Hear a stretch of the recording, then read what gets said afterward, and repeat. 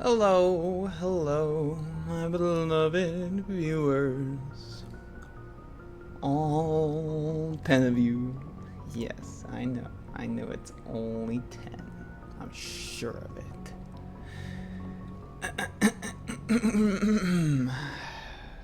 We're back. We're back. Yes, I know. It's a lot of Mass Effect in a row. 4 episodes, in fact, multi-hour episodes, but even though Augur Hard Mode has just released, I don't care.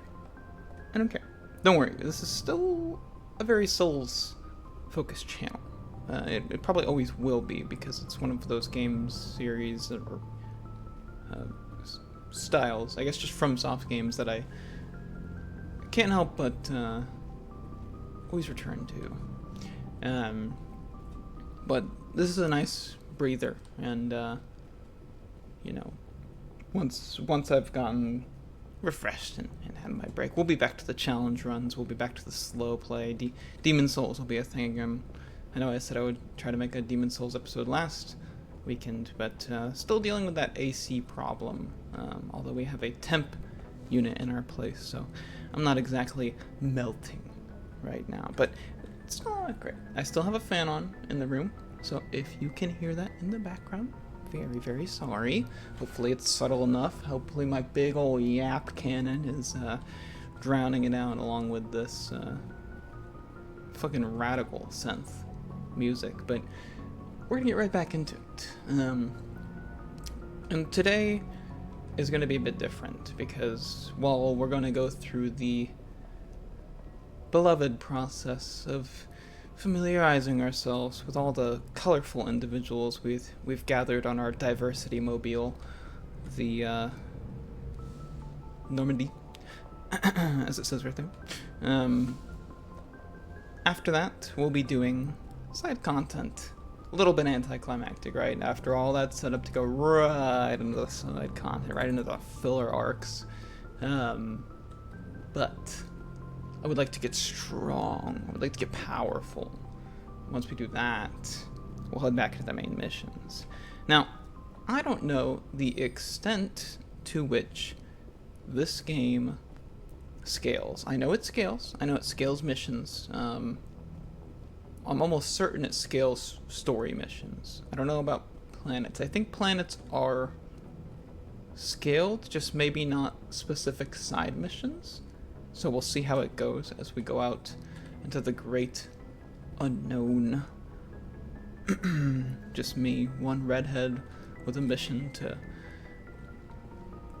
put my feet on about every planet possibly can. But enough of that, enough chit chat. 3 minutes and 20 seconds. I think I talked for literally 20 minutes at the beginning of last episode. And you know what? I noticed something. Is that this little motion here, this little nervous motion, like a little mosquito or something like that. I noticed a lot of that near the, especially near the beginning of episode 3, and I imagine that's annoying. I'm not sure. I know this is kind of your, you say like almost typical second monitor content, and don't worry, I'm honored. I love being to your right. It's a nice cozy little place for me.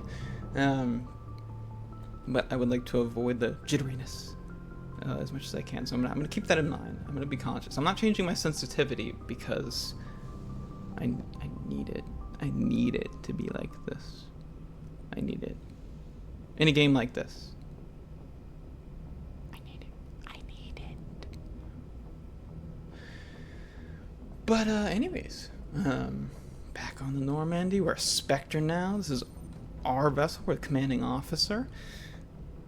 And, after that great speech, and after the loss of Anderson, who was surely something all these little aspiring soldier boys and girls were looked up to with great reverence, we must prove that we are now the glue that binds the ship. So let's start by doing what I would do in character. And yap. Seth? Commander, something you need? Oh, How's the Normandy performing? Is she everything they said she'd be? She's the best ship in the fleet, if you've got a pilot who knows how to handle her. Balance isn't what you'd expect. Takes a while to get used to that oversized drive core we got stuffed in the back, and her power can sneak up on you if you're not careful. The Normandy's probably too much ship for your average Alliance pilot, Commander. Lucky for you, I'm anything but average. You know how to handle the biggins, do you? What's up I'd with like you? to know my crew. Mind if I ask you a few questions? I can see where this is going. You did a background check on me, didn't you? Well, I'll tell you the same thing I told the captain. You want me as your pilot. I'm not good. I'm not even great. I am the best damn helmsman in the Alliance fleet.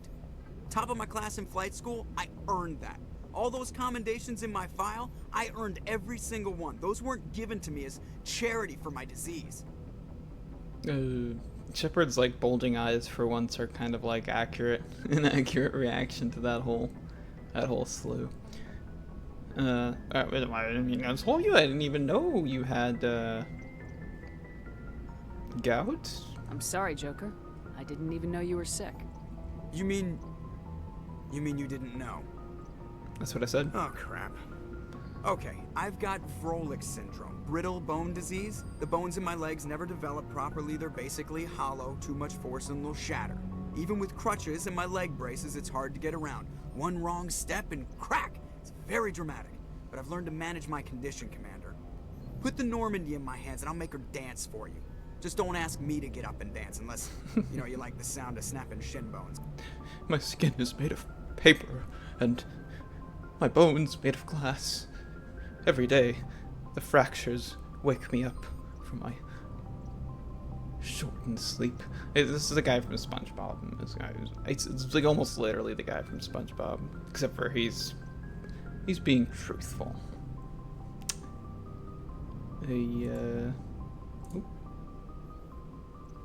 Why does everyone call you Joker?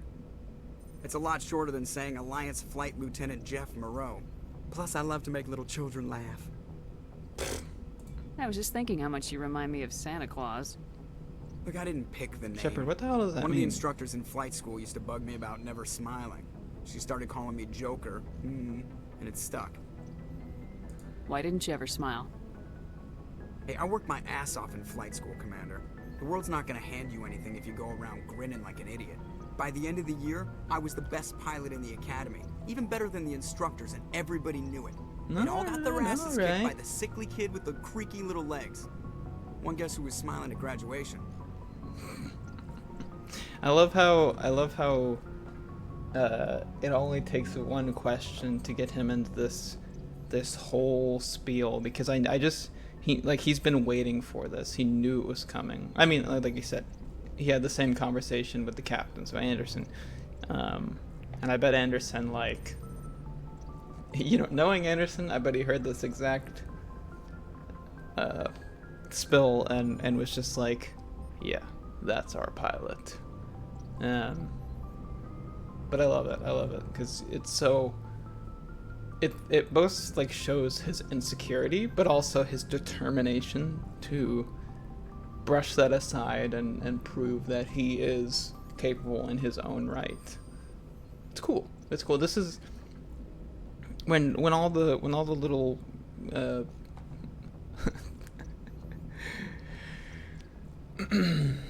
when all the woke left on Twitter is talking about representation or whatever. This is the cool stuff. This is the cool thing. Like, showing like he has a genuine disability. It's not played down and or what's the word? It's not diminished by some super duper future space cure that's completely nullifies the problem. He's got a problem, he has to live with it. And that is interesting. That is interesting. It's interesting to see how it's shaped his worldview. And of course he would be a snarky, snide little thing. Like, you imagine like how much he got looked down upon for having this thing. What's the number one coping method of us fleshy bipedal monstrosities? It's comedy. I love it. I love it. It's good. It's good characterization. It hits you as soon as you get a chance to actually like get to know Joker. It's the first thing that comes up because it's a defining thing in his life. It's cool. It's cool. I need to know more about this Rolex syndrome if I'm putting my ship in your hands. Oh, Yeah, of course you do. that was a bit more mean. If It's an extremely rare condition. Nobody knows exactly what causes it. Genetic, maybe. It's treatable, but there's no cure. They classify my case as moderate to severe. I was born with over a dozen fractures. Hip, thighs, ankles. My bones were already breaking in the womb. 100 years ago, I wouldn't have survived past my first year. Lucky for me, modern medical science has turned me into a productive member of society.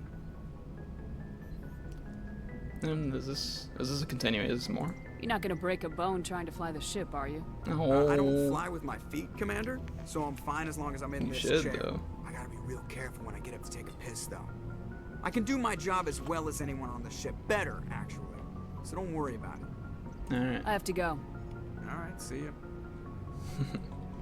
Yeah, that was a little more mean-spirited than intended, but I'm sure he'll prove himself. He'll prove himself. And you know what? Maybe one day he'll show me this funny little series he's thinking about cooking up with these. It's a funny classic, mid 2000s Modern Family, a parody of classic sitcoms. Something about like some sort of like family, like the head of the family, even a Family Guy maybe. I'm not gonna press Lee on this joke. If anyone has to take over for Captain Anderson, I'm glad it's you. I'm not sure about having non-humans on our ship, though. Let me translate that for you. I'm glad I've got a human ruling us, but man, do I hate those Xeno fucks.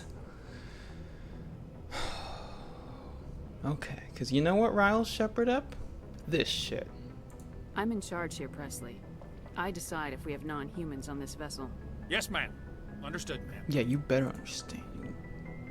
Speak freely, Presley. I want to know if you have a problem with non-humans. It's not that, Commander. Humanity has always handled its own problems. Saren attacked one of our colonies. We should be the ones to stop him. We don't need their help. I mean, like, what? I understand you don't trust them. And you know, given the history of this universe, I understand being weary about their intentions, right? But they've outright given me a position of power within their systems, and they're agreeing to help. Like, other than the potential of like a Saren sleeper agent, I think the biases are speaking when I want your brain to be speaking. Hopefully the biases aren't in there, but, you know. Some people think asking for help is a sign of weakness. That's just being stupid and stubborn. No matter how strong you are, allies can make you stronger. I guess so. Maybe I'm just stuck in the old ways of thinking. But don't worry, Commander. This won't be a problem. Yeah, it better not be. Better not be. I don't want to press it. How did you end up assigned to the Normandy? I signed up with the Alliance as a navigator right out of school, following in my grandfather's footsteps, I guess. My first posting was on the Agincourt. We were at Elysium during the Skillian Blitz. Ooh. A massive fleet of alien raiders hit the colony, trying to wipe it out. They had the numbers, but their ships were no match for an Alliance frigate. It was a slaughter. We couldn't even keep track of how many ships they lost. And now you're here? Don't ask stupid questions, How'd Shepard. you end up on the Normandy? Oh, okay. I got my officer's commission after Elysium. Must have made an impression on the right people. Captain asked for me when he was picking his crew.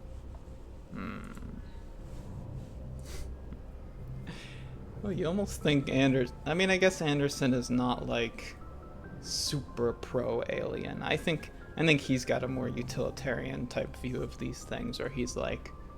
He sees the use, so he... Not that he tolerates it, but he doesn't question it. Whereas,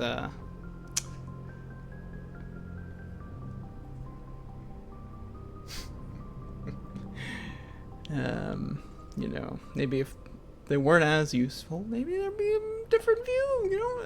I don't know. We don't know enough about Anderson. yet. I don't want to jump to any conclusions other than he's the coolest motherfucker there is.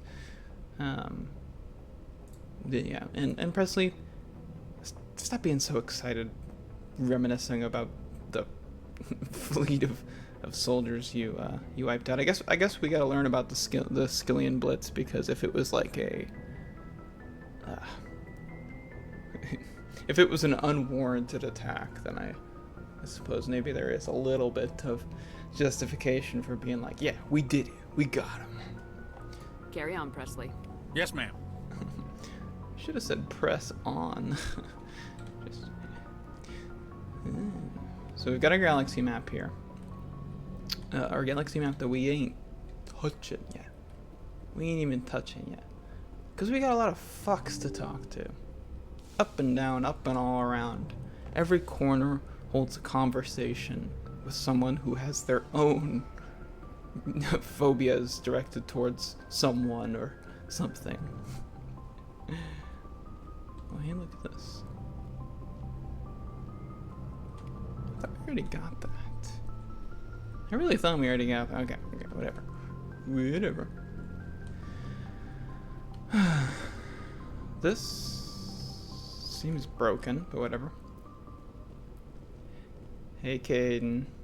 Hey, buddy.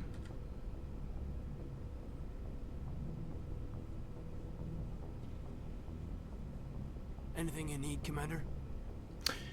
Well, just looking for some, Just personal trying to get a sense of where the crew's at.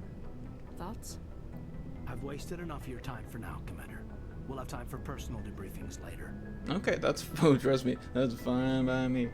What's your opinion on the last mission? I don't see how we could have done things any better. At least not without getting to Eden Prime sooner. And we were on the scene faster than any other Alliance ship could have been. Damn right. We'll talk another time, Lieutenant. Commander? If there's anything about Shepard, it's that she's quick. Wait, what is this? What is this? Oh, lore. Yeah. I know that it's not till later games. I wish we had outfits right now. I get tired of that. Wait, I could have swore there were outfits in this game, but maybe that doesn't come till later. Or maybe I'm like remembering a mod that I had. I don't know.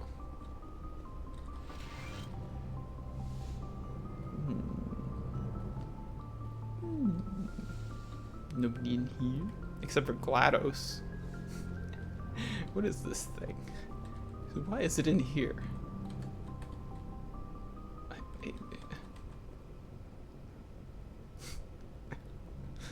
I'm gonna cough.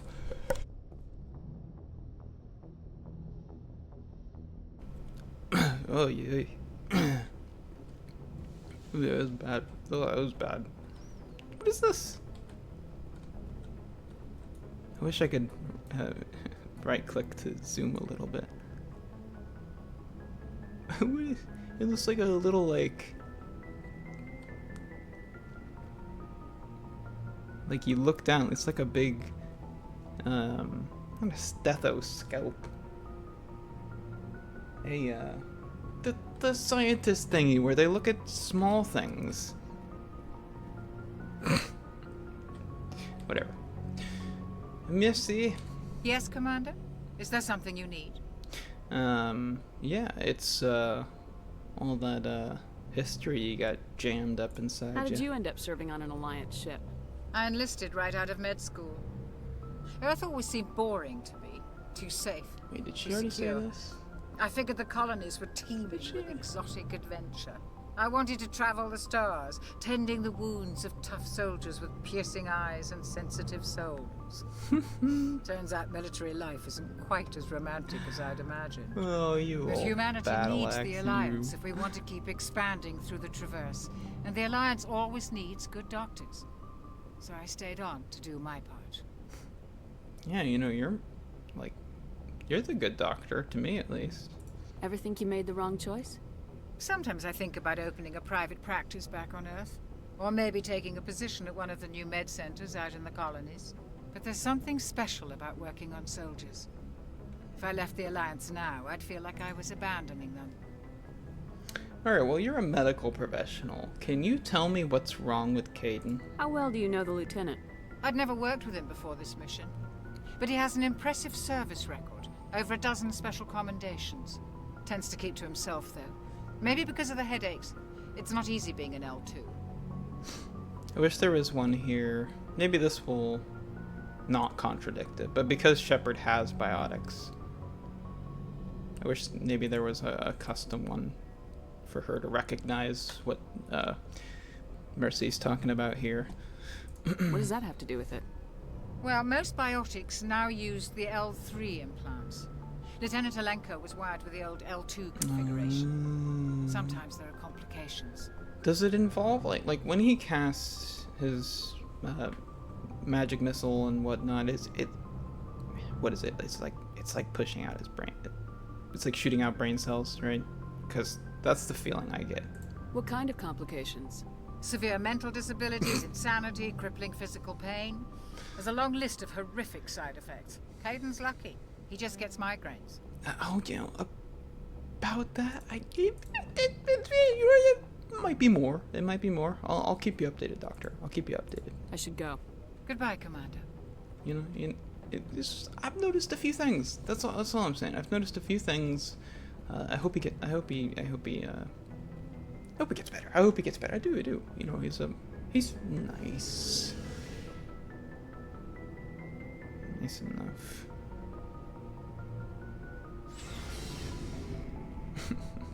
Sometimes the things that have texts on them are very funny to me, like this tile wall in the elevator.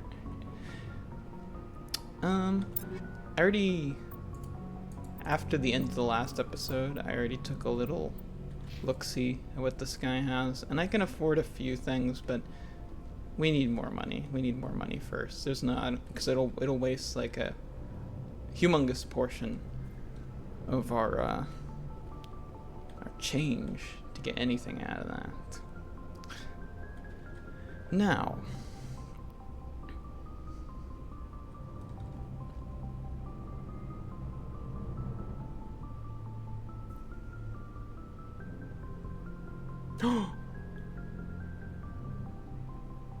that was weird. That was weird. Your neck, you good? Maybe take a little stretch break. Thanks for bringing me on board, Commander. I knew working with the Spectre would be better than life at CSEC. Hey, you've been standing around for like half an hour, so Have you worked with the Spectre before? Well, no, but I know what they're like. Spectres make their own rules. You're free to handle things your way. At CSEC, you're buried by rules. The damn bureaucrats are always on your back. Oh, yeah, as much as I'm like, maybe this whole, like, lawless thing is not so good, but gotta be honest. Free reign on the Wild West, the big black expanse. Being a Spectre does have its advantages. It's pretty nice. Exactly my point. If I'm trying to take down a suspect, it shouldn't matter how I do it, as long as I do it. But CSEC wants it done Garrus, their way. Protocol and procedure come first. That's why I left. So you just quit because you didn't like the way they do things? There's more to it than that. It didn't start out bad, but as I rose in ranks, I got saddled with more and more red tape. Yeah, I couldn't snap people's C-section necks as I handling, Sarah, pleased. typical. I just couldn't take it anymore. I hate leaving.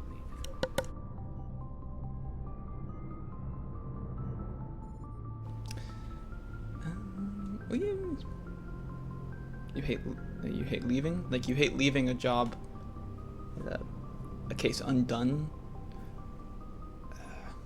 Or you hate leaving the CSEC? I don't know. I hope you made the right choice. I'd hate for you to regret it later. Well, that's sort of why I teamed up with you. It's a chance for me to get off the Citadel, see how things are done outside CSEC.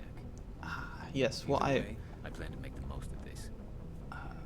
And without CSEC headquarters looking over my about shoulder, that. well, maybe I can get the job done my way for a change. You might find that my handling of things is kind of a, like, moment-to-moment sort of thing. See a lot of wear and tear on our weaponry here and our armor for just to indicate what you should be expecting.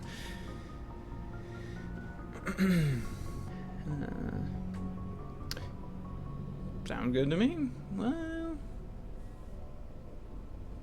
I want you to stay in line with me, okay? If getting the job done means endangering innocent people, then no. We get the job done right, not fast. Got it? I wasn't trying to.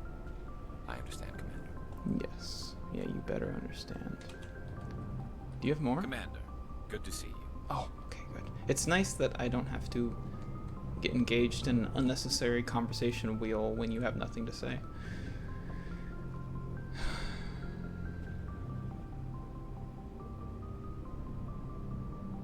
Oh man, I gotta talk to you, don't I?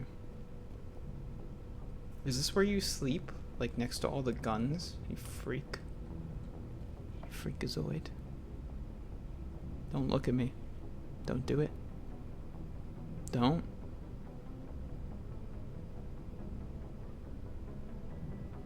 This is, I mean, obviously your hands are missing that blueprint-looking keyboard, but what did I say? What did I say? Yeah, that's what I thought. This is like peak. I'm doing work. Click, click, clack, smoke the keyboard, doing work. What the hell is wrong with you? Why do you have your computer on? I mean, I know the table's a little low, so I get stacking your computer on a thing actually, but why is it off the edge like that?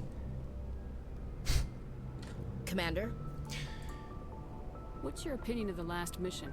Kinda wish you'd got there sooner, Commander. No offense, I appreciate the rescue. I just wish... We came as soon as we got the distress call, even with the fastest ship in the fleet. Uh-huh. You did the best you could, Commander. It's my fault. I mean... If I had been more alert, we wouldn't have been cut down by an ambush. Oh, temptation. No, because remember, Shepard would relate to this incident, even if she takes issue with Ashley's occasional colorful language. She understands the feeling of watching your entire unit kiss dirt. The Geth are perfect ambushers. They don't move, they don't make noise, they don't even breathe. They have flashlight heads, ma'am. I'll make sure it doesn't happen again. Give me like... Do you have a few minutes to talk? One-on-one? I'm sorry, Commander. I need to get my duty squared away. Oh, that's... I wouldn't mind talking more later, though. That's fine with me. That's fine with me. So, dismiss, Chief. Goodbye. Adios. Ma'am. To each their own. I'll be very busy, so don't come find me, even if you need me. Forward all your concerns to Navigator Presley. I'm sure those two would get along nice and well. Adams. Hey, Commander, you know that Quarian, Tally? She's been spending all her time down here asking me about our engines. Is that a problem, Cole McGrath? I'll tell her to leave you alone. What? No, she's amazing. I wish my guys were half as smart as she is. Give her a month on board and she'll know more about our engines than I do. She's got a real knack for technology, that one. I can see why you wanted her to come along. I didn't.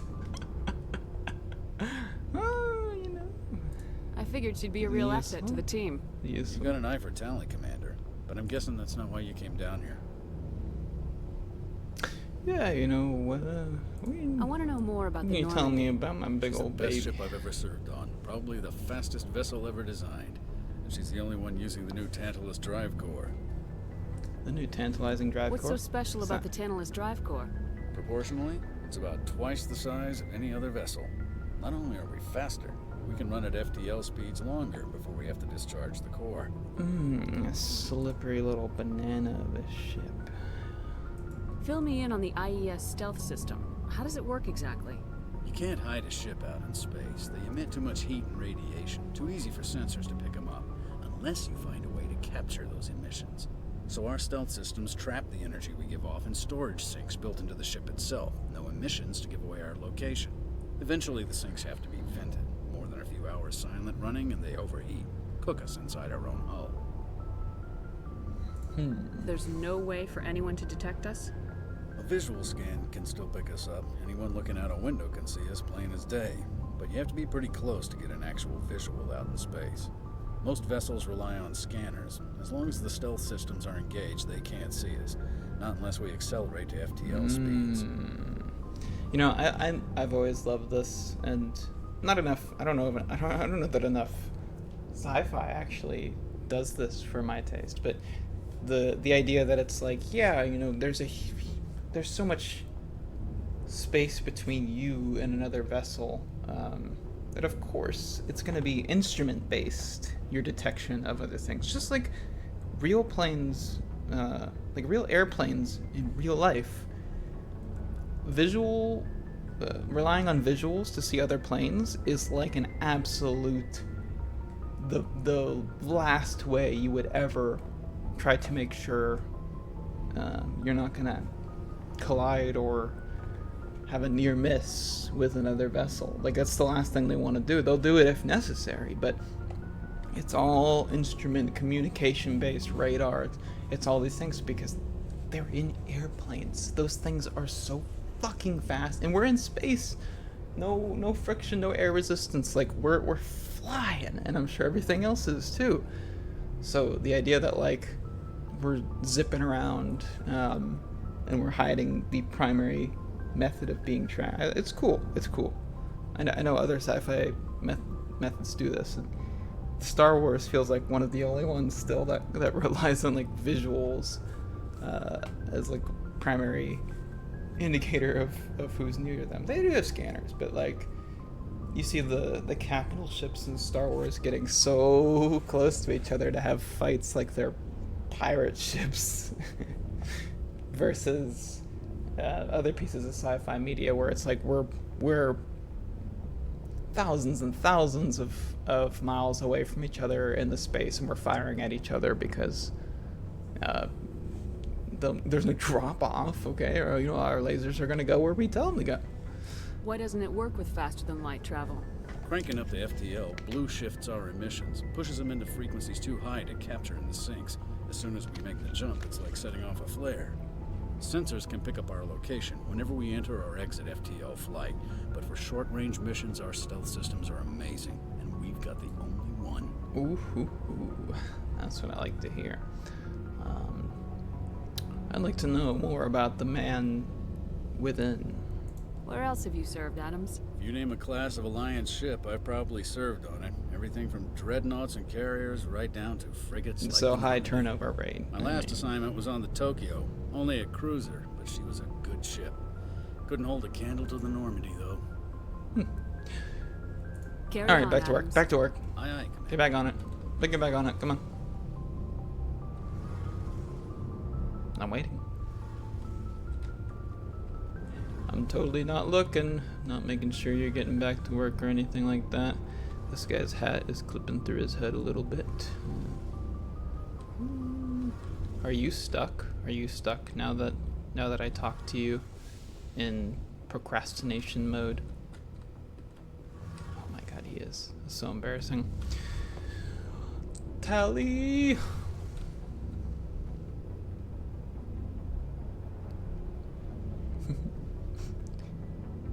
Her eyes look like those little,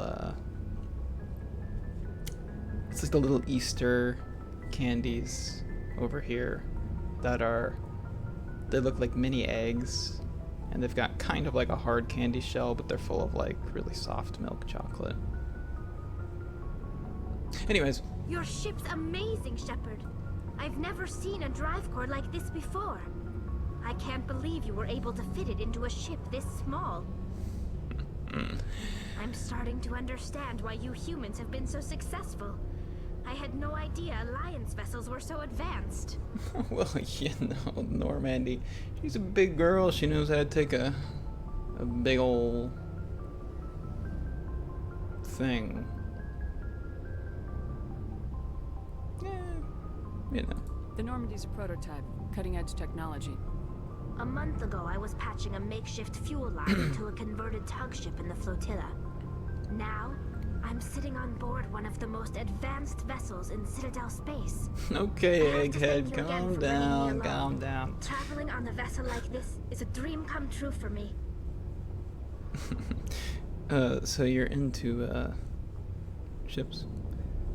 If she says something actually equivalent to this, I think Shepard is contracting Caden's tumor, like, metaphysically. I had no idea you found ship technology so interesting. Okay, that's fair. It comes with being a Quarian. The migrant fleet is the key to the survival of my people. Ships are our most valuable resource. But we don't have anything like this. We make do with cast-offs and second-hand equipment. We just try to keep them running for as long as we can. Some of the fleet's larger vessels date all the way back to our original flight from the Geth. Oh, yeah, that was the thing I definitely know. It was 300 years I ago. believe your fleet's still using ships that are 3 centuries old. They're constantly being repaired, modified, and refitted. They aren't pretty, but they work. Mostly. We've tried to make ourselves as independent like as possible on the flotilla. Grow our own food, mine and process our own fuel. But some things we just can't make on our own. A patch to maintain the hull integrity requires raw materials we just don't have. That's why our pilgrimages are so important. So a guy goes out and he brings back 300 tons of copper, and his parents are like, well, I guess that's pretty good, or whatever. It's funny to think there are probably some more artsy, fanciful Quarians that bring back literature and poetry, or a new a skill form of art, and people are like, what do you, why would you do that? It's the equivalent of running off and getting like an art degree nowadays. It's like, yeah, you're gonna get some skills out of it, but everyone's gonna look sideways at you for doing so. That's why you should become self-taught artists like me. Tell me more about the pilgrimage. When my people reach maturity, we leave our birth ships and seek acceptance with a new crew. It's necessary to maintain genetic diversity among the fleet. That makes sense. But no ship wants to accept someone who will be a burden on them. So, to prove our worth, we embark on a pilgrimage. We set out alone, leaving the flotilla and our families behind us. We only return once we have found something of value we can bring back to the fleet. Oh, okay. This is presented as a gift to the captain of the respective ship we wish to join. If the gift is accepted, we are welcomed into the crew. You know what's another nice thing about that system that she just described? So, sending them away from their birth ship, so they have to go to another. Yeah, she's right. It's good for maintaining genetic diversity, because that's a problem small towns have. Like in real life, very small towns. So that makes a lot of sense. But that also, what's great about that is that it forbids favoritism, like nepotism, from creeping up the ship. You know, the main guys, the captain and whatnot. Of course, they got if their kids are on their ship. Well, guess what? Their kids are lined up for a nice position, while everyone else gets stuck in middle management. But when you mix them up like this, you can help prevent that. It's pretty cool. Do they always accept? Can a captain choose to reject the gift? That doesn't happen often. Most captains are eager to increase the size of their crew. It increases their own standing in our society.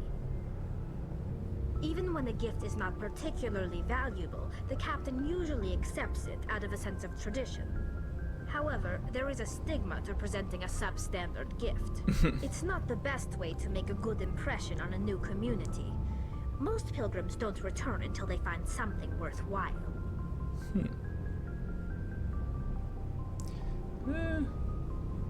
This just sounds dangerous, but this shepherd was raised on the streets.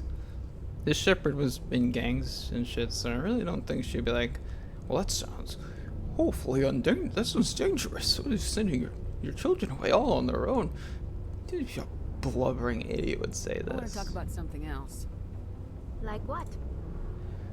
And what about our favorite target practice? I doubt I can tell you anything you don't already know.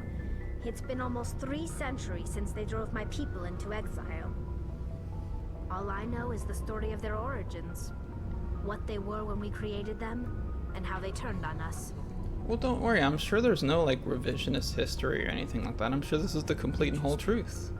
The Geth were originally created to serve as an automated manual labor force. Oh. Initially, their intelligence was as limited as any VI. Over time, we made small modifications to their programming to allow them to perform more varied and complex tasks, bringing them closer and closer to true AI status. Interesting, interesting.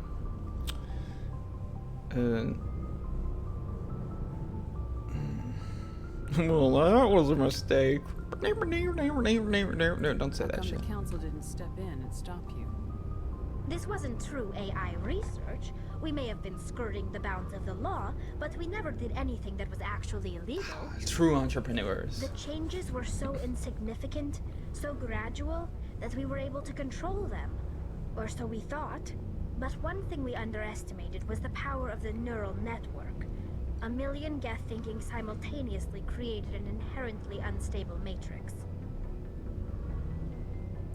So the Geth share brain power? The hive mind. Many of the Geth's logic systems were designed to work in concert with other nearby Geth. Basically, the more of them you have in a group, the smarter they are. I love that. That's so cool. You imagine a group of Geth is like moving along, you know, going through a village they've just conquered. All the corpses are everywhere. One of the Geth like spots a real pretty girl, you know, a real pretty girl that died in the thing, and he's just kind of looking, and all of his bros look at him and like, whoa, dude, come on, keep the heat sink in your pants, let's get moving. But now they're all permeated by that, the intrusive thoughts. The Geth Gooner. No, it's not. I'm sorry. Like a hive mind. There's some sort of group. Yes. What were we talking about? Yeah, hive No, mind. nothing like that.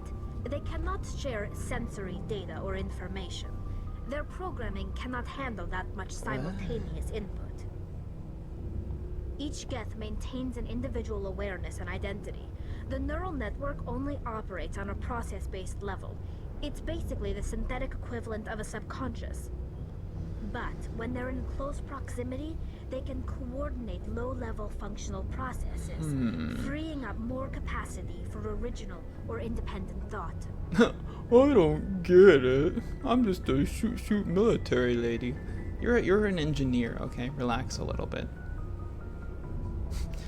But if I was Shepard, the question I would want to ask is like, so does that mean if one is like fully separated from the rest, he would become far more he would gain individuality over time, something like that? That's what I would want to ask. But what made them rebel? As we built more and more Geth, their effective intelligence became more sophisticated, more abstract. One day, a Geth began to ask its Quarian overseer questions about the nature of its existence. Am I alive? Why am I here? What is my purpose? As you can imagine, this caused a near panic among my people.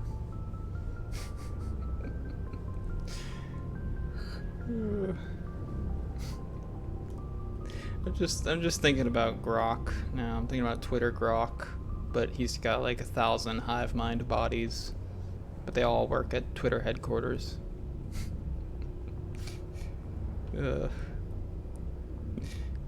As you can imagine, this caused a near panic among my people. Why? It's like there's zero thoughts in that big brain. What happened next? What did you do? It was inevitable the newly sentient Geth would rebel against their situation. We knew they would rise up against us, so we acted first. A general order went out across all Quarian-controlled systems to permanently deactivate all Geth. The Geth responded to this order violently.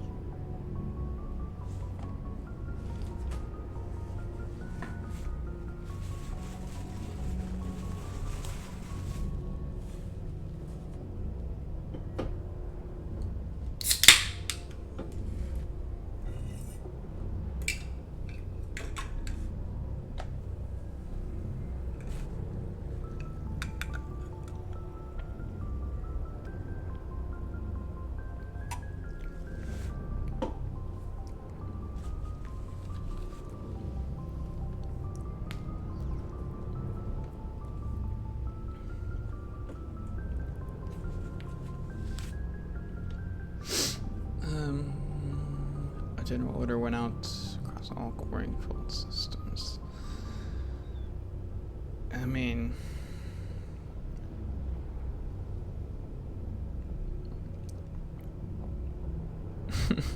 the temptations of what did you expect is high, but I know it's going to be meaner spirited than intended.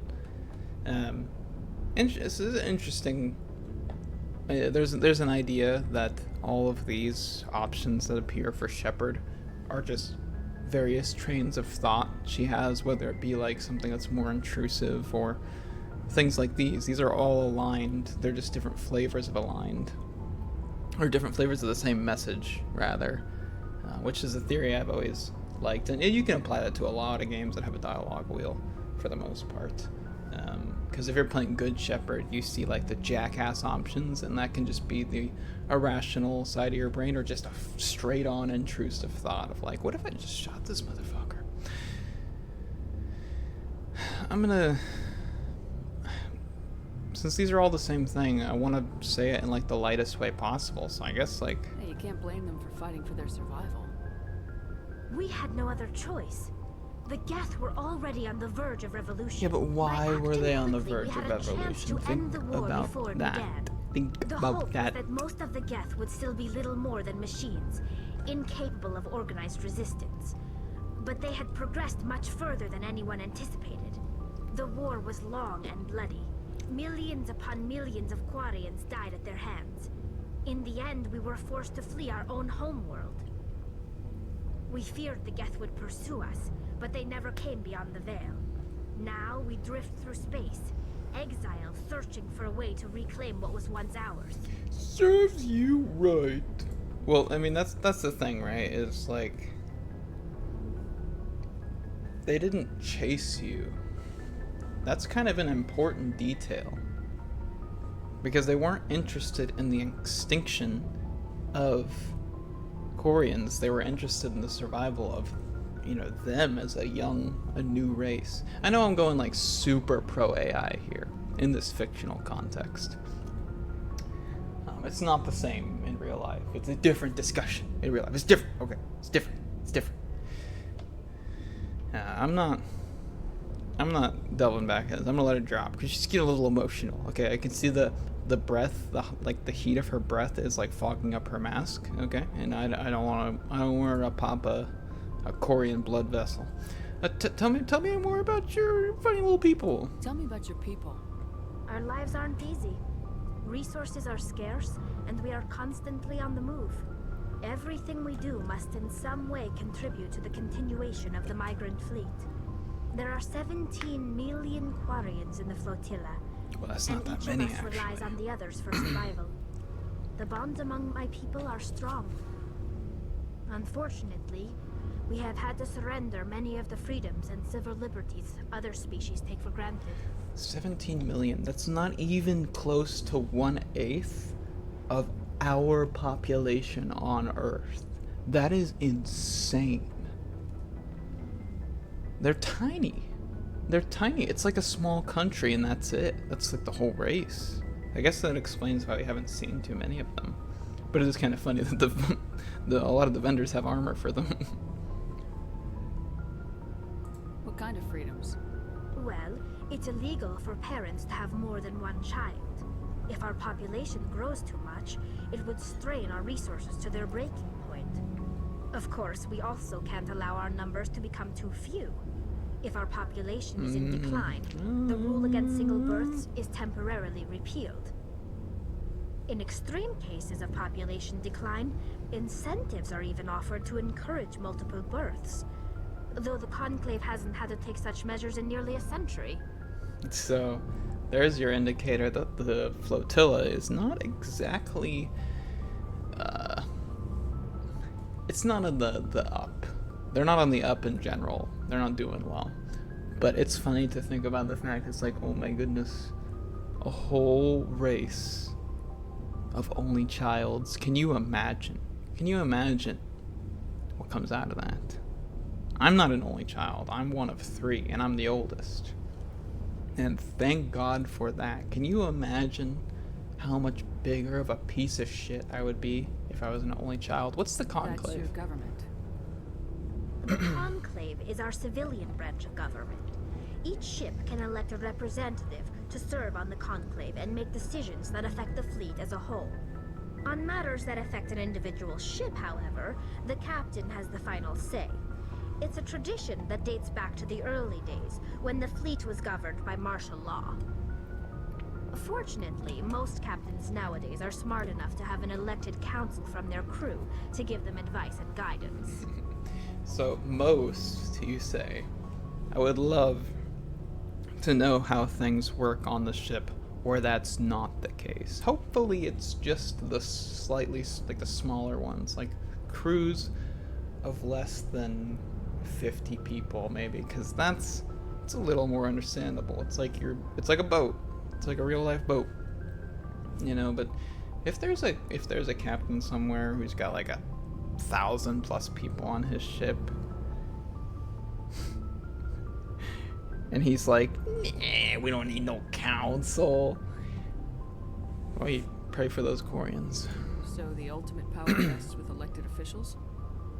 In practice, the Conclave and the respective council for each ship tend to set the rules that govern our daily lives. But in theory, we are still under military jurisdiction. The 5 top-ranking military officials in the fleet serve on the Admiralty Board. These 5 have the power to overrule any decision by the Conclave in case of emergency. To do so requires unanimous agreement among the Admiralty, and they can only do this once. After that, the entire board must resign their posts. It's a safeguard that served us well. In nearly 3 centuries, the Admiralty Board has only overruled the Conclave 4 times. It's funny, because I was about to say, like, oh, sounds like a military-dominated mindset for a society, and then that thing where they must resign. What if their disagreement with the Conclave is over the potential abolishment of the decree that they must resign following their choice to disagree with the Conclave? You know, just thinking aloud. Well, that's all interesting. I should go. You get back to your nerd work. Alright, here's the thing, right? And I wanted to point this out again, and I think I talked about it earlier, but it's so cool how unique each alien race looks. I'm not oogling here, okay? She just stands out. There's nothing that has looked like her so far. These cool patterns on the cloths, because she's got all the practical parts of her suit, since she got the weak immune system thing, but there's still like a lot of culture on the suit. Like, this is a style of her people. And one more thing I think is cool about this, at least this is my headcanon. See that little pouch right there? It looks, it matches the rest of the suit in color and maybe texture, but it kind of looks not Quarian to me. And in my headcanon, that's something she picked up somewhere in her travels. Like, that's something she got at like a Macy's somewhere on the Citadel. Those little pouches. It's cool. I don't know. It's cool to think about. It's cool to think about. You know what really makes some of these alien races pop out in terms of, like, comparison to Star Wars races, which are just like, oh, here's an alien with like a fucking multifaceted penis-looking face. He's green and he goes. is that Mass Effect aliens have ups and downs to their species, like all of them, and the Quarians have mostly downs, from what we can see. But the more we learn about each, the more it's like, this is what living like a Quarian is like, and that's a distinctly Quarian experience. You know, no Asari, human, or Turian is going to be able to relate to some of these things she describes. I mean, especially the ship life. That is vastly different. The only people that could maybe go like, I kind of know how you feel, is people who've worked on military vessels their whole life and have just been on ships, like, for a majority of their life following their enlistment. But again, it's just, nothing's going to compare to that. Nothing's going to compare to having to live in an environmental suit like this. It's, I don't know, it's just cool. It's cool. It's cool. And, you know what? Save the best for last. We're gonna go, well, we're gonna go talk to Rex real quick. Yes, we're gonna go talk to Rex. Yeah. Let's go talk to Rex.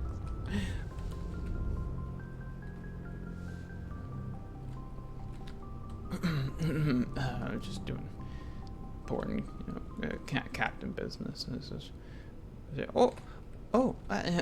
so sorry. I didn't even notice you there, Rex. It's so funny seeing you here. How are you? How you doing? You like the ship? You comfortable? Do you need anything? Rex. Nice ship you got. He likes the ship! What can I do for you? Can you tell me more about yourself? I need to edit like a huge blush over Shepard's face right now. What's your story, Rex? There's no story.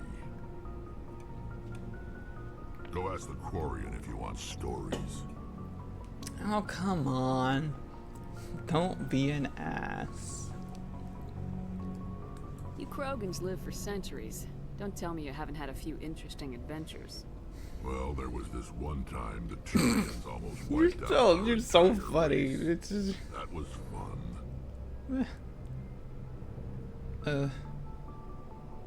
Yeah. Yeah, they tried the same with us, but we fought them off. Oh, Shepard, it's no. not the same. It seems pretty much the same. That's not what I wanted you to say. So your people were infected with a genetic mutation? An infection that makes only a few in 1,000 children survive birth? And I suppose it's destroying your entire species? I suppose it isn't all the same. I don't expect you to understand, but don't compare humanity's fate with I'm fumbling so hard right now.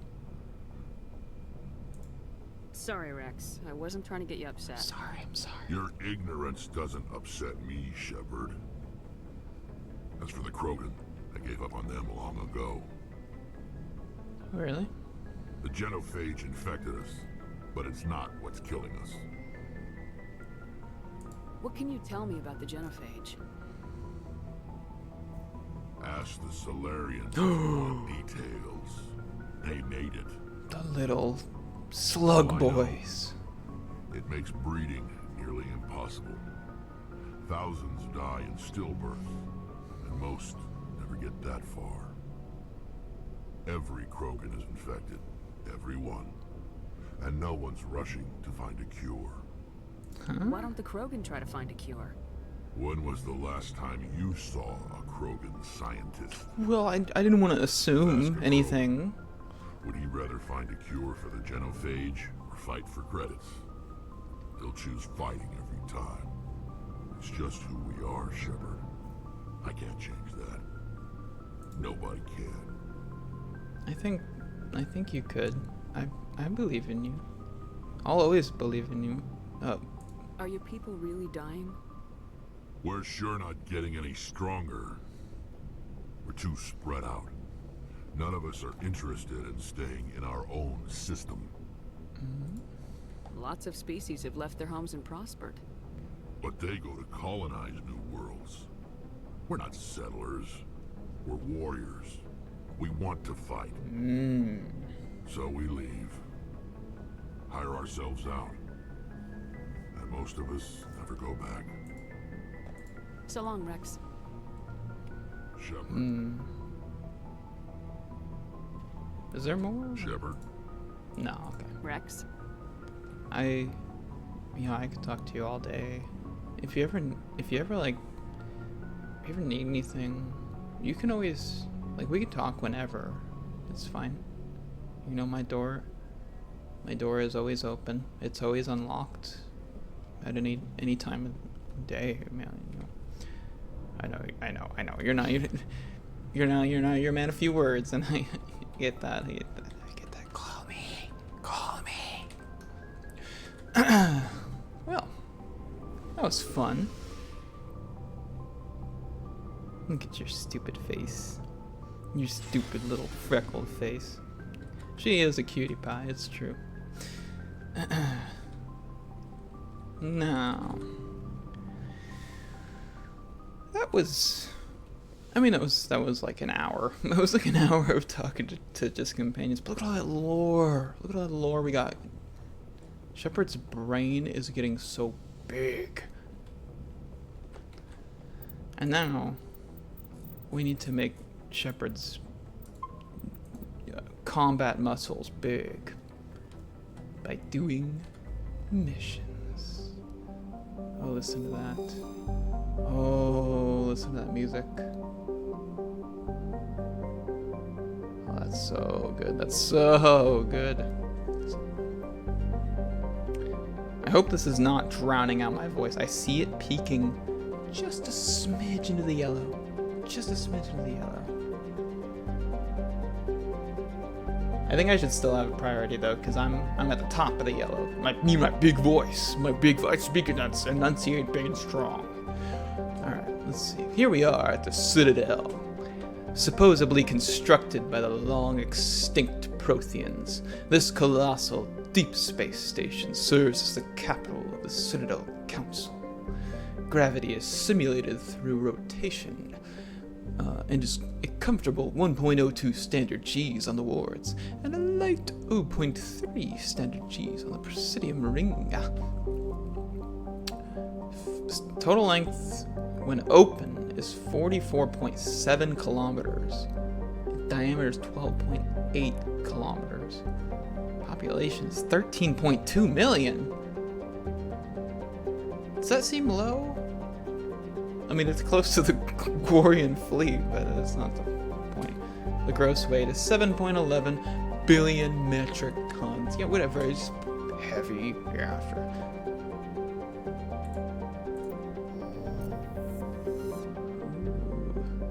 Oh, I love this. I love this so much. It's so cool.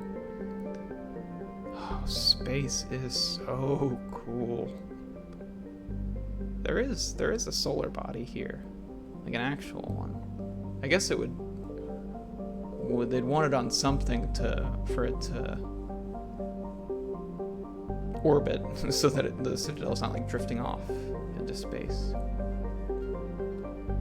right, hold on. Wait, how do I get out of the thing? Because that music feels loud. Gotta turn it down a little bit. We turn it back up when we get into a mission, because I found that the music in missions was fine, but it seems loud here, so that'll be better. So the Citadel is in Widow, which is a system? Yeah, in the Serpent Nebula. Why is it called the Serpent Nebula? Is it because of this? It kind of looks like the head of a snake? I don't know. This doesn't really look very serpent-like to me in any way. In shape. Maybe from a distance it looks more like one. Oh, that's so cool. This reminds me of his Galactic Conquest in Battlefront 2. This big old map of systems to conquer. It's cool. It's cool. God, this game is so cool. Oh, I love this game so much. Where's Andromeda? It would be the closest one, right? So it would be the biggest one. It could be underneath the Milky Way. That could be Andromeda. That one right there.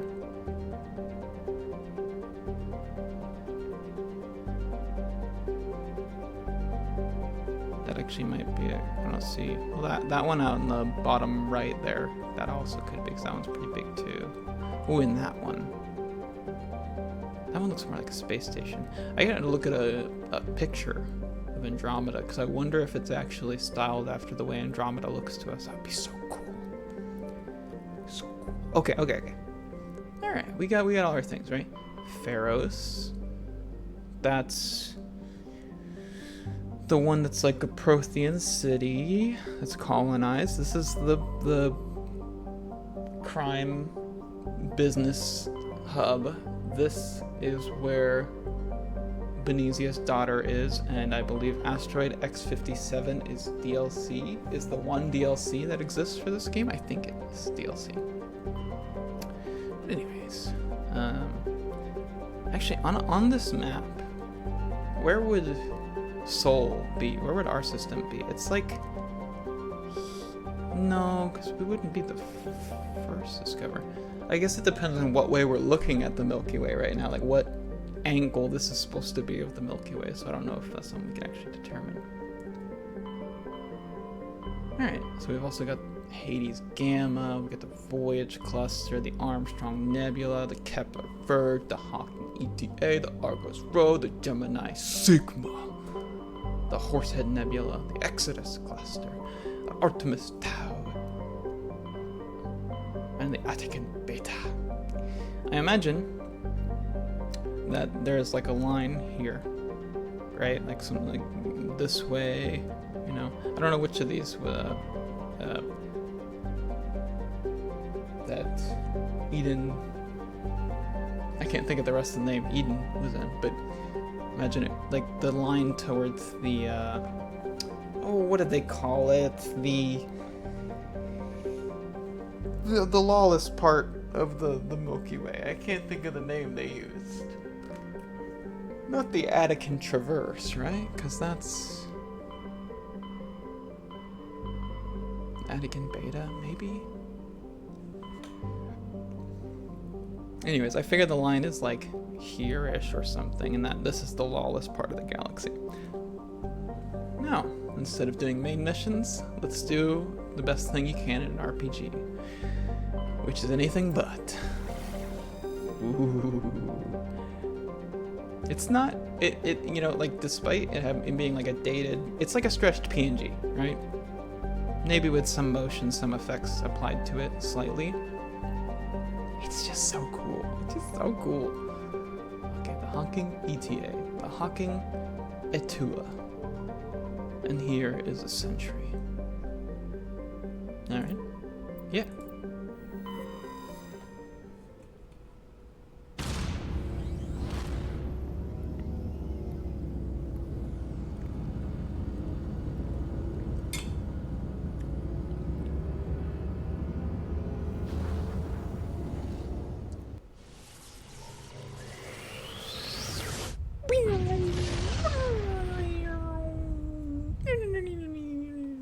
Message coming in, Commander. Big surprise, the Alliance needs you again. I'm just so popular. This is Admiral Hackett with Alliance Command. We've got a mission for you. An Alliance officer named Major Kyle has set up a small compound in the Hawking Eta cluster. Whoa. He's attracted a number of followers, mostly biotics. He's become an outspoken critic of the Alliance, and we believe we can't have that. This could be trouble, Shepard. I so profoundly wish Shepard would just go, okay. I'll look into it. 3 days ago, we sent 2 Alliance representatives to meet with him at his compound. They've disappeared. We believe Kyle and his followers killed them. That compound is a cult, Shepard. They call him Father Kyle now. Oh, He set jeez. himself up as some kind of religious leader. What were those Alliance representatives going to talk to Major Kyle about?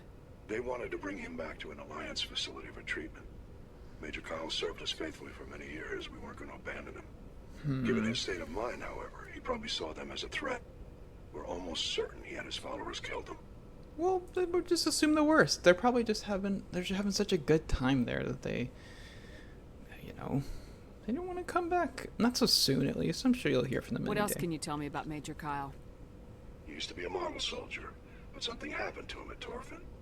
Too many Alliance soldiers died under his command. Couldn't cope with the guilt. His psych evaluations showed he couldn't handle the stress of command anymore. He was given an honorable discharge in early retirement. I know We the hoped he would feeling. get better in time, but we underestimated how far gone he was. Now it looks like it's too late. What about his lovely followers? Are they all in some kind of giant polycule, perhaps? You said his followers were biotics? Yes. Major Kyle never showed any biotic tendencies himself, though. I think he's just latched onto a group he identifies with. Oh, this is a bad Many faith biotics assumption, feel you know. marginalized or ostracized by society. Kyle probably sees them as victims who need his protection, and they see him as someone who will fight for them. Unfortunately, he's convinced them that The Alliance comma is somehow has a space after responsible it for at all the their beginning. problems. We can't Or let space him go before on it. like this. Look at that. Look at that. Oh, what an idiot. They need to fix their transcript.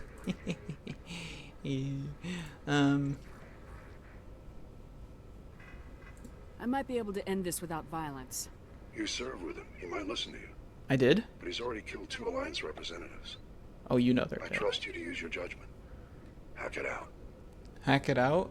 I mean, yeah, that's one way to calm him down and hack it all out, you know? No, I don't remember. Is there like a... Oh, see, look. Yeah, there is a hidden thing. Look at that. A metal rich asteroid. Huh? I forgot about that. Does that give me something? I was thinking maybe I'm remembering wrong and this is only a mechanic in later games, but there is actually a bonus for getting the special interaction there. Are you guys ready for planet lore? We're about to explore this galaxy better than you're even capable of doing so in Starfield. Tharapto is a typical hydrogen-helium gas giant with traces of chlorine and sulfur in its atmosphere. It has over 100 moons and an extensive ring system composed of pulverized rock, presumably the debris from the shattered moons. The accent really switched up at the end there. Orbital period. Whoa! While scanning the planet Tharapto, you discovered a tiny moon with some odd readings. Further scans by Chief Engineer Adams, that's my boy, revealed a destroyed escape pod. Your salvage teams recovered the components and found a League of One medallion. What the hell is that? I wish it gave me more lore in that little snippet there, so I knew what it was talking about. Now this guy seems too close to the sun. Tamahera has a thin atmosphere of carbon dioxide and xenon. The surface is icy and composed of sodium. Oh, it's... I have one accent for D&D, and it insists on taking over everything. The surface is icy, composed of sodium oxide with deposits of calcium. It contains a few unremarkable metals, but mainly consists of rock. The presence of canyons and floodplains indicate that liquid water once existed, suggesting Tamahera had a thicker insulating atmosphere at some point. That's a long day. That's a long day. Don't know if I can handle that. Whole work week for a day. Crazy. Kanktra. Kenstra. A terrestrial world of average size, Kenstra's atmosphere is composed of nitrogen and argon. Its frozen surface is mainly composed of tin with deposits of calcium. Aside from some spectacular formations of water ice at the poles, the planet has little to recommend it. Except for this light metal that I just sucked in with my tractor beam. Give me that deposit of cobalt.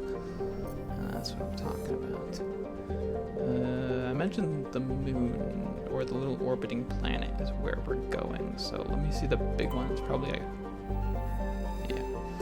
Klendagon is an arid terrestrial, slightly larger than Earth, but with a lower density that reflects its relative lack of heavier elements. The crust is composed of tin and aluminum, with wide deserts of dust-fine sand that are easily stirred by the wind. Klendagon's most striking feature is, of course, the Great Rift Valley that stretches across the southern hemisphere. What is most fascinating about the rift is that it does not appear to be natural. The geological records suggest it is the result of a glancing blow by a mass accelerator round of unimaginable destructive power. This occurred some 37 million years ago. Was there like Prothean Reaper battles going on in Klendagon? Klendagon? That's cool. That's cool. Big if true. Pressrop. What a weird, sloppy name. Pressrop is the moon of Klendagon. It is a frigid, barren world with an extremely thin atmosphere of carbon dioxide and methane. The crust contains plentiful deposits of heavy metals. The Alliance has opened bidding for the moon's mineral rights, but exploitation will be complicated by the system's proximity to the 5 kiloparsec ring around the galactic core. The ring is an area of intense star formation and too dangerous to safely travel. Pressrop's landscape is a nightmare of jagged, overlapping ridges and geological shock zones created by some ancient disaster. This has not deterred a generation of illegal wildcat miners from attempting to exploit the moon's mineral riches. Unfortunately, many have lost their lives. I'm just trying to do like a Tarkin voice. It just feels right to talk about like the nature of the planets here with the voice of him. That was the best impression I could do of it. I know it's not very good, but he's got such a great voice for like analytical deconstruction. I don't know. Land. I wish this was like Warframe where I could like move the ship all around all funny. Yeah,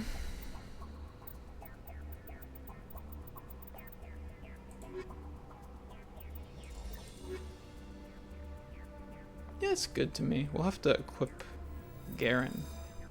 Garrus, not Garen. Oh, I saw the streak across the planet. You could see the big gash it was talking about. That's cool. Oh boy. You ready, folks? Look at this. We are now Halo. Oh jeez. What am I gonna put on here? Yeah, so we wanna get him on sniper rifles is what we wanna get him on. Decryption, I am not worried about giving you decryption at all. But I wanna unlock sniper rifles.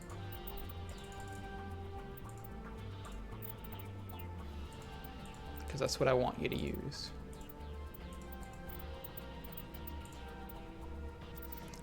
Alright.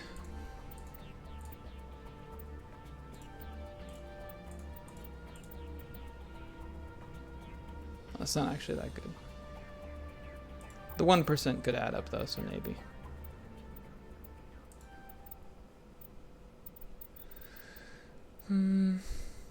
Fuck it.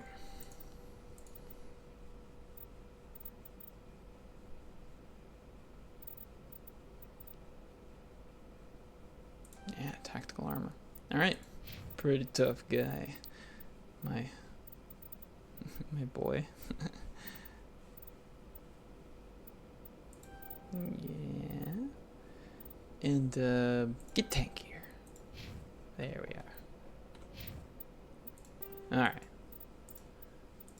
I don't think this is like overriding saves. I feel like I'm like creating new saves constantly. Look at how many are here. I was trying to keep like 5. Isn't that weird? Yeah.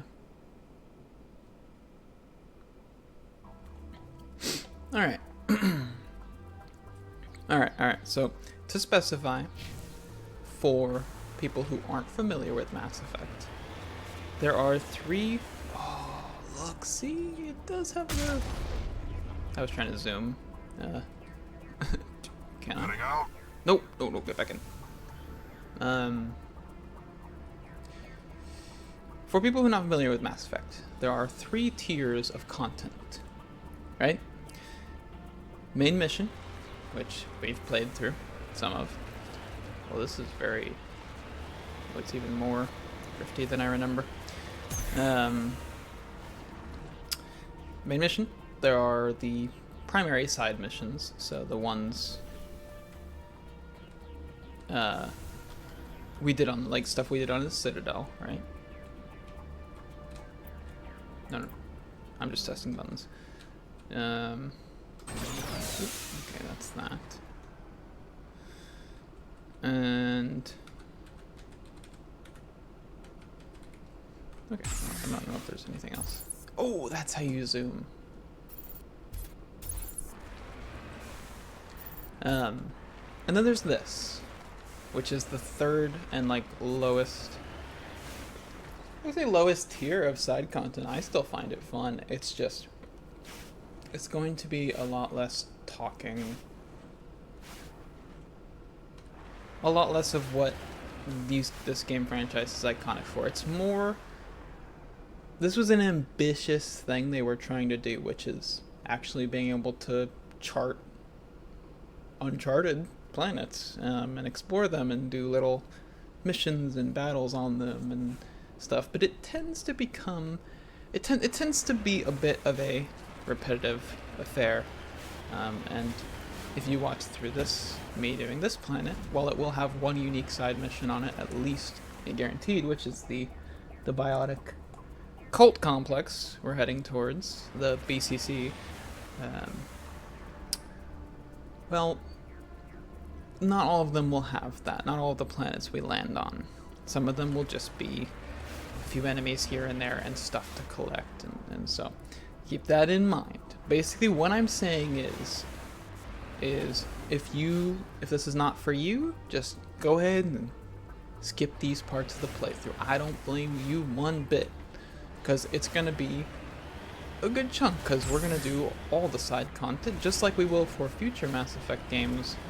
As we play them, we're gonna do it for this game too. We've already got some stuff. Anomaly, biotic compound, debris. We had some red dots over in this direction too. But yeah, that's your heads up.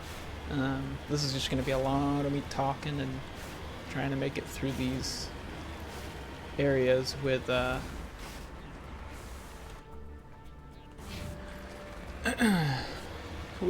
best efficiency I can, driving this so very fun vehicle.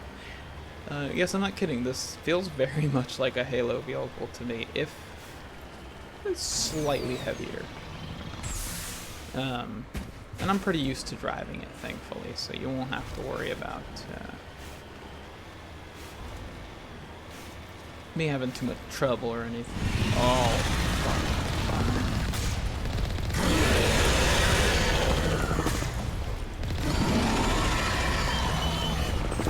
Yeah, I get it.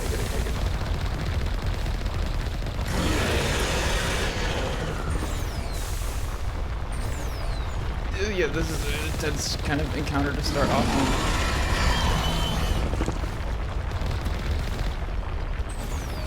But thankfully, I'm experienced in driving the world's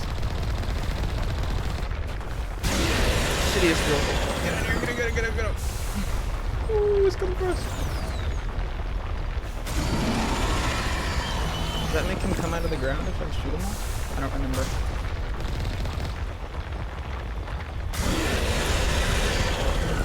No!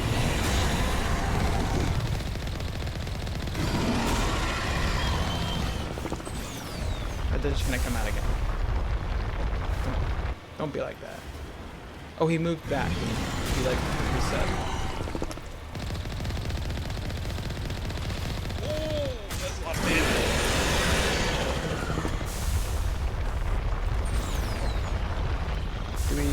I have a slow repair, right? That's part of my thing as an engineer. I'll slowly repair.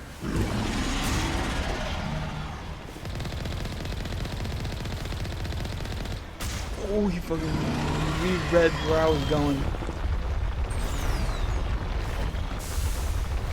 Oh, there are more tentacles apparently. Does this damage?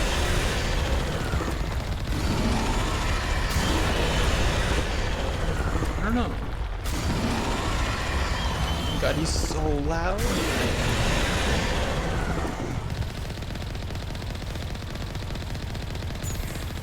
Oh my god.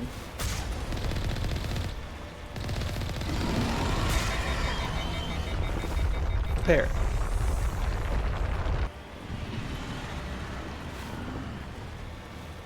It's fine with me. You can go all the way. Oh, I can't shoot while repairing.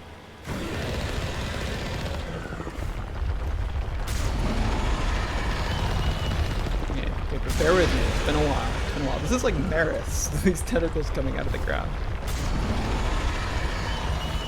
These should be shooting orbs back at him. That's the boss movie.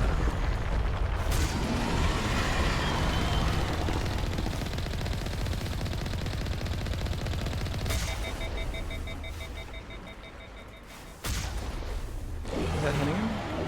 Oh! Did we get him? Yeah. Defeated. Alright, that was intense. That was intense right away. And that guy was loud. I saw him peek and I saw him peek in the game audio even though I have sound effects turned. Maybe that's in voice volume since it's roaring.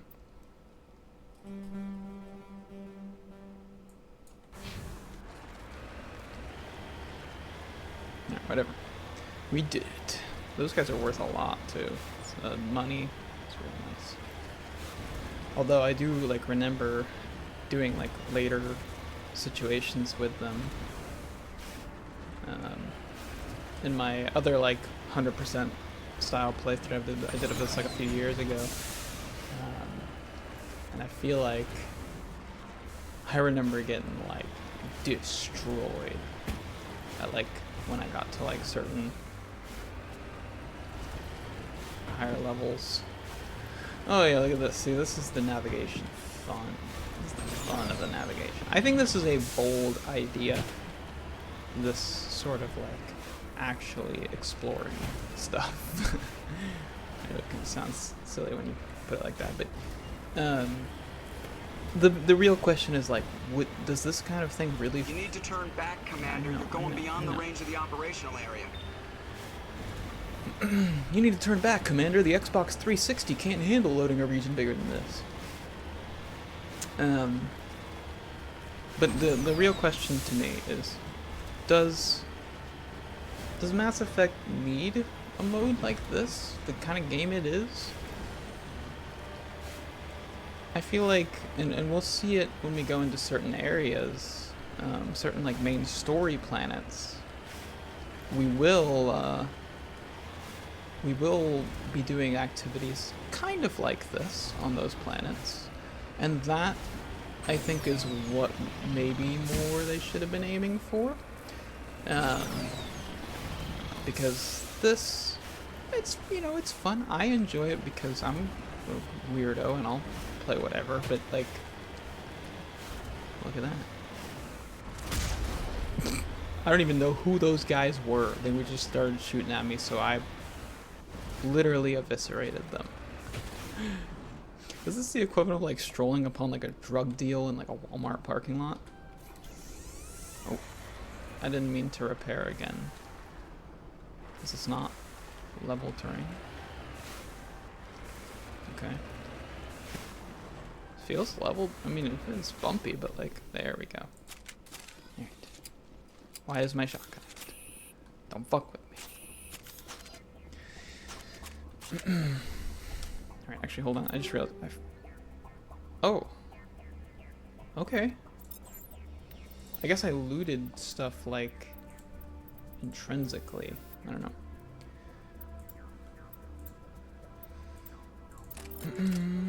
Army up. Sure, I think that's actually fine for him.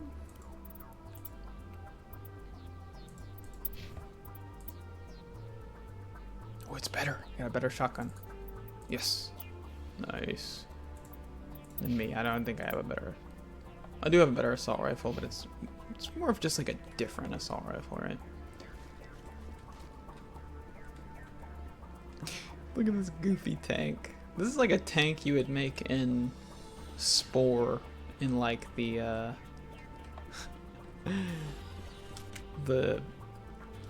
civilization stage 4. If anyone knows even remotely what I'm talking about. I guess there's nothing here. I guess those guys were just hanging. Maybe they were part of the compound. Maybe.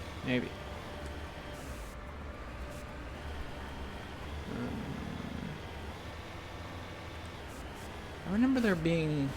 Oh, there's the materials. The materials are marked. I forgot about that. I was gonna say, I remember there being materials to, like, mine up.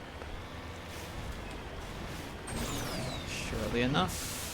Bunch of space rocks to stuff inside my good big old wheelie Mako. Yeah.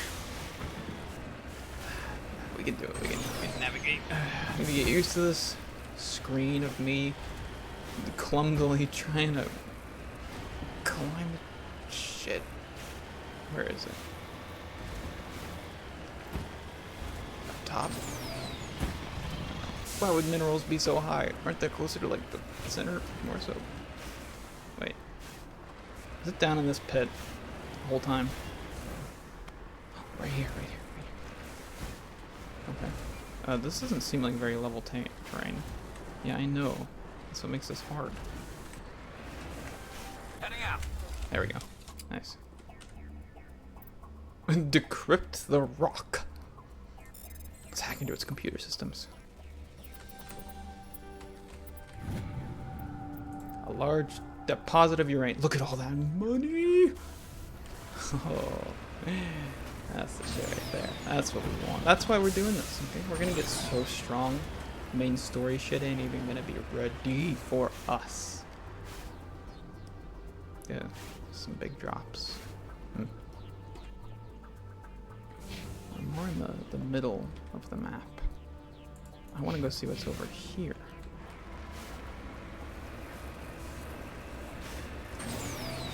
Ooh. Oh, it does have fall damage? Really? It's a car, it's invincible. We've all played Halo Combat Evolved. I compared it to that for good reason. The human vehicles are indestructible and the alien ones explode very quickly. That's how it works, because it's balanced. Oh, there's not going to be anything over here, is there? Yeah, I don't want to go over there anyways. It looks hard to navigate. Alright, we'll let that marker stay as like our reference point for that corner of the map. We'll follow this side of it since this is a smoother ride. That is so cool that the big gash on the planet there. Created by a weapon. Or something. Maybe not a weapon necessarily. That's more so my theory. I'm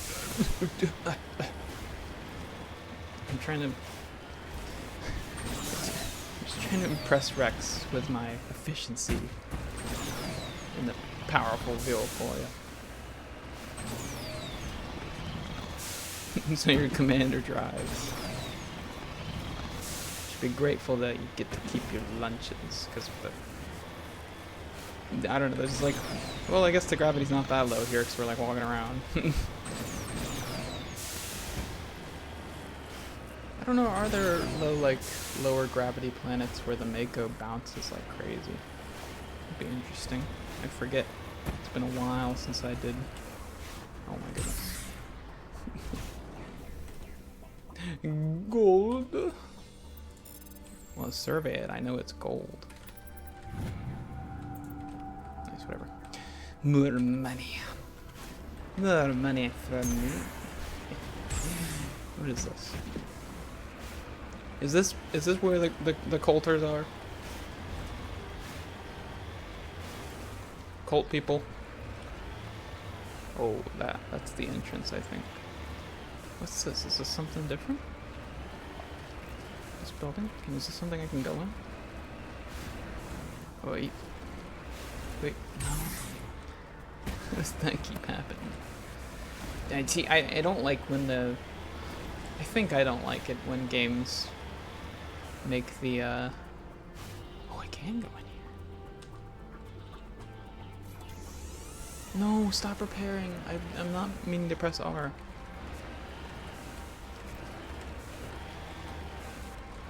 I'm just on level terrain. Oh, it's because I'm healing. Okay, it's okay, it's okay. We're understanding, everyone. We're slowly understanding the process. This is a private sanctuary. Outsiders are not welcome here. I need to talk to the man in charge. It's important. Father Kyle wants nothing more to do with the Alliance. Oh wait, I just realized I have the Coolin 7 like mask helmet. Oh, that's so good. I want this to end peacefully. If he doesn't see me, people could get hurt. We won't let you take Father Kyle away. He protects us. We need him. The Alliance wants someone to pay for those murders. Let me speak to Major Kyle and maybe I can find some way to help you all get out of this alive. Wait. Father Kyle will speak with you. Head to the building at the far end of the compound. He'll meet you there. The building at the far end of the compound. This one. Okay. I think. Yeah, it's marked. I think this is it.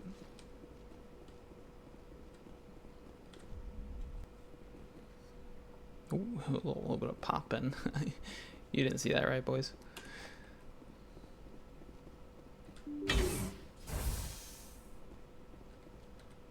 Okay. Peaceful enough. Father Kyle says other humans are scared of us because they know we're better than them. Father Kyle says other humans are scared of us because they know we're better than them. If you try to take Father Kyle away from us, you'll end up like those other Alliance soldiers. Oh boy. Let's get moving. Just lead the way. Alright. They don't have a unique dialogue for these places. That's not too surprising. Alright. The Alliance wants to wipe us out.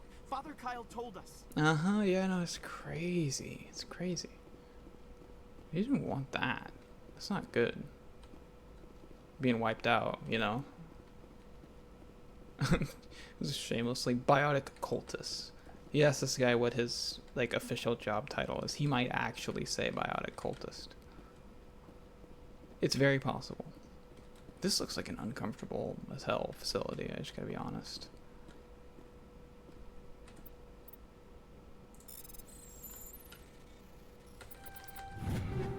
Nice, very nice. We got a sniper for you. Garrus, they don't care if we steal their junk.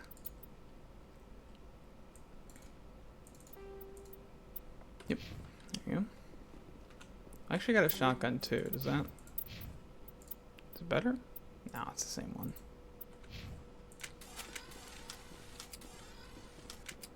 Power junction.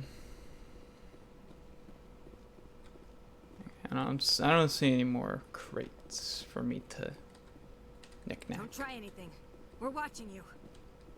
Ew, look at this uncomfortable little computer cubby station. Jeez, this place looks... No wonder you've all gone crazy staying here.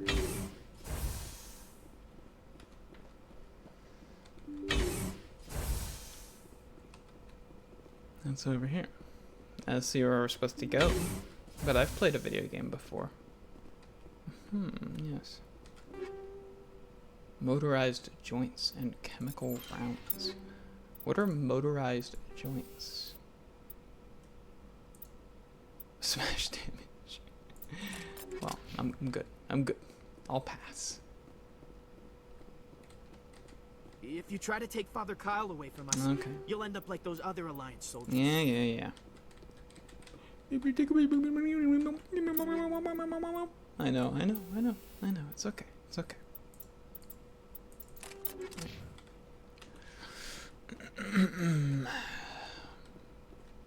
Oh no, that's just a shame. See, I was complaining about the living conditions of these poor cultists. And look at this. They got rocks clipping through their wall. How's one supposed to live with that? I am Major Kyle. I know why you've come. We have no quarrel with you. Why can't you just leave us alone? What happened to those other Alliance officers? The ones who came before me? They wanted to take me away from here. They wanted me to abandon this place, turn my back on my family. They spoke blasphemy. Well... I did what I could to make their end quick and painless. I had no other choice. It was necessary to protect my children. Only I can keep them safe.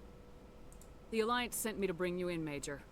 Can't you see this has gotten out of hand? It gotten out of hand. Don't you understand you are endangering your followers? I respect that you have come under a banner of peace, but I cannot do as you ask. If you take away their father, my children will be helpless. You ordered your followers to kill those Alliance investigators. You must face the consequences of your actions. Do you really want your children to suffer for your sins too? Sorry. This was my fault. My children are innocent. Pure. Please. I never meant for this to happen. I'm sorry. Come with me, Major. It's over. Wait. If my children see you taking me away, they won't understand. They will attack and you will be forced to kill them all. So tell them, talk to You have them. shown me the error of my ways, Commander. Now you must give me time to explain it to them. It is the only way they will understand. What? Please, give me 1 hour. After that, I will meet the Alliance authorities at the gates of my compound and surrender without violence. I give you my word. Alright, because, I mean, that's easy enough, because I'll be right back if that doesn't happen. I'm gonna trust you. If you betray that trust, you and all your children will suffer. And that's Paragon option right Commander. there. All of them will suffer. Thank you for this. Your pilot can have an Alliance command patrol pick Major Kyle up. I just hope you know what you're doing, Shepard. I do. Okay. Yeah. Anything to loot in here though? Anything? No? Not a little? Not a little loot? I will surrender myself to the Alliance. Yeah, I get you, but I get you. Alright. Your pilot can have an Alliance command patrol pick Major Garrus.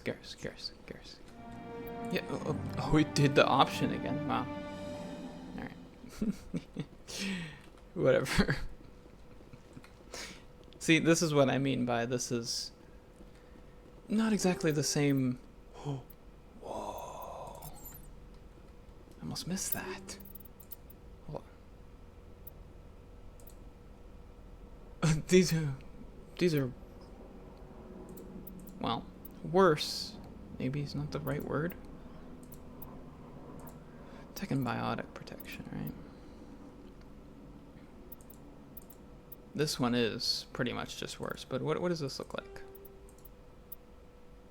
The B mode?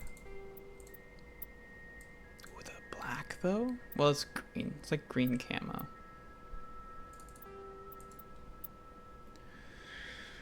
I think this one is still the best for me, unfortunately. Did I miss any other little chests? No? Because that one was better hidden than I would have expected, if I'm being honest. I don't think so, because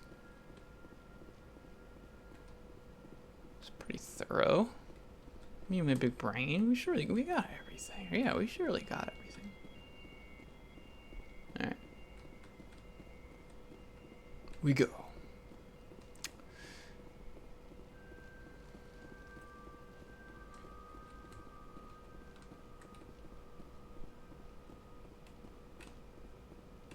Alright.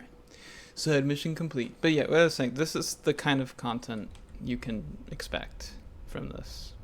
These side planets like this. It's just how it is. No, what? Like, what is this though? What is? Did no go in this building over here? No, no, not at all.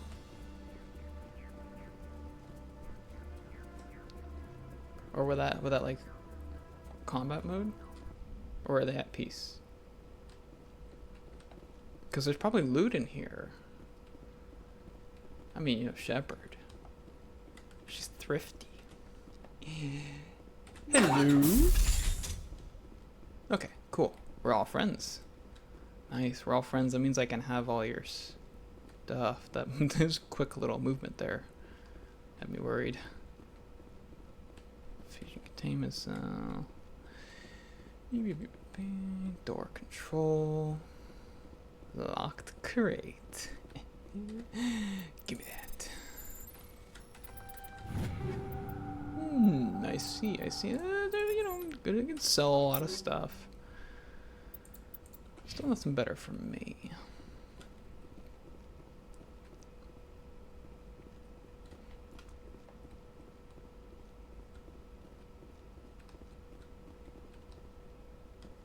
That's stairs. I know that much.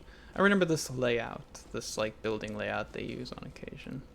Well, occasion. I think they're. Jesus, that door animation scared the shit out of me. Phasic grounds. All right. Ooh. What's a fusion explosive? Oh, toxic. Oh, ew. Gross.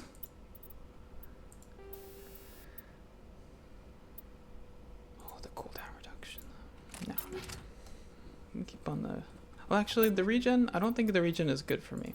I think the regen would be better on... Oh, wait, that's what I have. What's on you? You have first aid interface? Regeneration?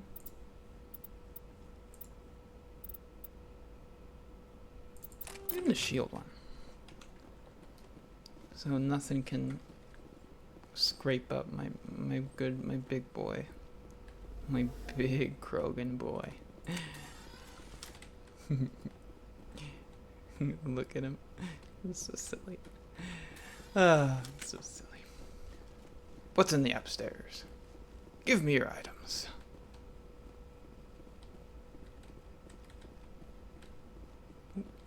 It's not a... No? Okay. It's not a thing, you know? I'm not gonna push it. I'm just like, I keep worrying it's like Fallout rules where I'm gonna open a door and they're all gonna go ballistic.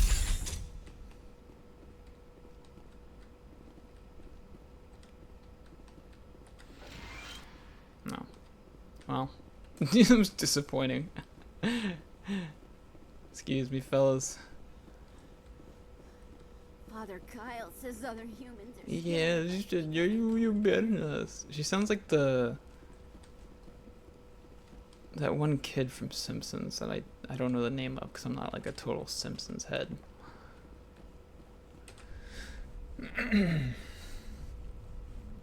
Alright, I think we are almost done with this. I think we're almost done with this planet. I'm just so efficient.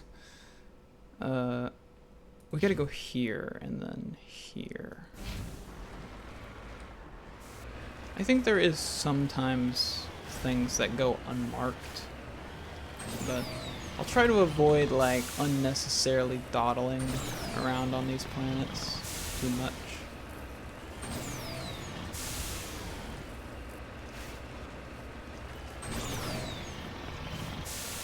So I don't want to weigh down the experience at all, you know. I mean, these are already going to be repetitive enough. There's no reason for me to go full. Oh, this is such an awful terrain to navigate. This one is so bumpy. I'm looking forward to one of the planets that's a bit more like plains. Should be down here, right? Woo! Kersplank!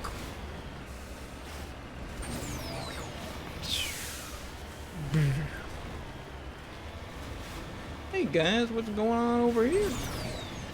A bunch of innocent debris.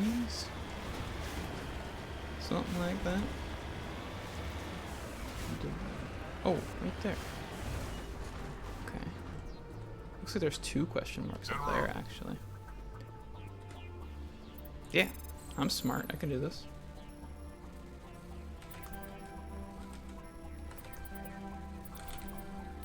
Ooh. Ooh. Okay. There's a little panic there. What was the thing? Shield generator. Oh, that's okay. That's what he was using. So we'll give him that. There was a gun thing, right? Anti-personnel rounds. Oh, what was it? Armor piercing 3? I think it was armor piercing. Oh, high caliber barrel. That's what it was. I'll keep that on. I'll give you, because you were using this already. We'll give you the higher version of it. You're shoddy. You have improved sighting, which is fine for a shotgun. That's good. Shield generator 3. See, we're getting into that cozy little area of min-maxing. Oh, I see. I love it. I love it. I love it. I love it. Wait, I leveled up. You're just stronger. I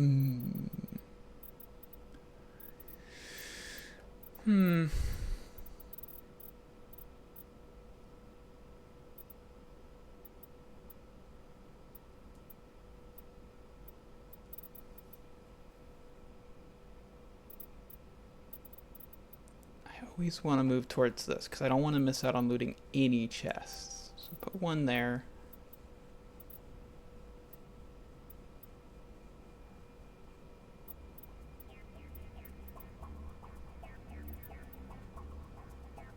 See, I don't like stasis or barrier, which is why I'm not too worried about them. But we'll put into throw, because I want to start getting some... Oh. Dude, how do you see at that thing? It's like wearing a bucket on the head. He looks like a robot Magneto.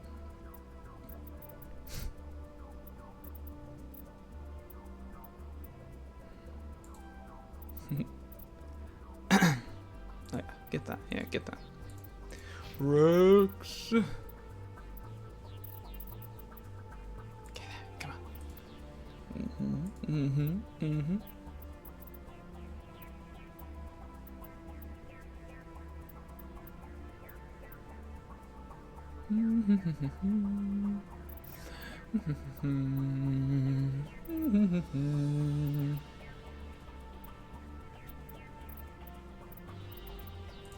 Yeah, whatever.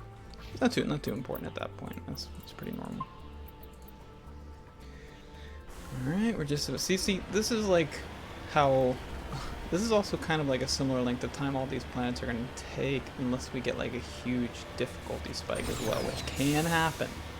I remember getting my ass a little kicked on some of these planets.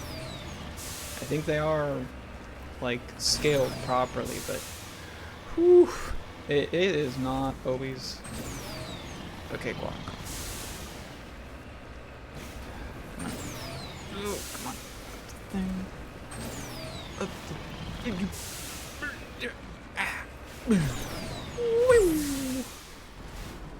Wait, this is already marked. Got it. Weird. Ancient debris. I can recover an artifact. Yeah, easy. Turian insignia recovered. Digging under the beacon revealed a piece of scrap metal, likely from a very old fighter. It was marked on one side with Macedon Outpost insignia. Okay. Cool. Can I get down to this? Whoa. He's floating. How weird. The front of the rover is crumpled in impact. And from impact, a glance tells you, inside tells you the occupants, probably a team of illegal wildcat miners, we read about those, are dead. Debris is still sliding down from the furrows left behind its tires, silent in the near vacuum atmosphere. What happened to his, like, armor? Was he naked inside the mining vehicle? Yeah. Wait, did that light up something else?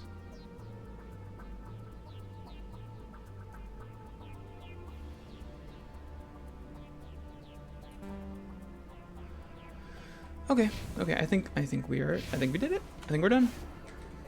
Return to the Normandy.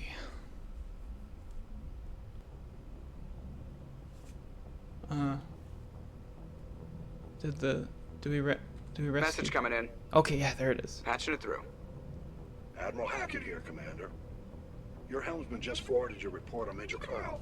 Mm-hmm. We say that the team as you instructed, Kyle's followers have disbanded, and the Major surrendered to us without incident. We'll make sure he gets the help he needs. To be honest, Major Kyle I moment. thought this thing was going to end in a bloodbath.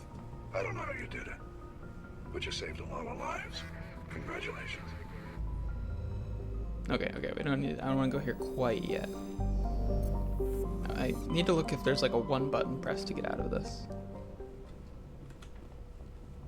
I guess the reward was for that mission came when I completed the objective, not when I turned it in, but whatever. I need to start making a list though of galaxies we've completed, because I don't think the game indicates it in any visual way. At least not yet. Completed systems. I'll add that once we get into space and can see a little better. Hello, ARO. Looking for supplies? Yes. Let's see what you got. You bet, Commander. I got money now. I also got shit to sell. Goodbye.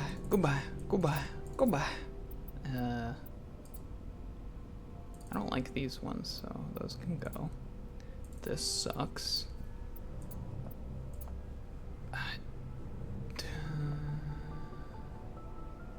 Don't need that. I don't like chemical rounds very much either.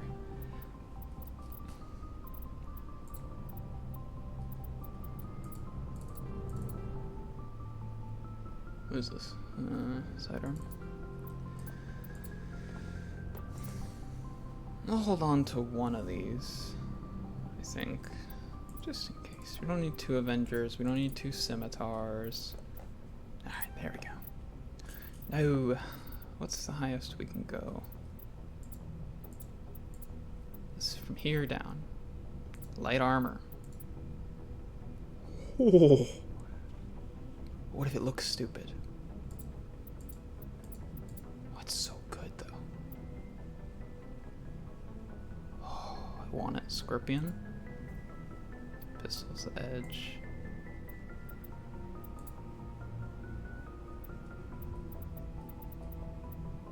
I mean, I say we go for it. If it's ugly, it's ugly. Wait, oh, I should have looked at the color of the box. Please don't be ugly. Please don't be ugly. Please don't be ugly.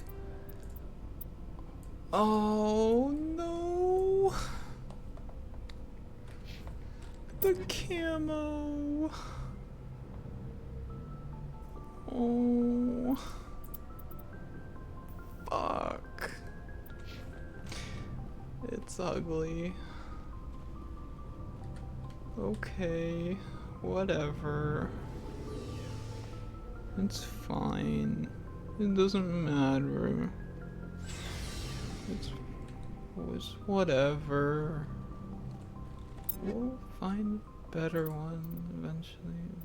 I can't believe it. I can't believe I'm so mad. Oh, I'm so mad. How close are we to leveling up again already? It's pretty far. Alright, let's see. So this is not here. Not here.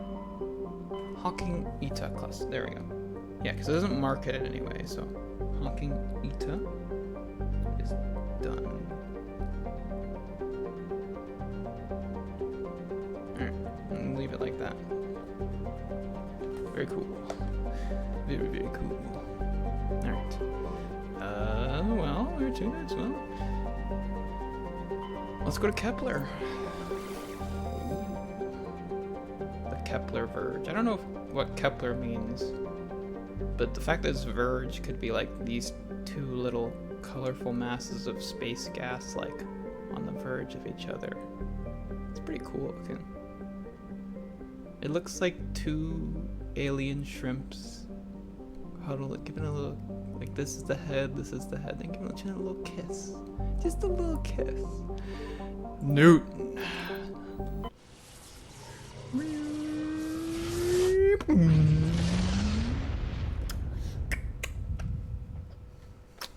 Message coming in. Oh. Patching it through. I've received some information I thought you'd want to see, Commander.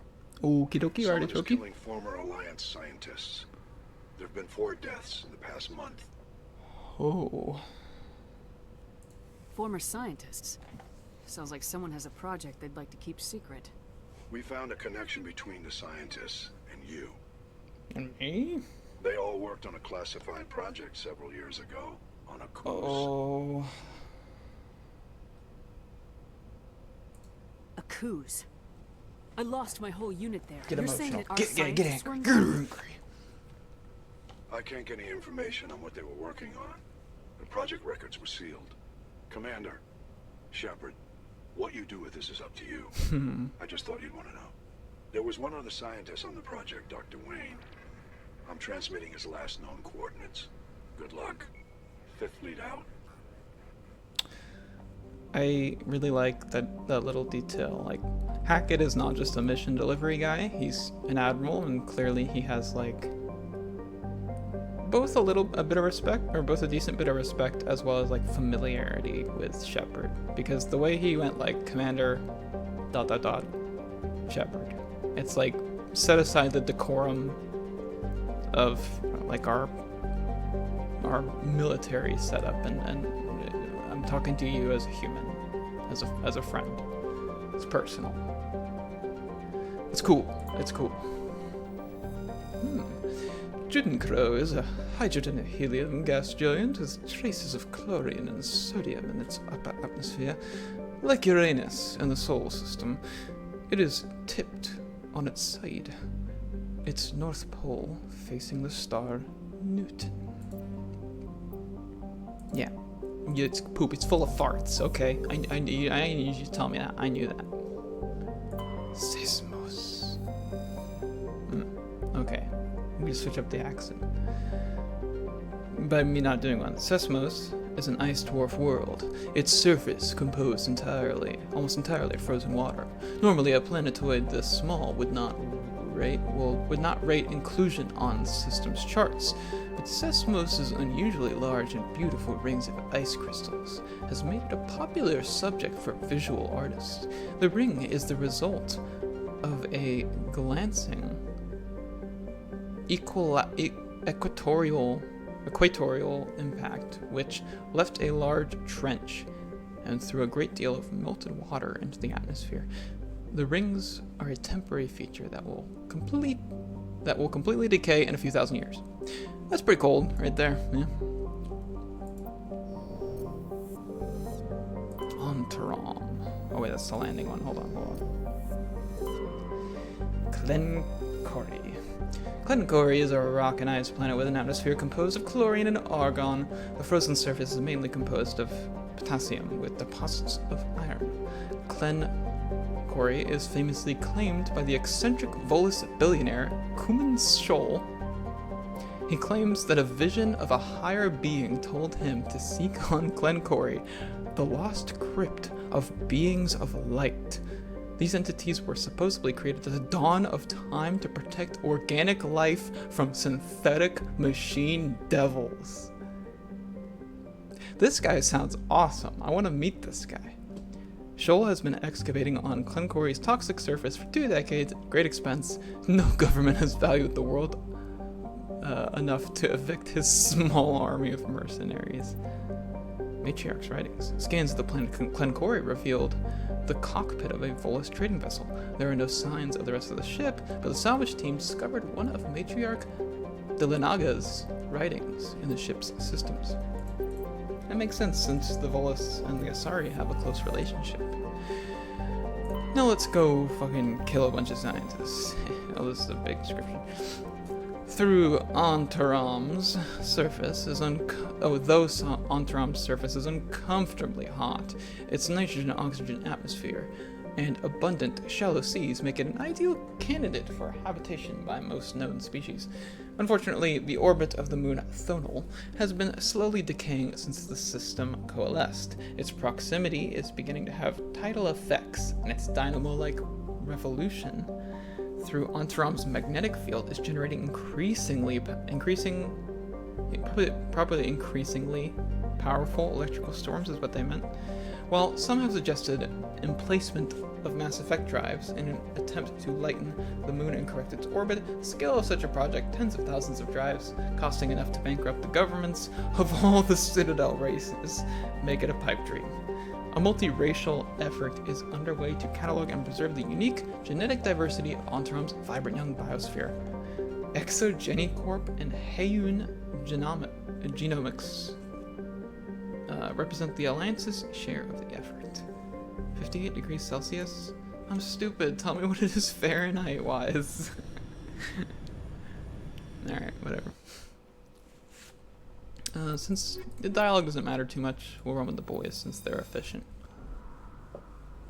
Got my big boy on my left. I got my ex-cop boy on the right. One big happy family.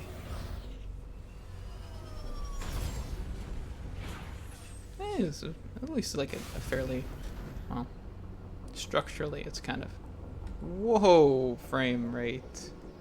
Chillax. It's okay. We're okay. We're okay.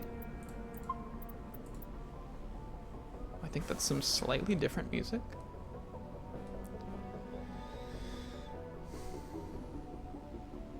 Alright, we'll head for these first. We'll head for the marks first.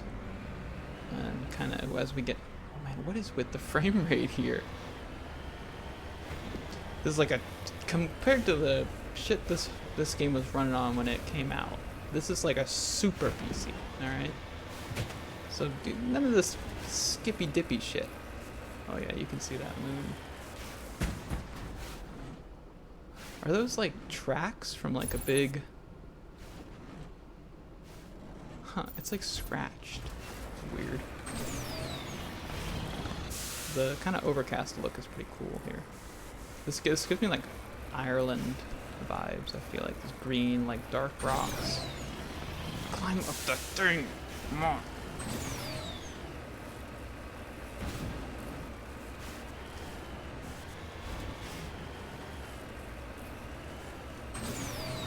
Ooh. I think if I get close to anything of interest that's not on the map, the game will mark it. Oh, look at the electromagnetic storms! That's cool. It's actually represented here. I didn't think it would be, to be honest. That's cool. That's cool. Let me just... Whoa, look at those things! Wait, are those things innocent?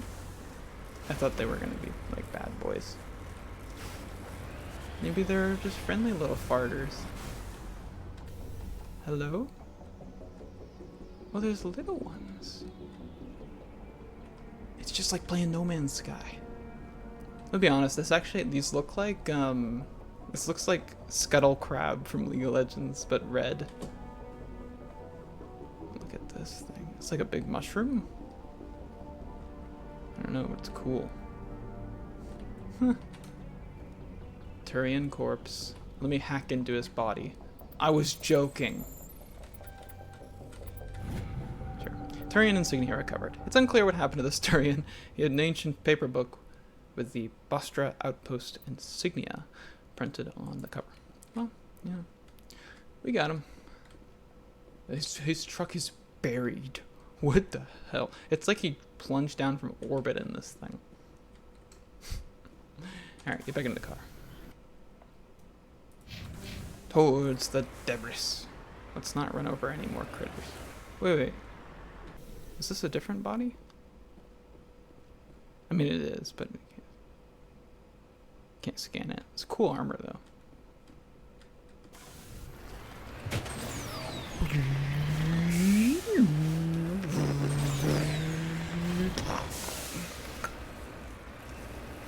Go, come on, come on.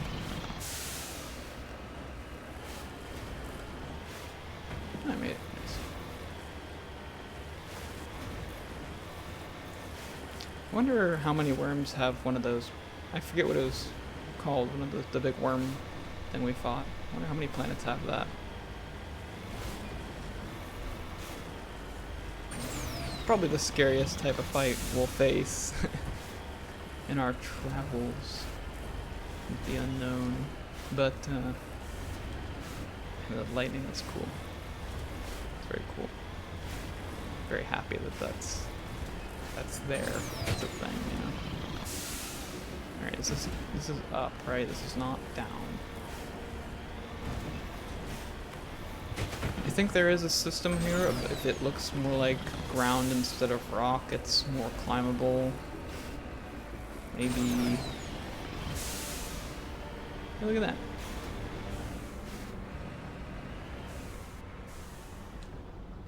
It's a little satellite. I think. Yeah, crashed probe.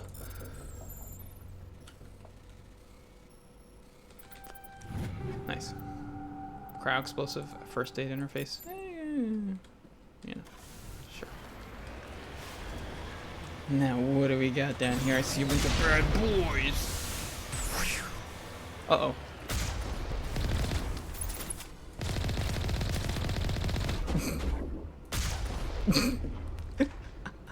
This thing's so busted.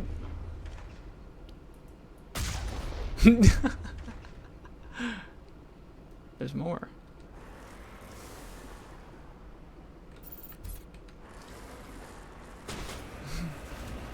Wait, was that a shot? I see shot fired.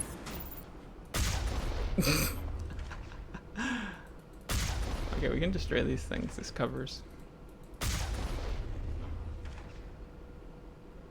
Where's the last guy?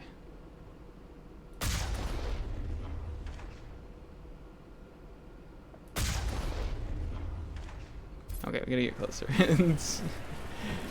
This thing is kind of busted when it comes to like your average infantry. Which makes sense. It's a vehicle in like a hyper advanced space society. It ought to be. Wait, where did he fall off? Oh, there he is. I need to turn my head down. Okay. Insanity mode, everyone. Remember. What did we get though? Hurricane, shotgun, light human armor? That won't be better. What does it look like though? I just want to see. Oh, it's cool.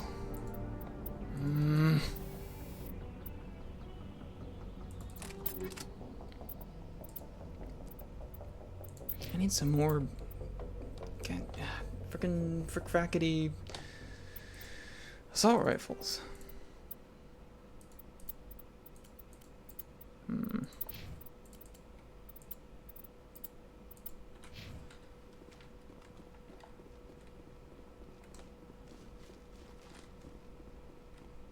Human.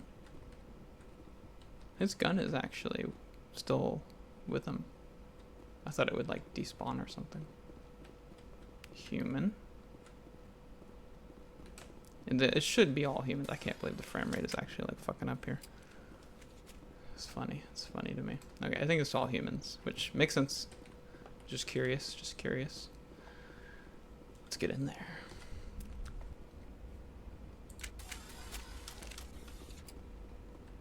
Keep your guns on, boys. Oh. Really? Okay.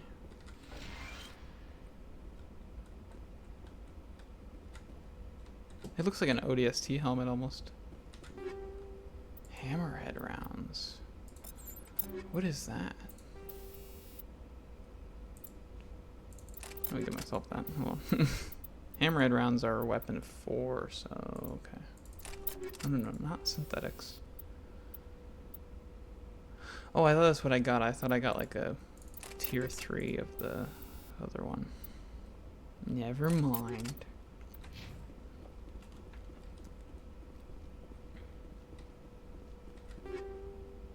Okay. It's all fine and dandy. Who's in here? Oh, I see him. Why are there some corpses?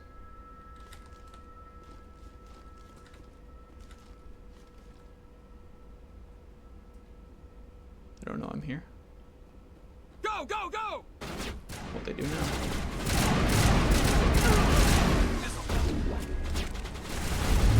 Bring it on. Ouch.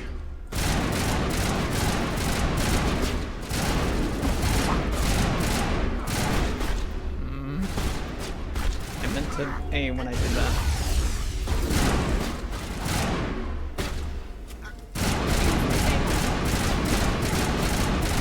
Damn it! This game's so close to me. First death. It's fine. It's fine. There's not a great cover spot starting in that. Maybe over here instead.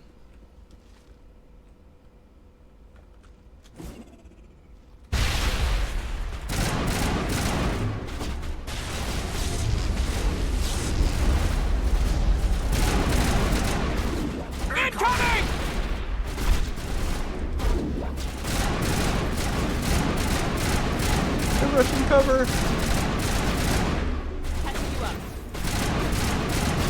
Get him with that. You can't shoot. No. Oh my goodness. This. All right. All right. We're getting it. We're getting it. We're getting to the real, the true insanity experience. All right. Can't aim from here. It's just the way they rush cover. It's so aggressive. Can we fight them back here? Oh, they didn't care about that.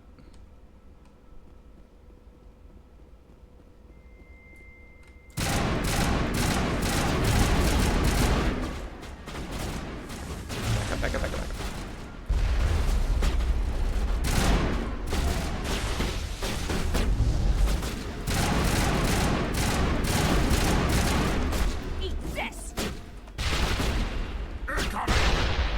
Metagel deployed. Open.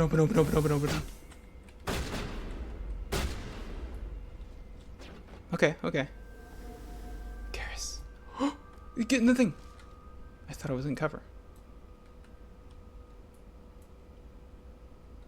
Garrus, how do I? Oh, the weapon wheel. Get down! No, what is the button? There. Don't I have the revive? Good as new. Okay, that doesn't help him.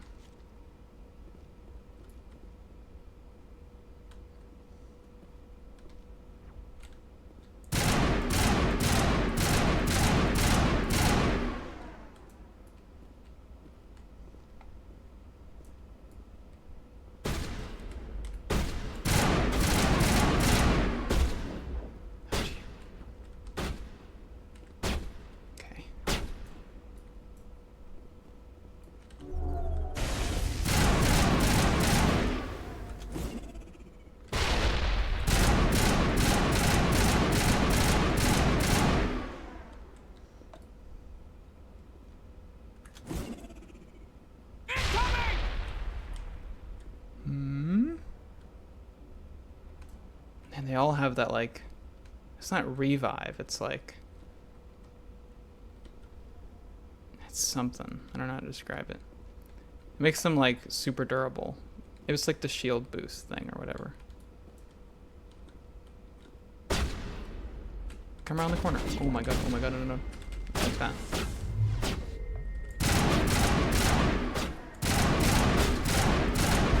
There's one.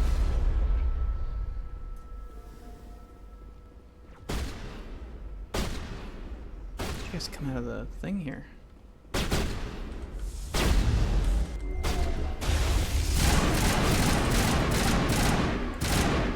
Okay. No.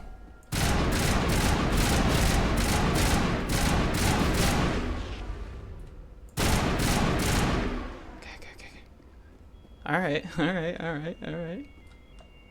Okay, combat got real. Combat got real.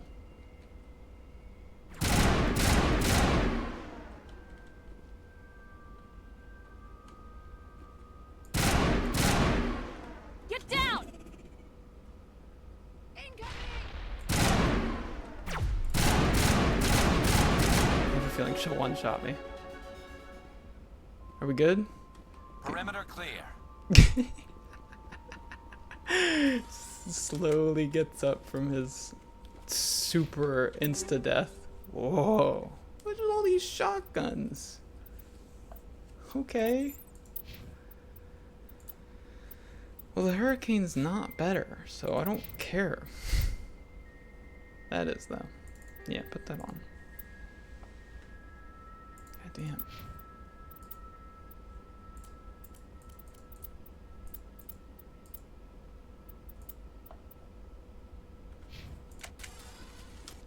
Oh, we leveled. That's right, that's right. I was like, well, there's something else, some other way I can improve myself by some means. There's this shit.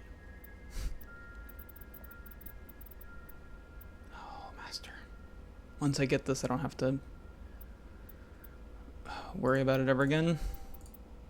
Alright, now that's kind of a waste of points. At least, somewhat.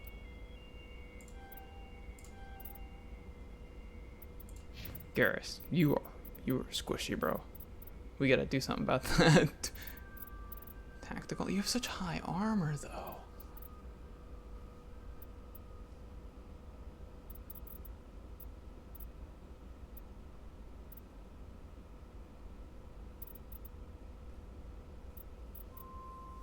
Well, that would increase his shield capacity, but...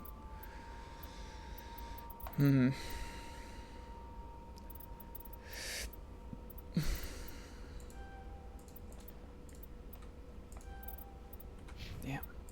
I guess it's because Rex actually has, like, heavy armor. That would be my guess, is why he's actually surviving. Actually?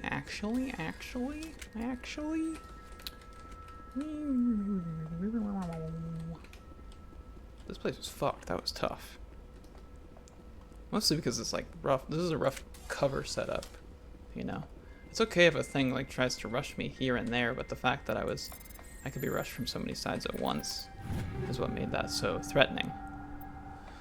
Oh, hello. Hello. What do we have here? Now that's what I like to see. What does he look like? Oh my god, he's ugly. This is not dapper. He looks like he works at Orange Theory. You know, like the gym? That's what it's called, right? The ones like orange and like that flat business gray-white. So it's whatever. What's the other ability I have? It's just overkill, right? Honestly, I think maybe I should switch to a like full auto rifle of some kind. Banshee. That's something.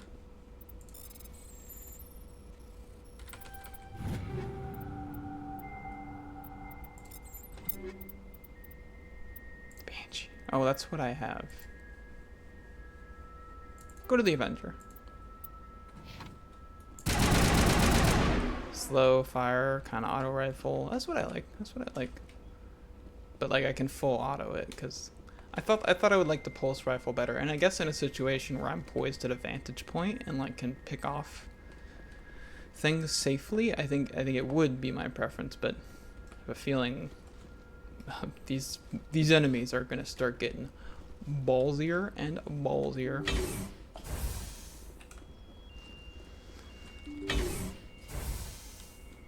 How many more guys could there be? Oh, this is a nothingness this time. Okay, that makes things a little easier. Stay back! I've got no grief with you. All I want is this bastard. Please! He's a madman! Mr. Toombs, you're insane! You need help! Shut up!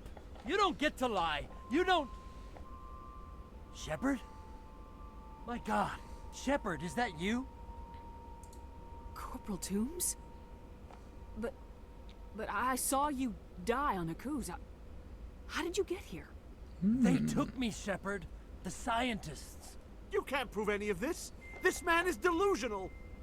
See, they were running tests on the Thresher Maws. They let those things hit us just to watch and study. I woke up in a holding cell. The scientists were delighted I'd survived. Now they had someone to run tests on. What did they do to you, Toombs? You can't believe Toombs. He doesn't have any proof. I demand a fair trial. Shepard was at Akuz. That's all the proof she needs. Yeah. This man deserves to die, Shepard. For you, for me, for everyone else in the unit. Are you with me?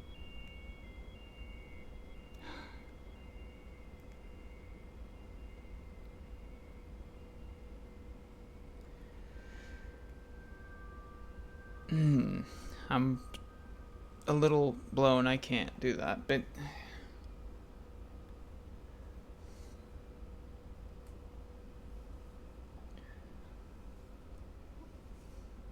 I think I like this, but I don't know if he's gonna actually do it.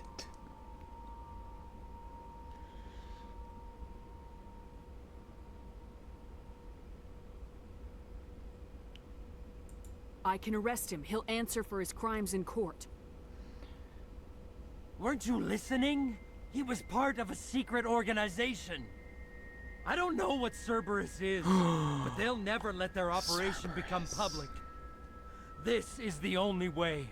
Are you helping me, or are you killing me?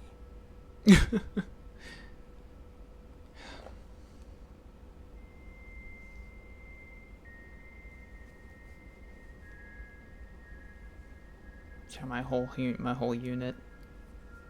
Yeah, fuck What it. you're saying is true, then pull that trigger. I won't stop you. Mr. Toombs, please! We had no choice! You had a choice when you worked for Cerberus. I avenged them, Shepard. Our unit can finally rest in peace. I can finally let go. The vids say that you were the sole survivor of what happened at Akuz. Whoa, whoa, whoa, whoa, whoa, whoa, whoa, whoa, hey guy, calm down, calm down. No, no, no. No, no.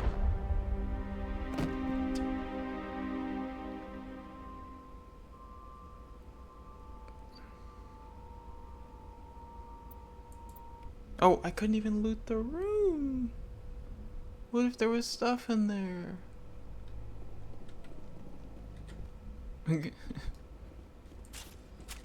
Hold on. It would be funny if I can go back in there and there's like loot in there and stuff. That would be very... Who are the dead mercenaries in here though? Who are those guys?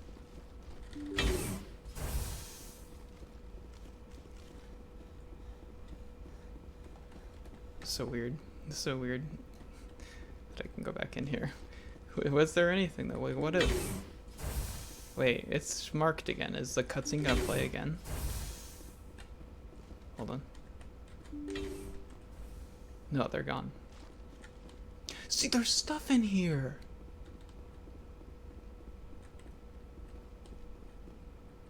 Well, there's one thing in here.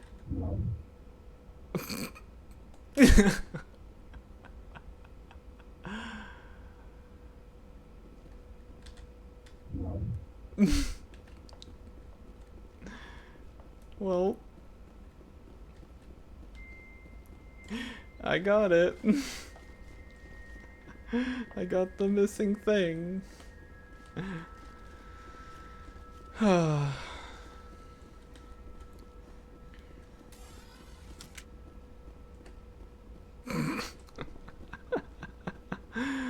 my goodness. So silly. My Paragon rating must be... I don't know how close it would have been. I don't know if it's scaled to a point where that would be good, you know, I don't know.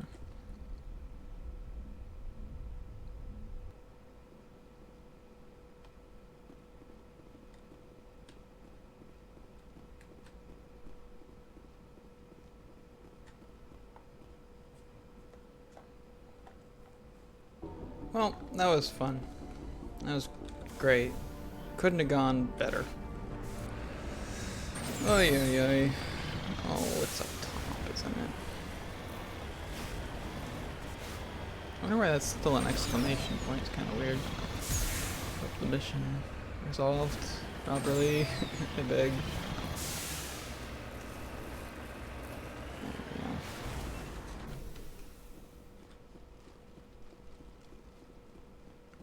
Palladium.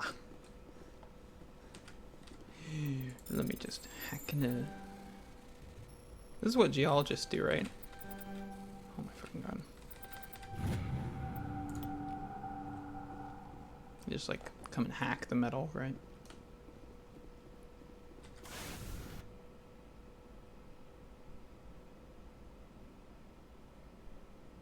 There we go this way now. See if we mix. I know there's like a mineral or two per planet. I think we just happened to bump in them before. We need to make sure we get them because that's money. That's money going down the drain. Can't have that.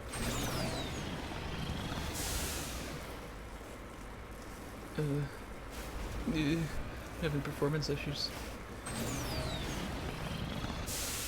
Oh.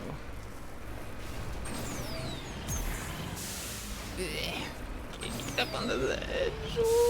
Okay. Woo. There we go. Easy peasy. Oh, look at that beautiful sunrise. Whoa. The big ass plateau. This looks like a test map, like an unfinished spot where you would go and like just test out like weapons, enemies, pathing, vehicles, abilities. It's like the flat Minecraft world. I can't think of what it's called. Ain't no flat world or whatever.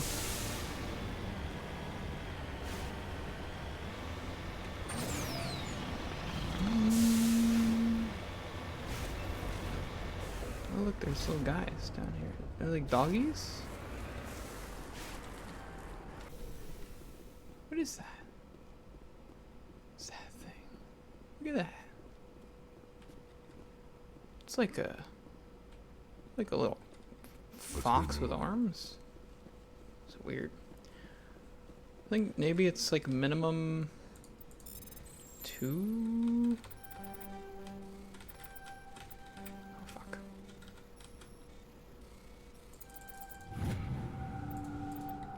Two resources per thing? I don't know. We'll go check up here just to be sure. Don't worry, we're up fairly high right now. It shouldn't take us too long.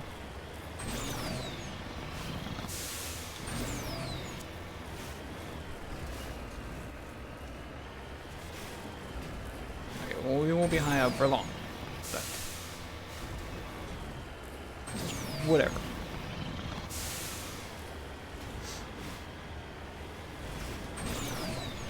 I haven't played No Man's Sky.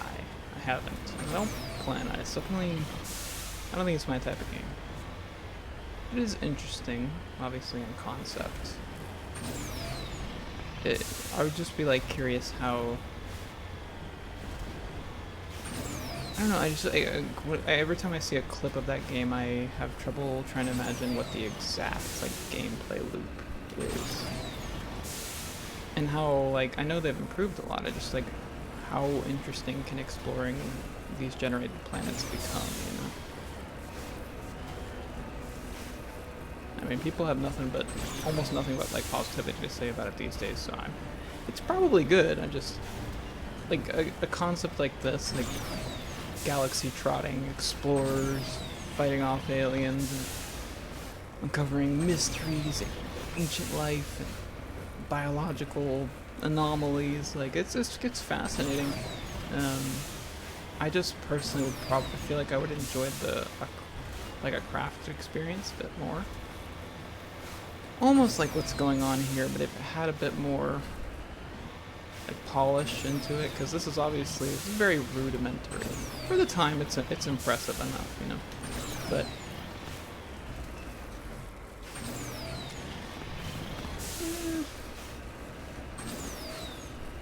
there's not much going on here. We can all see that. I don't think I'm gonna find much more on this planet, to be honest. Still was more fun to explore than a Starfield planet, that's for sure. What's that little, like, arrow with the, or arrow, like the line at the edge of the map there? Oh, is that, like, north? Or something?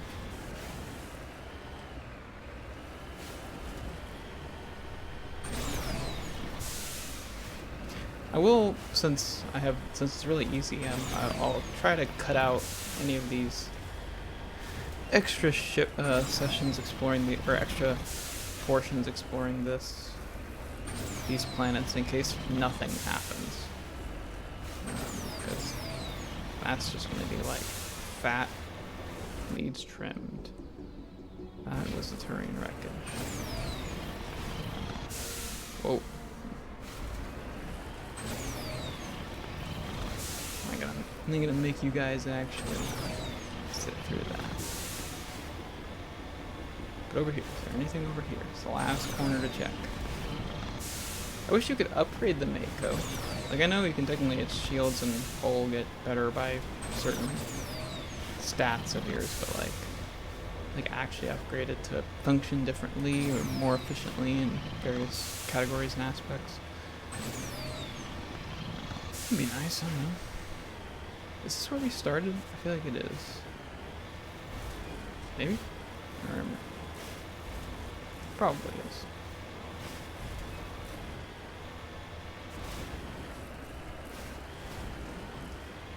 Alright, let's get the hell out of here.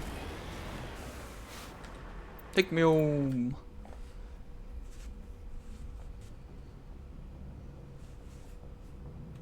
Message coming in.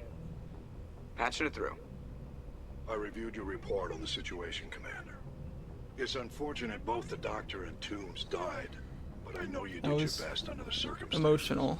I hope this helped you find some peace, Commander. Thank you. Fifth Fleet out. Peace is a strong word for what just happened. Wouldn't call it that.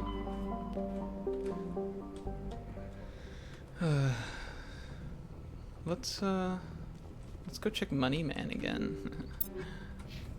Cause we got like a ton. I think I'm gonna start selling all 2s because I don't think I'll need them.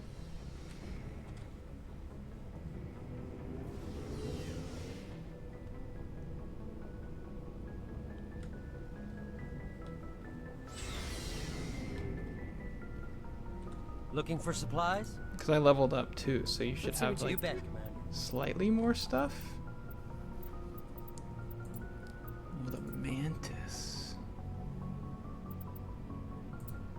It's the same thing, but it's not as. It's gonna be, it'll be a different color. Whoa. So, alright, let's see. We'll keep the. Wait, do Asari wear human armor? I think they might. I'm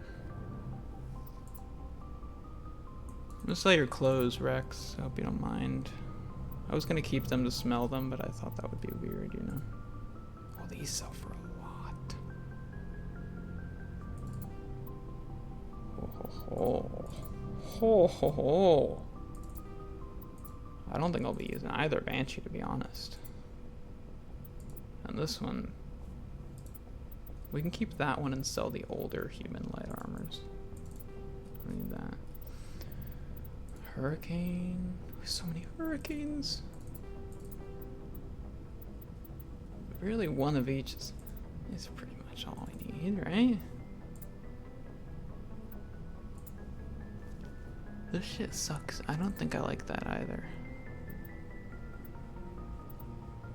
Alright. Well, that's a lot of money, ain't it? Over to the buy tab.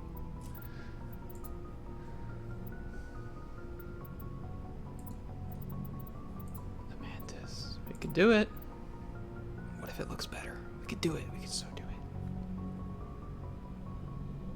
Do it. No. Yeah. No. Yeah. Do it. Please look better. Please look better. Please look better. Please look better. Please look better. Please look better.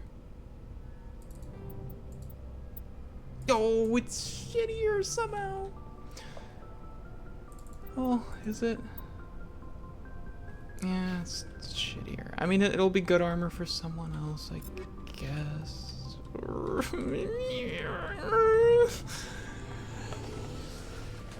the game wants us to be ugly. God. Let me switch out a headphone real quick. Hold on.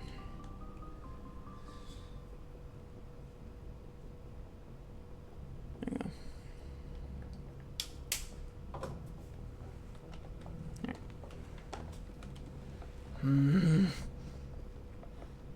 Grrr.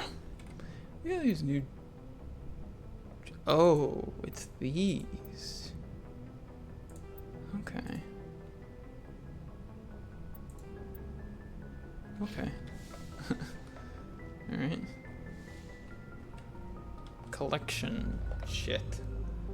That's fine, it's fine. Let's see, so we're in the Kepler Verge. We can mark that as complete for now.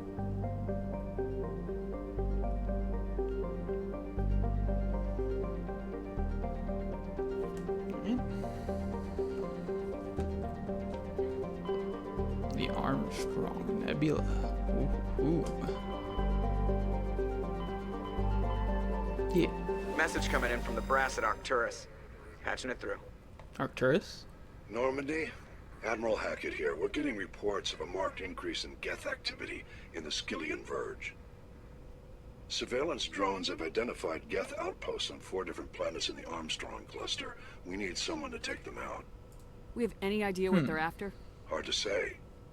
They may be just gathering intel on us. Or maybe they're setting up staging grounds for hit-and-run attacks on human colonies. It could be the first wave of an invasion. Let's hope not. We need someone to investigate this, Shepard. You're our only soldier. Finding Saren is still your top priority, but you've got experience fighting the Geth. You're the logical choice to take out these outposts. Excuses. Fine. We're transmitting all the locations of known Geth outposts in the Armstrong cluster to the Normandy now. Admiral Hackett out. Okay. Whoa. The Armstrong Nebula. Weird. Oh, is it because this looks like a arm? Like a big, like... Got Hong? Vamshi? Tereshkova? Gagarin. This is big! What's on Vamshi? What's over here? What is this all about?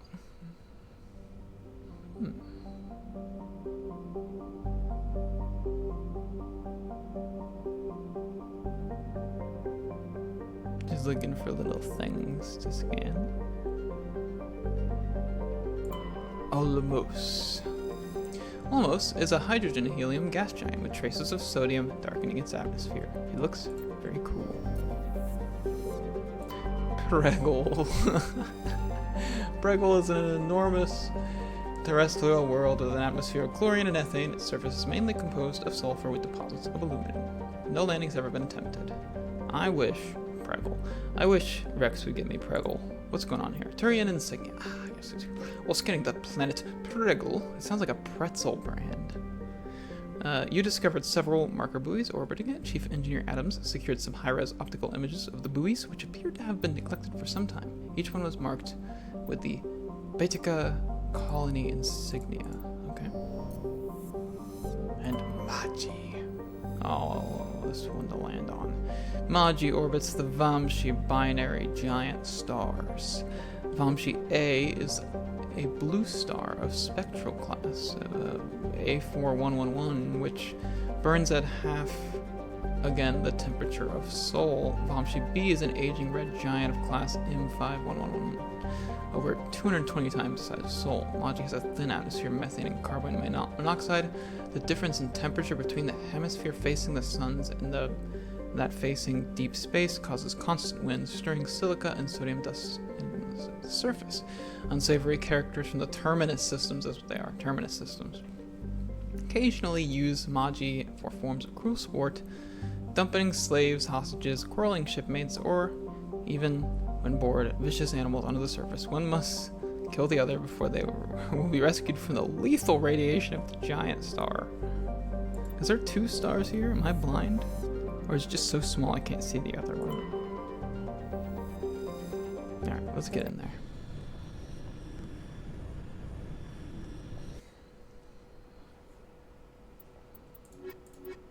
It's a squad for now.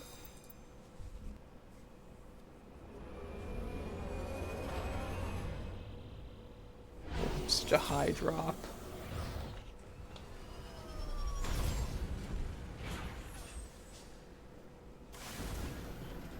Oh, wow, wow. What a beautiful location. Why is that light like yellow? It should be like reddish, bluish, or like an orange, blue hue. Didn't feel like that. Alright, stop frame dropping, okay? Super PC, remember what you are. Okay.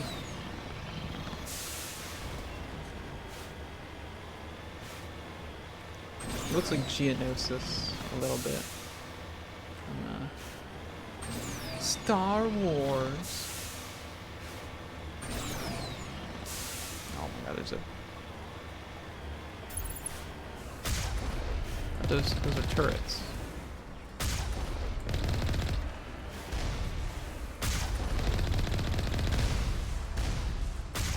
I wonder how much damage they do. Oh, I could have zoomed in more. Were those human? Oh.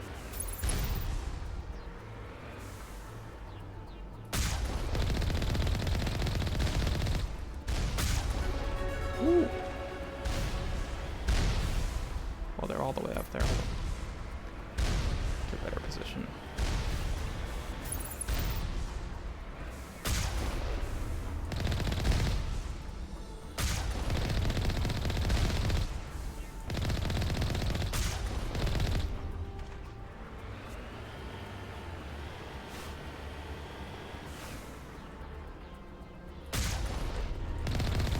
It's fucking, I can barely see. There we go. Get the nice 40. Facing the wrong way. I just didn't want to get overwhelmed by going in super close for. There's no,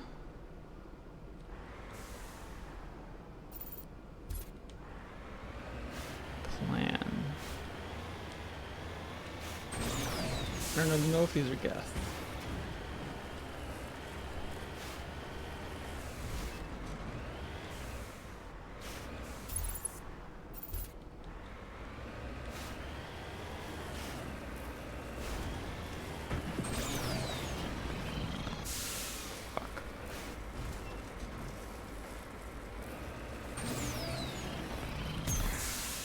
That was a bad move. That was the bad thing to do. God damn it.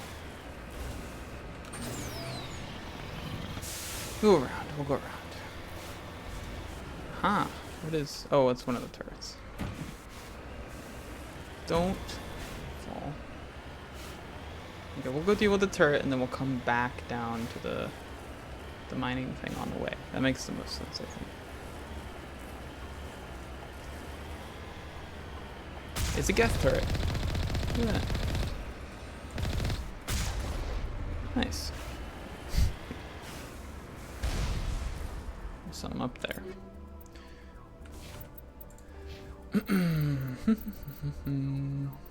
Oh, I know the revives. He doesn't come till later.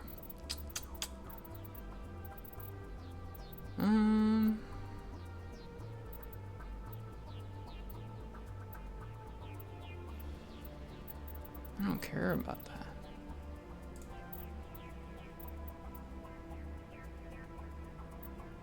Oh, these are two different things.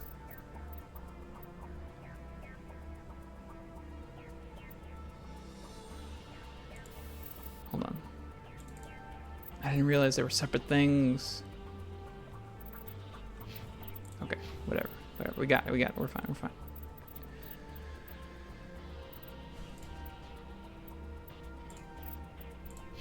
I need him to actually hit hard would be a great start.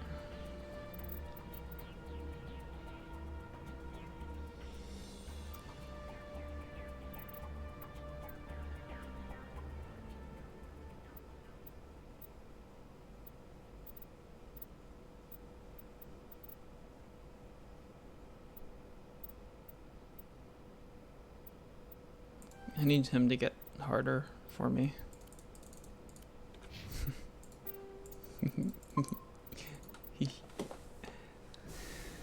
Alright, what's up here?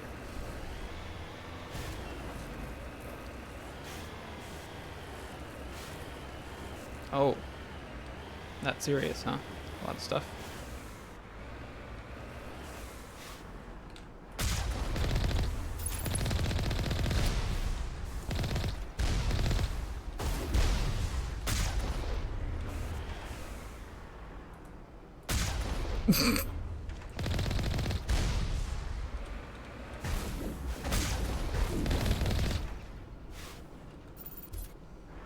Whoa, look at that thing.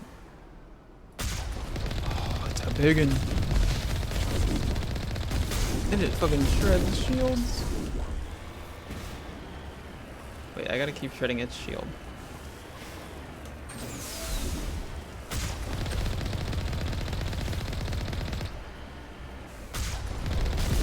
I fucking made myself still get hit by that. 3 more of these outposts left to clear out? This should be fun. Oh. Turn around, will you? God. This thing. Oh.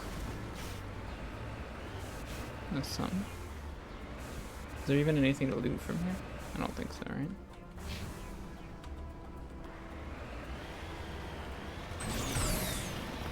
I'm gonna get to those space rocks now. Stop going backwards. No, that's not what you do.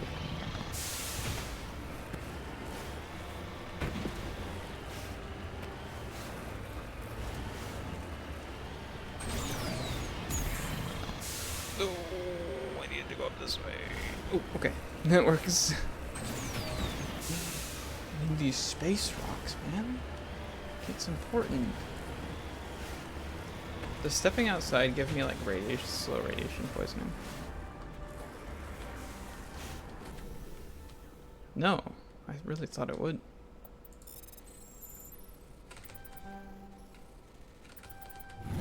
There we go. Easy. I think it's 2 minerals per planet. So right now we'll head this way. Okay, so is anything over here?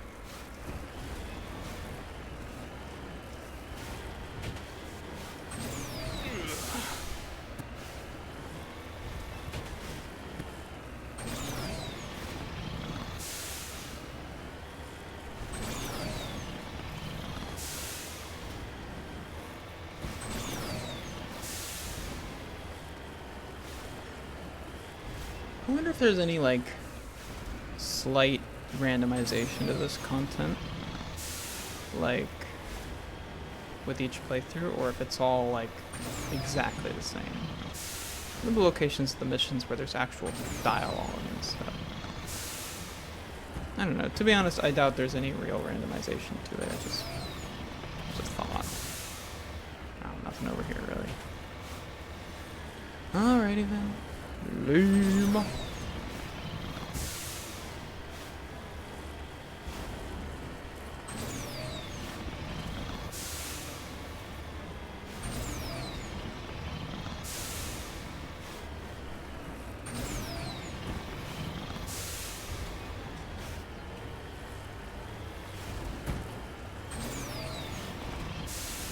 Oh, and the rules.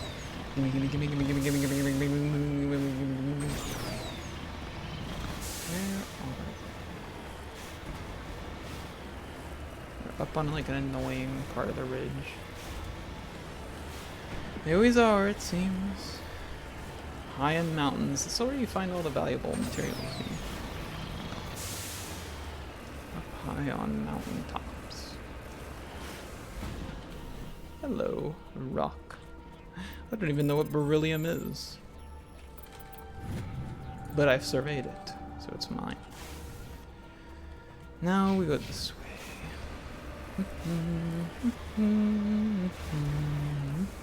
Was Rex talking about like more Geth outposts on this planet, or is there like one per solar system in this strong arm solar or like sector, the cluster? I see debris. I do love debris.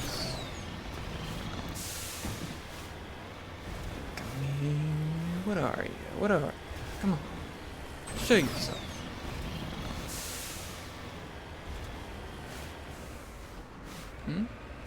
Crashed probe.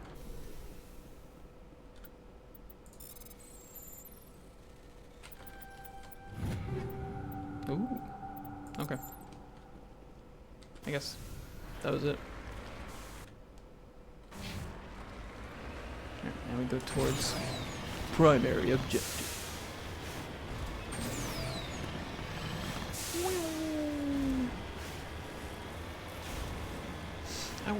I was considering doing these off stream, and you know what? Like, we showed them off. I don't know. I'm still. What the fuck? An odd skull. That is kind of odd. It's like T-Rex. Deflected mass accelerator shots. The xenobiology files in your Heartsuit computer can't identify the species. It must be brought here from an unknown world. There we go. It's like trying to drive an elephant, but the elephant is like it's an elephant, but it's like a stick shift elephant, whatever that means. Ancient debris? What is it? What is that? I can't even see. What is that?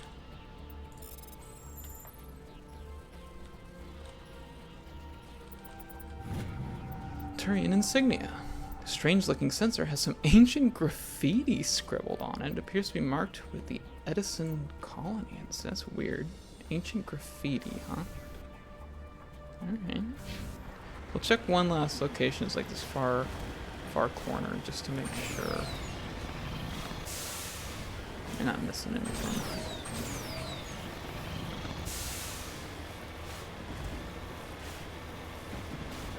Oh, look at that. There's another material. And by material, I mean there's some more money. Yeah. Gimme.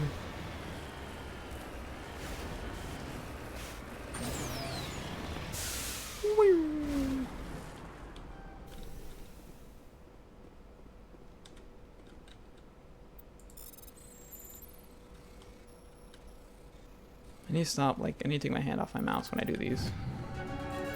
A rare element. Whoa. There's 2 levels up and 1 time down here. That's crazy.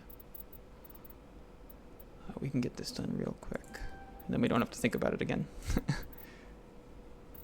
It's good. It's good. It's good. It's good.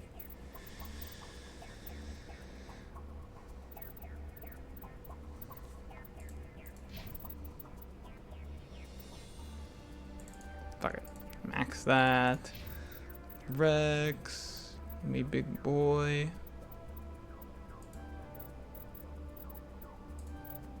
Might as well.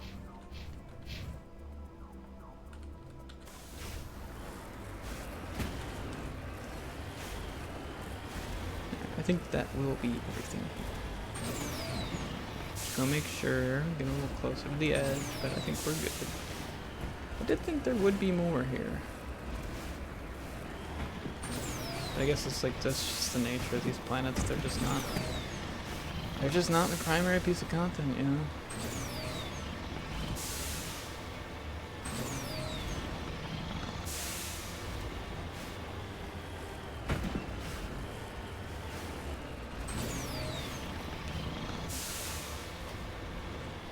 I think I'm thinking of like a different red planet that we'll end up at later. That made me, that I'm like remembering. Alright, let's get out of here. Pick me up, Captain.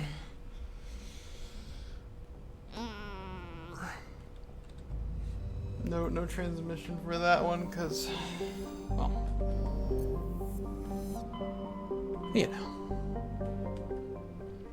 Okay. I have so much money. I just want to go back to the vendor man. You know, it's just hard to resist. He's got something for me. I'm leveled up twice in that mission. There should be new things, I think.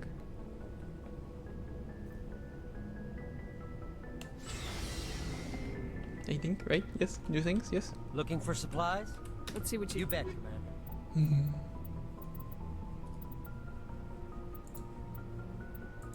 Yeah, it's not gonna compare. Whatever this is, it's just not gonna be good enough. I can't wear medium armor.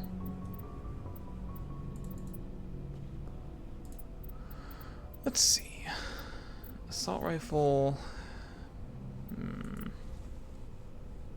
Oh, it's way worse. No. That is. Whoa! Whoa, it's so crazy. Sheesh. I don't even know if that's better for the guy, our guy. Okay, there's nothing. Nothing at all. Nothing.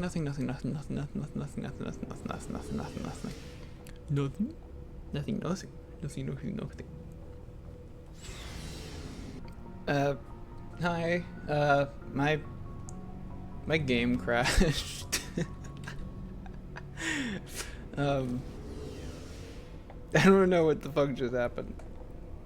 I was just sitting at the top of the elevator and I paused it and went to eat. So it was just sitting in the pause menu and it fully up and crashed. So whatever. On we go. Hopefully, the mission's probably done. I'm just gonna assume that it stayed done and we're on the right save and yada yada yada.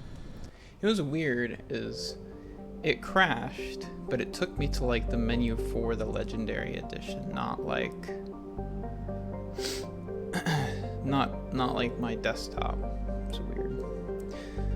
The Hong system. I really hope there's a planet in here named Kong. Triager is a tiny ice dwarf with a trace atmosphere of xenon and krypton. The frozen surface is mainly composed of water ice. Water ice? Is that water comma ice? Ice water? And ammonia.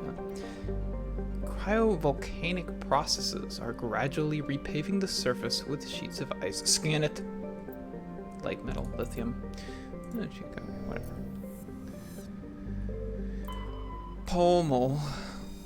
Pomel is an enormous terrestrial planet. Well, howdy do. With a very dense atmosphere of carbon dioxide and sodium. The surface is scorching hot, mainly composed of sodium oxides and deposits of nickel. There is evidence that Pomel was once covered with broad, shallow seas. Why is an ocean deep as a puddle? Is it Skyrim?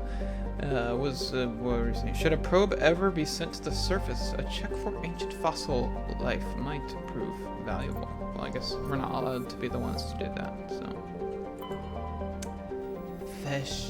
Theshaka is a standard hydrogen-helium gas giant. In the past, it was often used as a drive-discharge point for pirates raiding human settlements from the Terminus systems.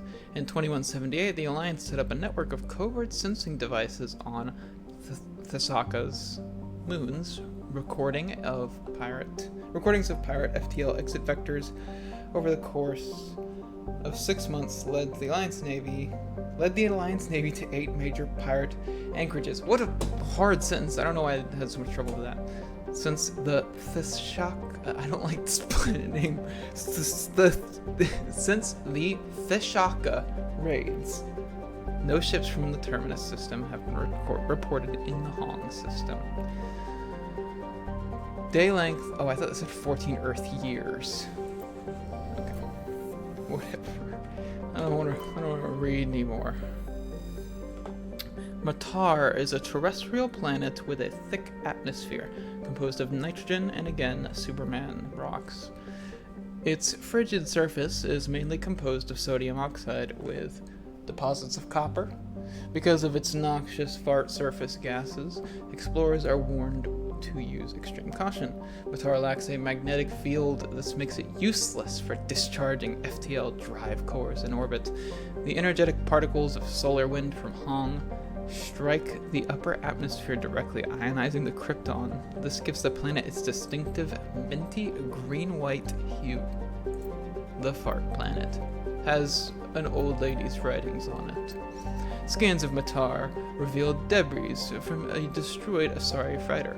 Further scans uncovered a body, which was brought on board. Dr. Chakwas examined it. Is this happening on my ship right now? Dr. Chakwas examined it, but learned nothing about its origins. Among the Asari's personal effects, however, was another one of Matriarch Dillanaga's banging writings. Okay, thanks. We have a corpse on our ship now, an Asari corpse. Should we... Okay, we go here last. Did we do... Oh, we did Pomal, that's right. Okay. Tasman is a classic, just classic, pre-garden terrestrial world with conditions similar to those on Earth millions of years ago. It's hot, humid atmosphere. It is mainly composed of nitrogen and carbon dioxide. An increasing amount of the surface is covered by simple lichen and algae. Should no unexpected calamity occur, these tiny plants will change the atmosphere to an Earth-like nitrogen-oxygen mix over the next few millennia. Due to its potential for future habitability and sapient life, Casban has been designated a sanctuary world by the Citadel Council. Landing is prohibited by law, and any disturbance of the fragile young ecosystem will result in harsh fines and imprisonment. At present, the planet is passing through a debris trail of a long-period comet. Huh. Well, I'm a Spectre, so that sign can't be for me, because I don't read laws, I just break them. Deploy the commander. Oh, is that why there's little asteroids? Because of the comet? Whoa. This looks dope.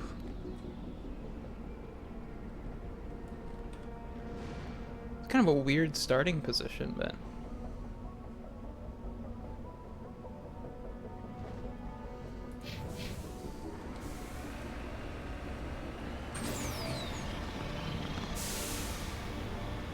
Man, I gotta give it to them. These planets all do have like a little unique trait to them. I know some of they're still a little forgettable, but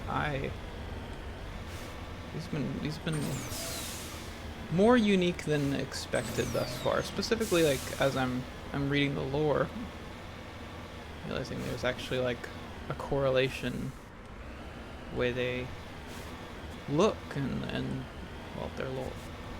Is this rock down low or up high? This rock is up high, isn't it? Oh, what an annoying position for a rock. Can I just go up this? Please. Please, I'll be good. I'll be good if you let me go up. Uppy. Oh, no. Okay, we'll go a little bit sideways. That'll keep us moving. No. No, it's too steep. Why would you put a rock here? What's wrong with you?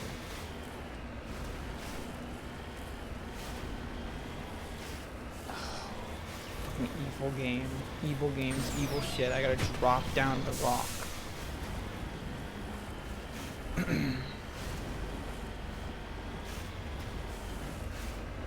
Is there enough here?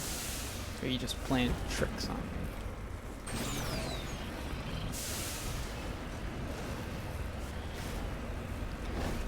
It's funny how like you'll have like no traction and then you'll hit a little patch of grass and it's like, we're Gucci.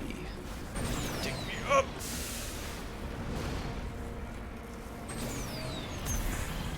Oops, that is not.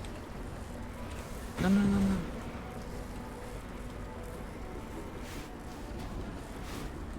How do I... Hold on. Am I not supposed to get up onto this mountain? I don't... Why are you going backwards?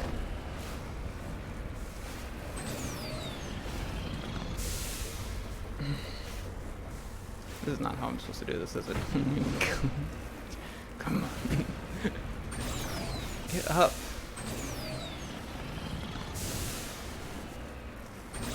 No, no, this is bad.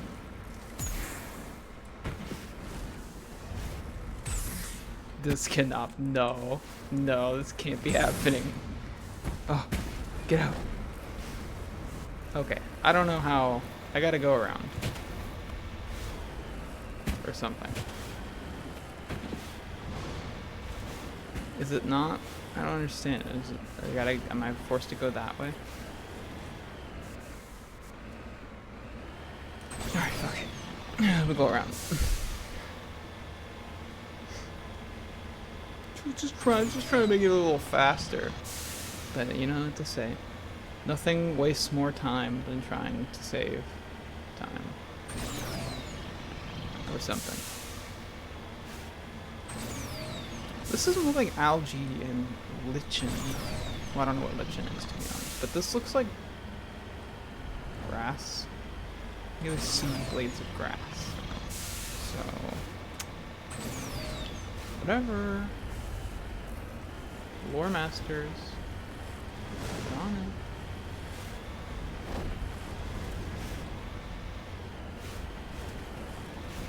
About here. Get up here for my stupid space rock.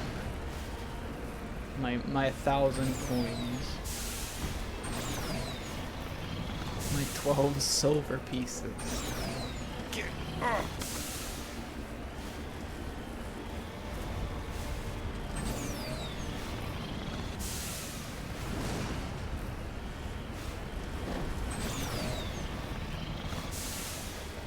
Oh, okay.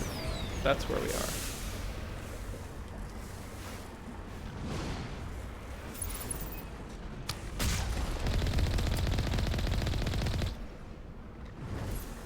They're just shooting us from far away.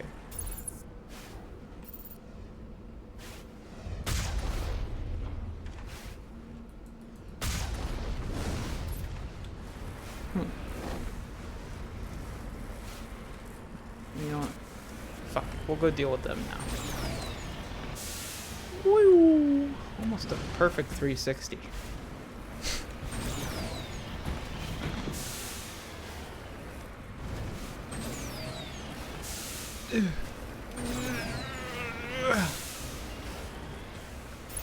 There we are.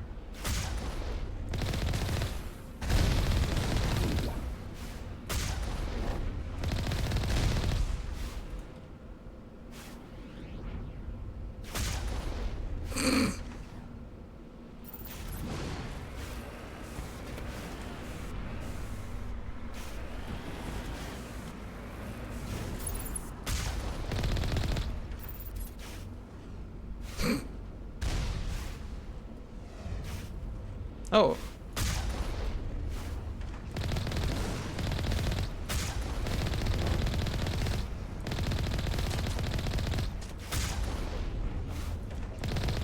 I mean, you can keep dropping guys if you want.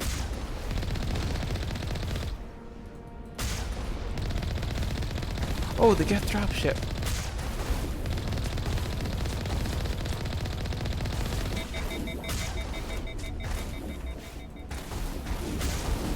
You just focus on the thing, right? I didn't think he was gonna stay. That's number 2. Let's hit the next base. The what? Did you say dead space? Hey, what the hell?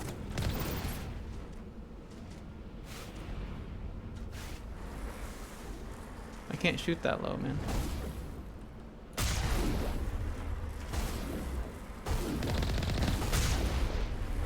Alright, there we go.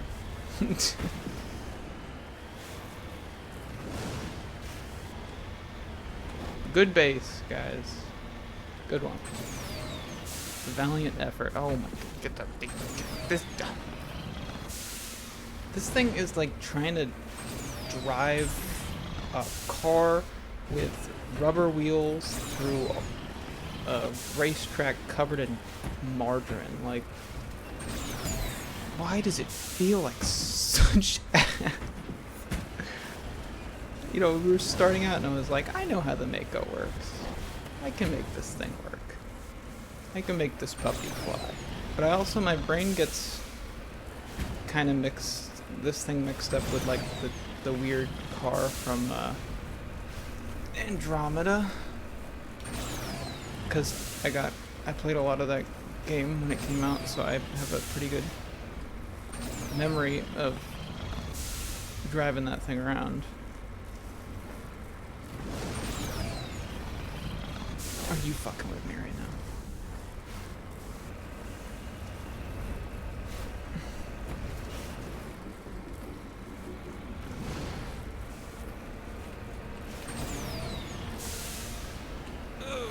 This rock is so hard to get to. There it is. This fucking thing. I can't believe how hard it's been to get to this rock. Hey, don't fuck it up now. Don't fuck it up. Be careful.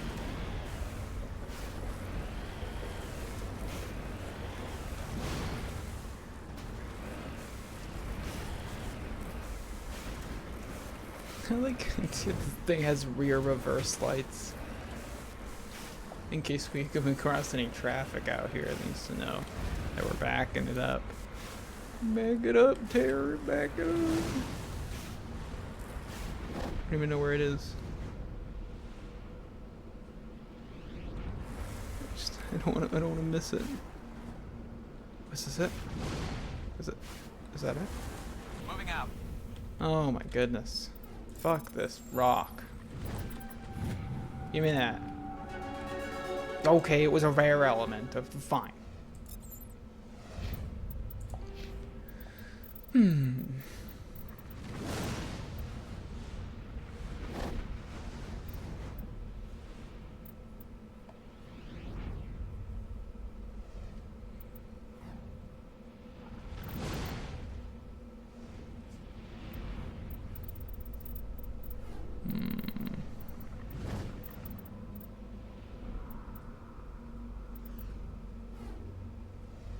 Oh, this increases my shield capacity too.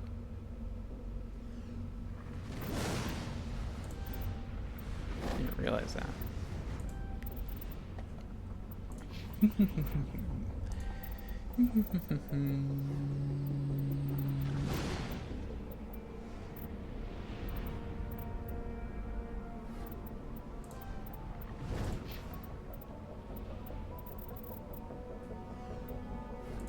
Master Carnage. Grogan Battle Master. Yeah, there we go. Pretty good. Now, where the hell are we?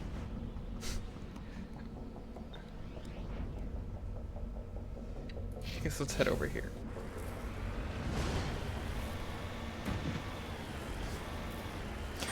The slowest, most barren explorer in all the galaxy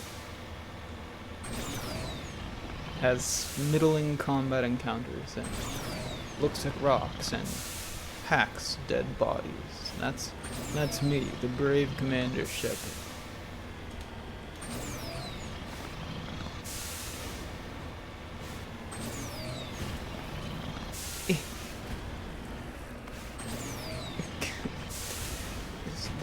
This does not look very traversable over here, okay? Does not look good for someone in a vehicle of this sort.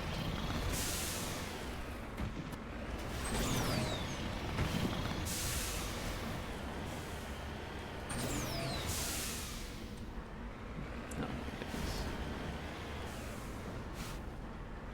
dead end.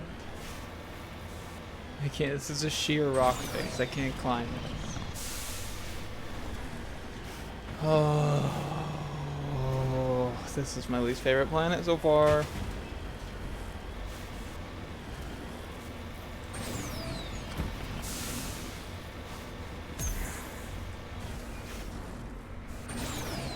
Yeah, I freaking hate this place. I just don't want to get out of here.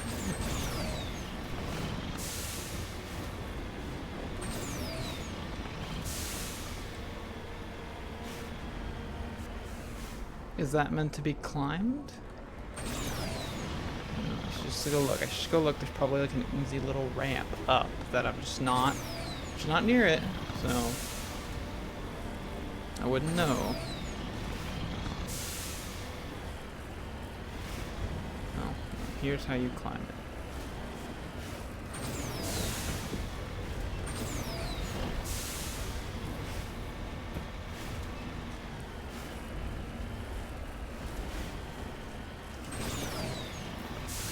It's like playing like one of those Bennett Foddy type games where it's just like the whole challenge is the control scheme, not the actual like nothing. That's like the primary thing is how does it control? What about its controls makes it challenging? You're fighting the controls, not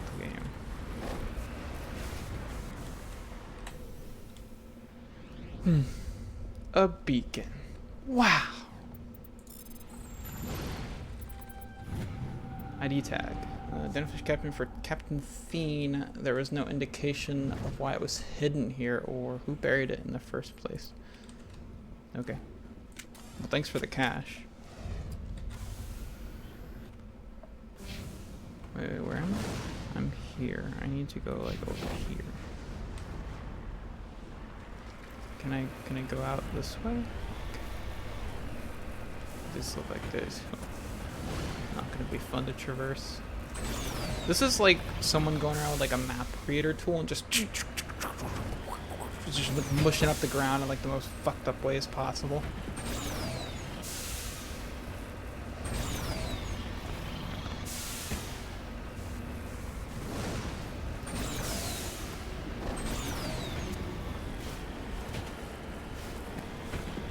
I keep hearing little sounds in the room with me, so I think there might be a kitty cat under my bed. I haven't checked. That or a serial killer, of course. One or the other. I didn't mean to fall.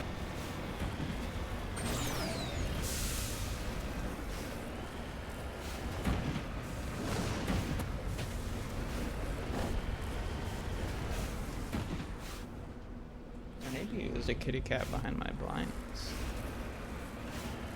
Okay, it's down. It's fine. It's down anyways. Nice. You're fine. I mean, I'll cover you, put a little blanket on you maybe. That's what you want. Ooh.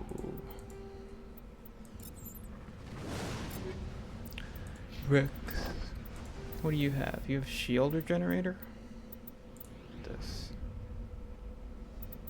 No. No, keep the shield regenerator on. You got a big shield already. That makes it even better. Hey, what's alive over there? Is that another guest base? I thought there was only one. God, I just want to get out of here.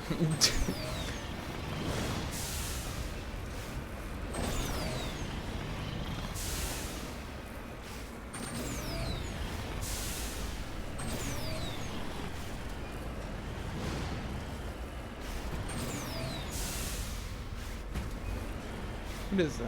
Are those more guys?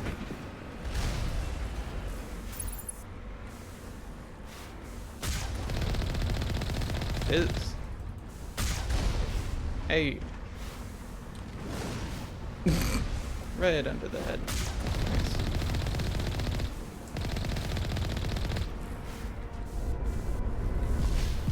Oh my goodness, these guys.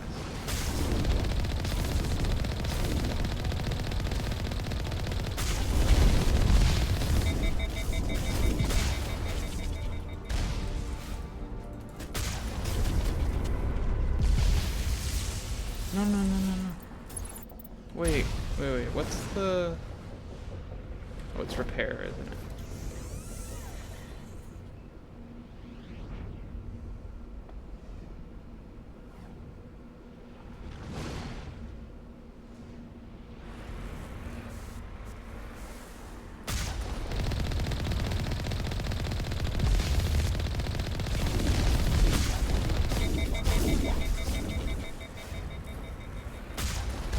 No, no, no. Back up, you stupid fucking car.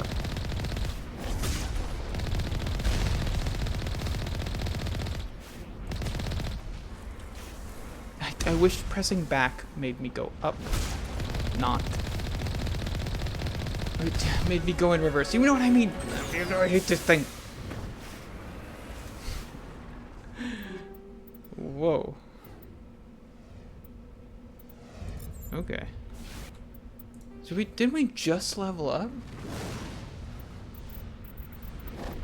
What?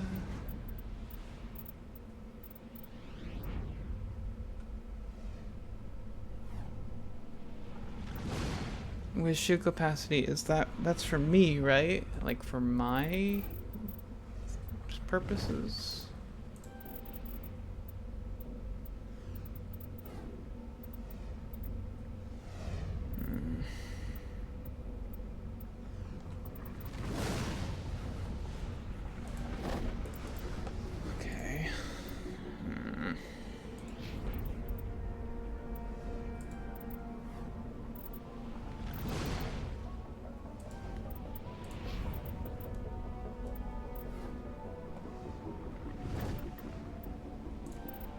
He's a big healer, this guy.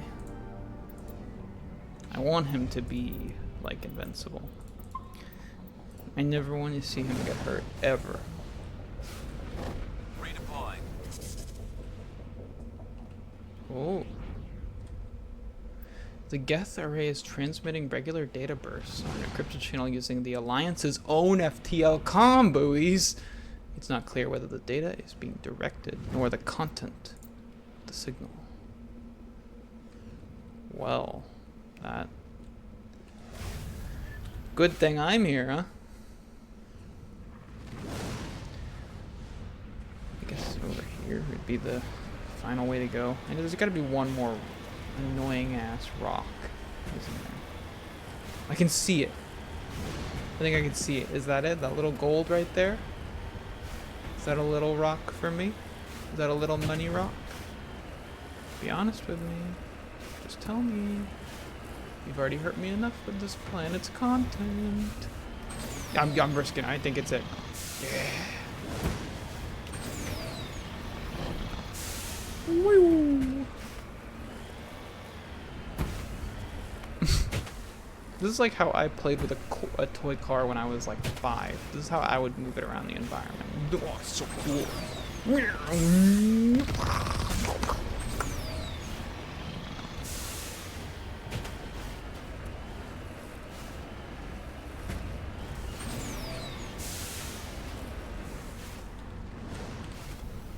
Oh, hi, there is a kitty cat in here with me. Hello, kitty cat. Hello, hello. Hello, kitty cat. Hello. You stinky little face. You stinky little butt muncher. I mean, we can, just for the sake of driving over here, since it's all plains, we can just do it. But I think we're done here, thankfully. I think we're very, very done here.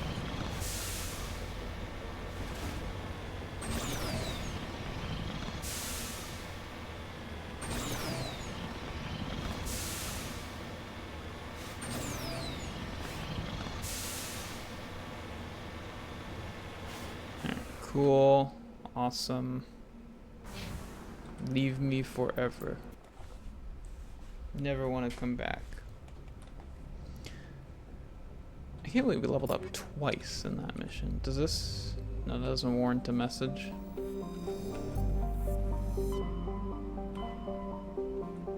Hold on. Wait, no. we go. I mean, we level up. I get to go check the store. I just wish it was quicker to get down here. It's so time consuming. Thankfully, think about it this way: we're gonna be strong, and after this, we'll be able to like beeline story missions. Looking for supplies? I'm trying to talk myself into it. It sounds like. Does this change when I level? I thought it did. Well, I can get a slightly better rifle.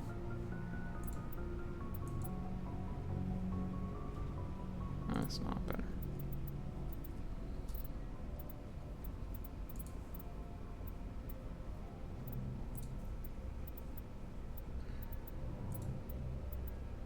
Master gear. It is kind of crazy. 237,000.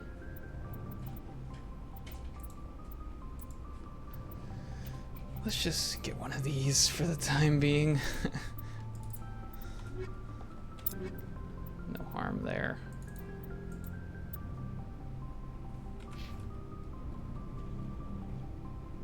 Alright. Go. Don't crash this time.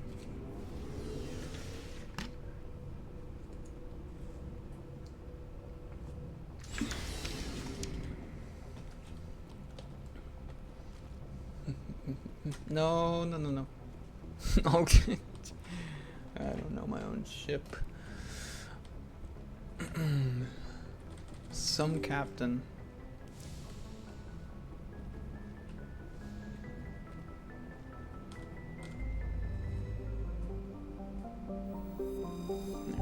Back out. Back out.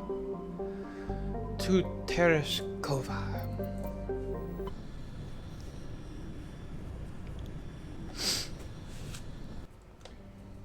Oh, we're big up in here. There's a lot of planets. Oh, look at this right here. Carbonaceous asteroid, a dark asteroid. What is that word? While scanning the asteroid field in Tereshkova's system, you picked up some anomalous readings. After some daring maneuvering by a Joker, a small team was able to recover some debris from one of the larger rocks. Among the items discovered was a League of One medallion. Okay, nice.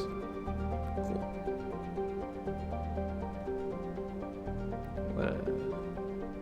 What a... There's so many places. Mama Nowhere is the second of Tereshkova's outer worlds. It is essentially a rock of unremarkable ores with some deposits of water ice, but no minerals of value. The frozen surface is composed of silica. Like the gas giant Solmaron, it is thought that Mawinor formed too close to the Tereshkova stars and was thrown outwards by gravitational effects. Computer models suggest it will be ejected from the system in a few 100,000 years. Okay. Very cool. Oh, this is the one I was talking about. Solmaron is one of Tereshkova's two outer worlds, significantly removed from the rest of the system and with unstable elliptical orbits. It is thought that they may have formed within 3 AU of the binary stars and were hurled outward due to the instability of such an orbit. Solmaron is a hydrogen-helium gas giant with significant quantities of sodium in the upper atmosphere, giving its distinct gray color. Cool, it's so cool. That planet actually does look cool.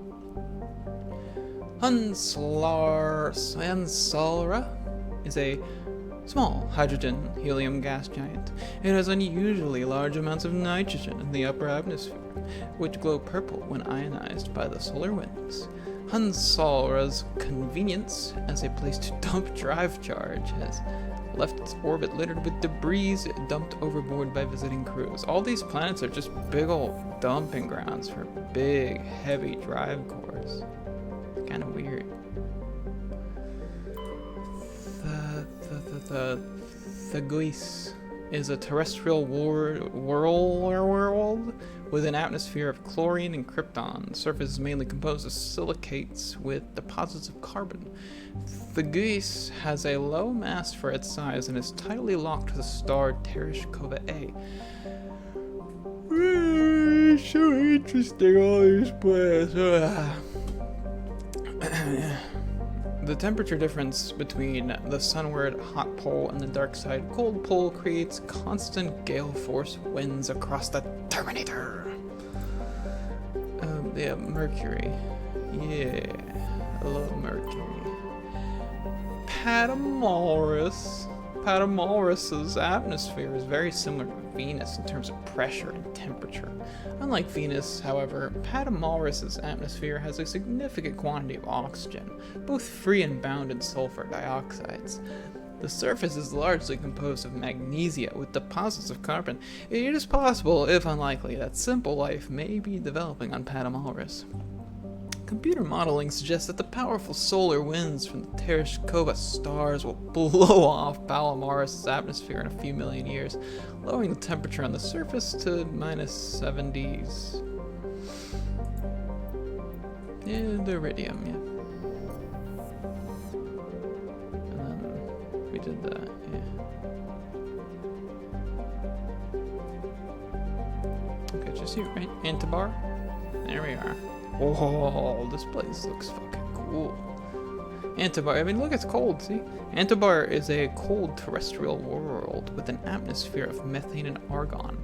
Its frozen surface is mainly composed of iron with deposits of magnesium. The world has been noted as a possible target for long-term terraforming. If the atmosphere could be increased to the thickness of Earth's, the global average temperature would rise by 10 degrees Celsius, so it'd still be very cold. Antibar's combination of low temperatures, high-speed surface winds, and low visibility make it dangerous to explore on foot, so let's get on ground! I love danger. I love taking my boys into danger.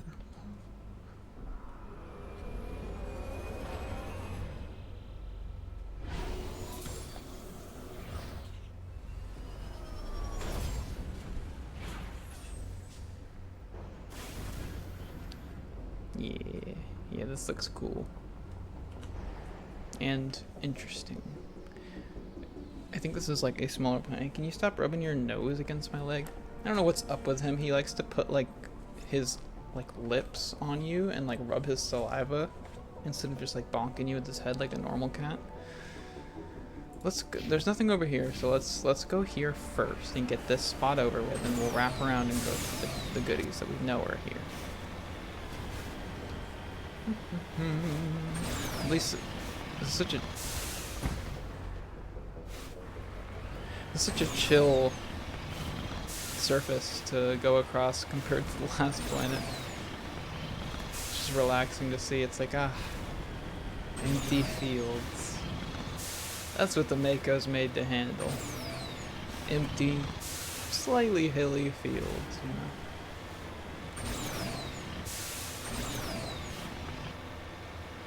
Rocks. Money. I see money.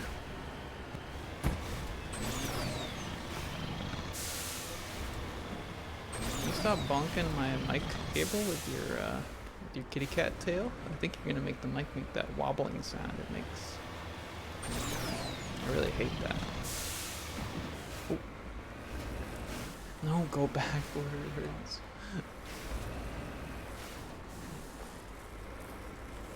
There's lithium here, don't tell the Americans. Get forward! Oh my goodness. This fucking car is made for fucking crazy people.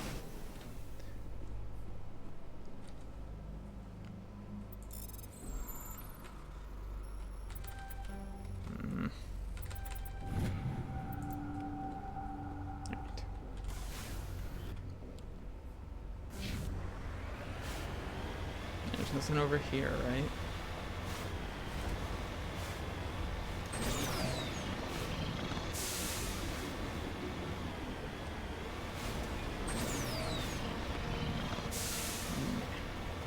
Now we go this way.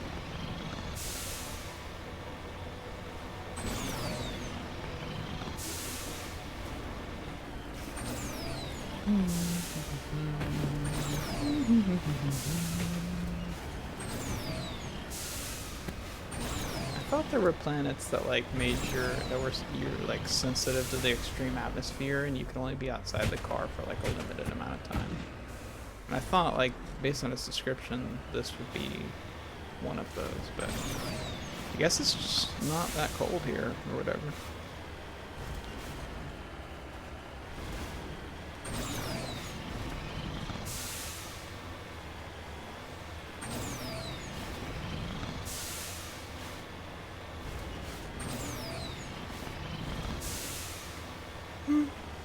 Oh, some Legos.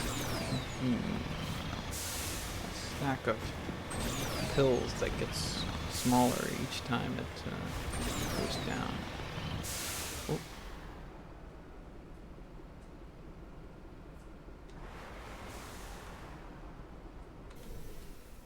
Do I just happen to be near the Geth base?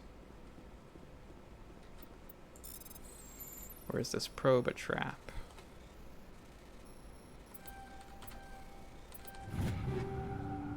Okay.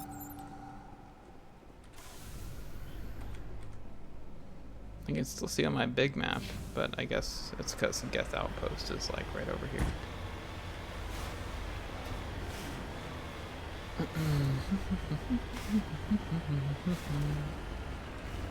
Well, they really pick the most homey planets, don't they?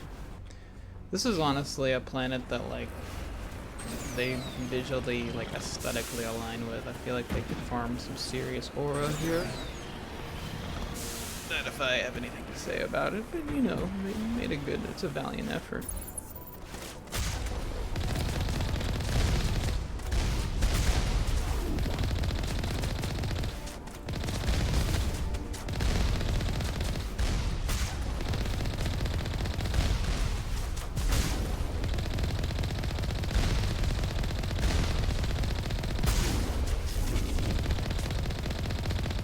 I don't even know what his health looks like. I'm just gonna like painting it right now.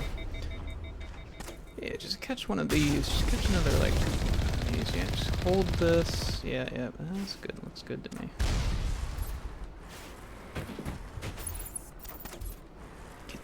Getting the stop going the direction I don't want you to go.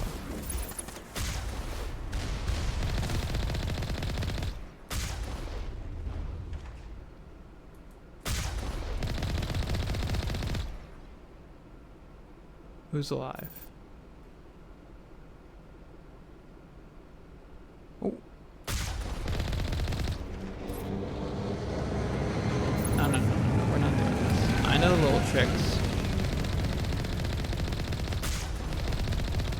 I gotta shoot, dude.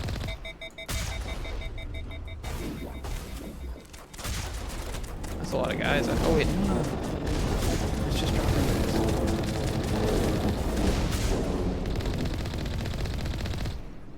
Survive that. Nice shield. Just one outpost left. I'm going to miss slaughtering Geth like this. Yeah, you want to take the cannon for a bit, baby?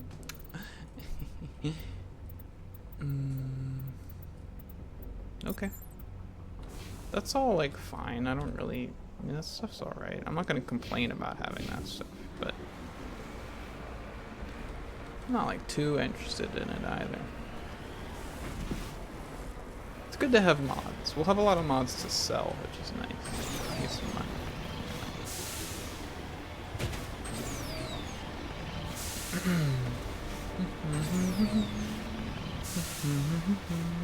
We're like Luke Skywalker, looking up at like the twin suns, thinking about our future, right, Rex? Our future. I know. It's okay. It's okay. What is that? Oh, it looked so square. More rocks for my collection. It'd be funny if Shepard just had a bunch of rocks on the ship and was not like planning on doing anything with them. Just collecting them because he thought they looked pretty.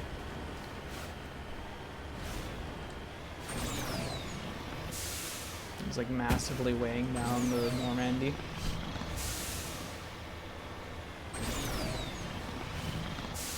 she's just quirky like that. She's just quirky.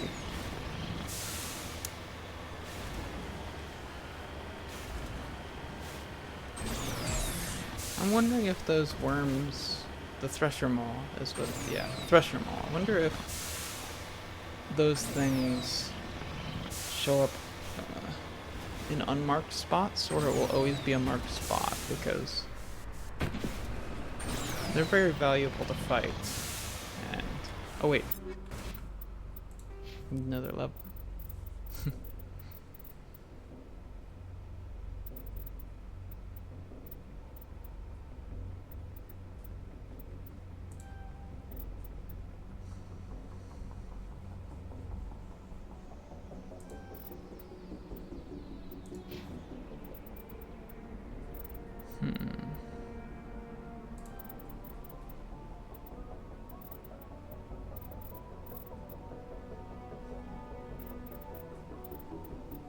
I wonder if he should use that, like, automatically, I guess.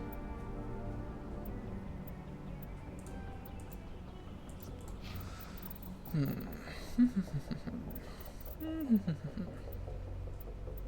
thought I...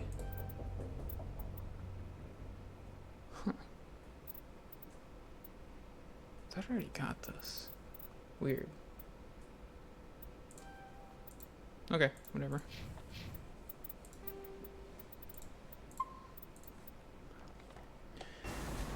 Whatever. Whatever. No. No, you don't.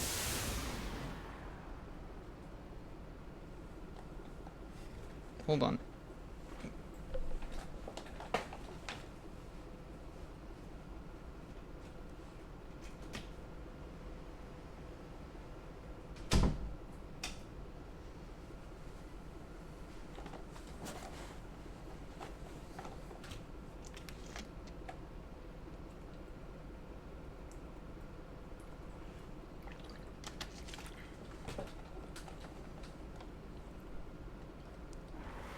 That's all it was. He just wanted out of the room.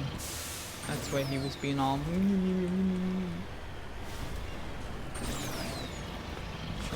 probably gonna go take a shit. Or smack his body against the blinds. I heard that.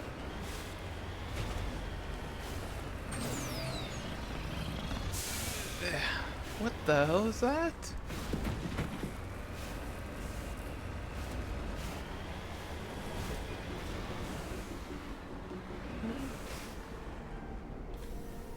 What the hell?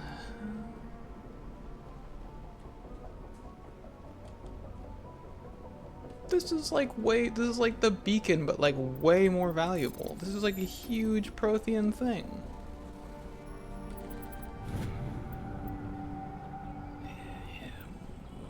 What Thresher Mall? There's this, we were just talking about Thresher Malls. Is there a Thresher Mall over in this field? Hey, where's my... Hold on. Where's my aimer? My wrecking pole? What do they call it? Oh my god.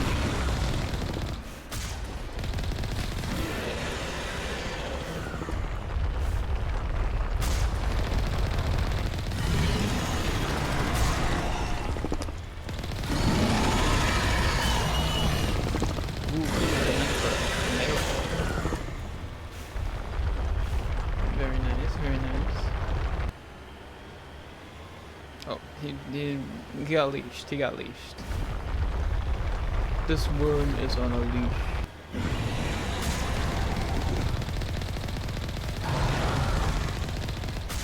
Okay, that made him hit me better.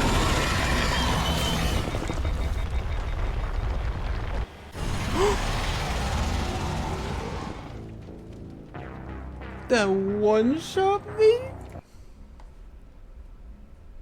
Okay. Understood.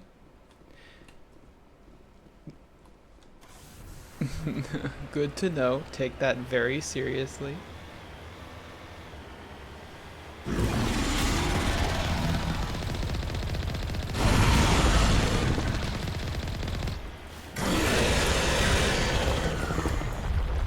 any heals either.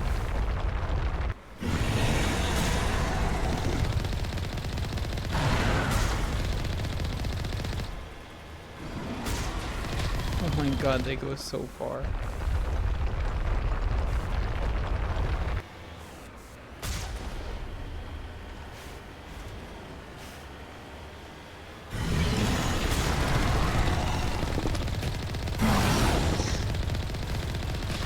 He's so good at beating me, bro. He's got his finger on the pulse. He knows me. Get away from me, fucking freak.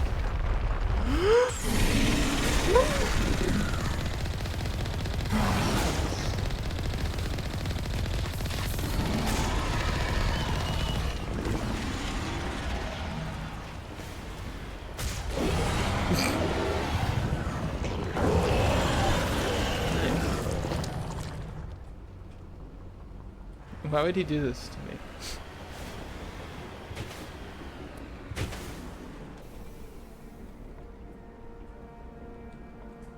Oh, Geth boys. And a hollow, a Dark Souls hollow. Vehicle and the human corpses show the telltale signs of Geth weapon fire. The Geth have been mangled by the Thresher Maul. At least they got what was coming to them. Okay, narrator, let's keep our personal opinions to ourselves, alright?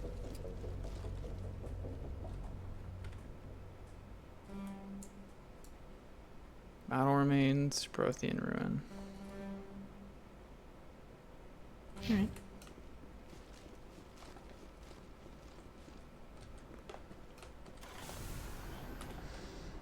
Well, that was something.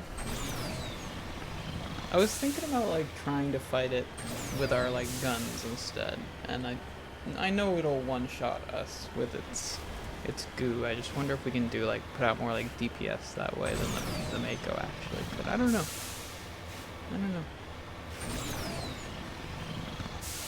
I thought the whole point of being an engineer was that it would slowly also like repair this thing over time. We found 2 rocks and got all the things. I think we're done here. Wait, so was that the last Geth base? No, right? Because we would have got a thing. We would have got a message. There's got to be one in Gagarin.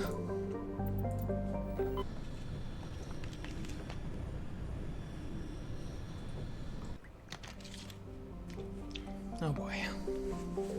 Oh, this big galaxy, huh? Lots of stuff to look at. There's like a hair on my arm or something.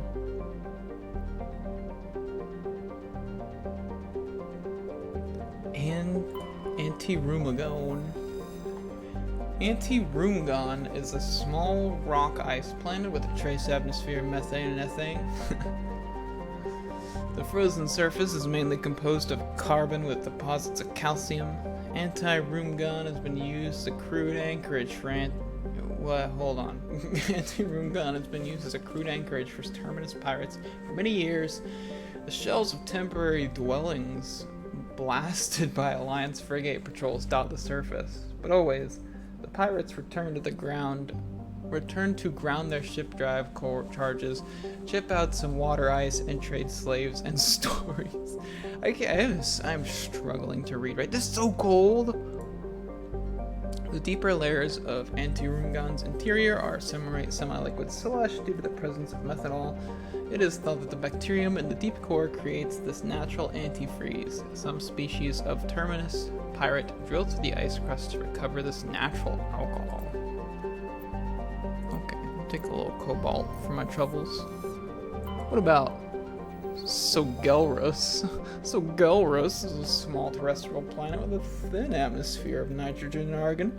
The frigid surface is mainly composed of water ice. A lot of slush planets, I feel like I'm seeing, which can plainly be seen in the bottoms of recent craters. The dark coloration of the surface is caused by carbon and ferrous material pushed up from the denser core by cryovolcanic processes. Alright, thanks. What about Ray and Neri? Uh-oh, this is where we're landing? about June Thor? June Thor is a large terrestrial planet with a thick atmosphere of carbon dioxide and chlorine. The surface is mainly composed of aluminum with deposits of nickel. Survey has found the ruins of a technical civilization near the equator, evidently the colony of an ancient spacefaring race. The ruins had subsided to almost nothing, merely wind-hollowed husks of arcologies and other megastructures. In the center of the ruins was a single column whose inscriptions defied translation for centuries. When Asari linguists finally managed a translation, the elaborate relief carvings said merely, "Walk among these works and know our greatness." The crude scratches on the base of the reverse side said, "Monsters from the ID," from the id. What? That's so cool. I guess referring to the Reapers somehow. Scans revealed a wrecked freighter orbiting one of Junthor's smaller moons. A recon team found no signs of life, but they did recover another one of Matriarch Billinaga's writings. Oh, I love her shit, man. She really puts out content like a beast. Brescia is a relatively small hydrogen-helium gas giant with large amounts of hydrocarbons in the middle layers of the atmosphere. When the Krogan rebellions ended 3 millennia ago, the Turian chief of naval operations, a distinguished officer named Mercurii, declared his immediate retirement. He disappeared into what was then uncharted territory. It was only 200 years ago that his ship was found on the surface of Brescia's largest moon. It had landed gently and been deliberately shut down.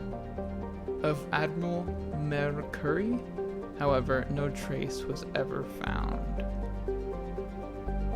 The horrors of war, and he was like, "No, I can't live with this." Interesting.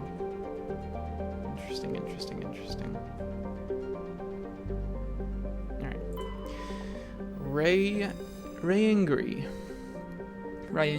Ryangri is a small, barren terrestrial world. While it possesses a reasonably temperate climate and a number of useful resources, no mining corporation is willing to risk investment. A rogue planetoid dubbed VOTS by the initial Solarian surveyor team entered the system approximately 10,000 years ago and was trapped in a decaying orbit around Ryangri. It is nearing the end of its slow spiral inwards. Earthquakes and cyclonic windstorms are increasingly common around Ryangri. Within a few hundred years, the planets will rip each other apart. Some Asari travel consortiums have already announced sponsorship of cruises to avoid. Oh, they're thinking 300 years in advance, of course, of ageless space elves. You.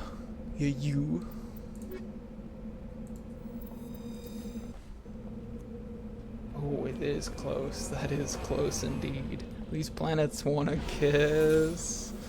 Oh my god.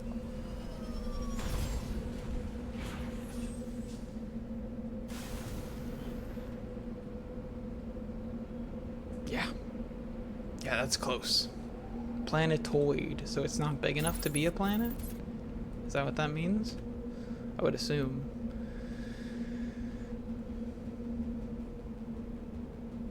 Is there, oh, no guests. No guests here? Something about this texture makes this area, this feels like it's from a much older video game. This is like from an area, this is like what the world in Kenshi looks like to me. I haven't even played Kenshi, I just watched Germa play it for like an hour. But this reminds me of that game for something about this rock texture. It looks older than a lot of the other textures I feel like we've seen.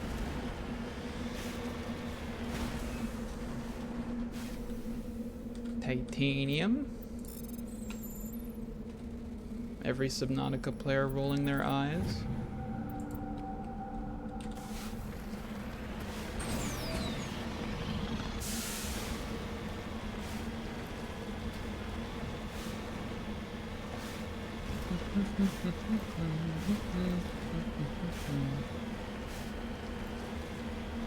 I wonder how far away.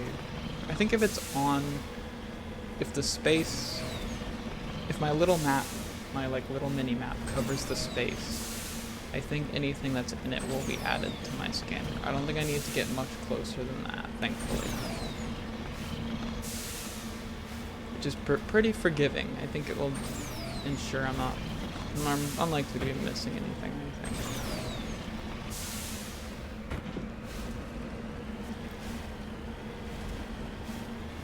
Probe. I love stealing personal data from a crashed probe. You can't stop me, NordVPN.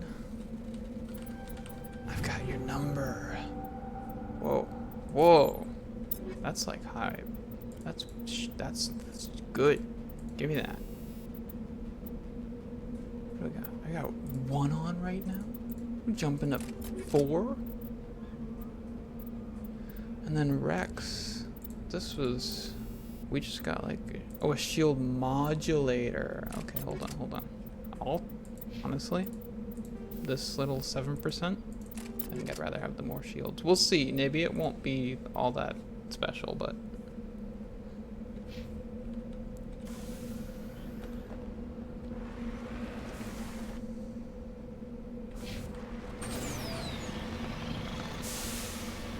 Maybe I'll still get shredded up and want my ability cooldown stuff back, but either way. More rocks for me. More money. That was a weird landing. Very dry.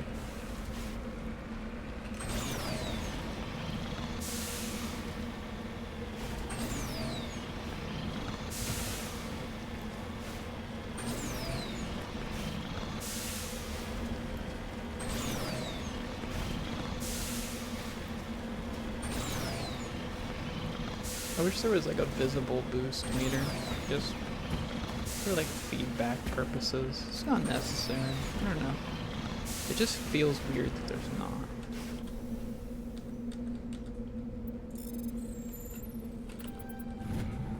Rare element. Oh yeah, that's the sound I love to hear. Oh, make me stronger.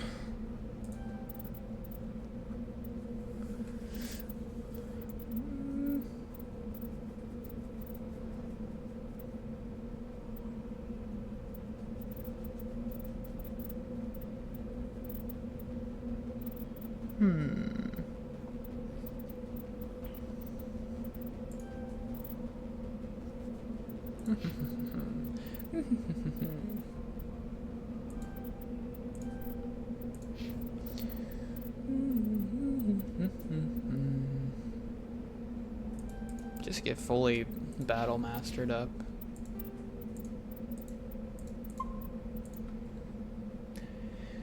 Fully. The volume man. Ooh. Yeah, put that on. Heat absorption. I mean, I kind of like what I got. What does Garrus have? Oh.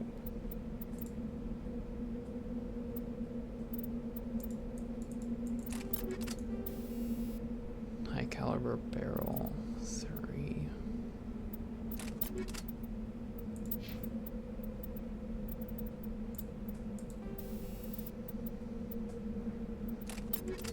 You have improved sighting. Ooh. Yeah. Alright. Just simple little min-maxing, just a little snippet of min-maxing. Overrun facility. What is this one of the missions we got? I don't remember them all, to be honest. There was a lot of like little, there's something going on over here. At least we got from the Citadel, so. I'm not so sure.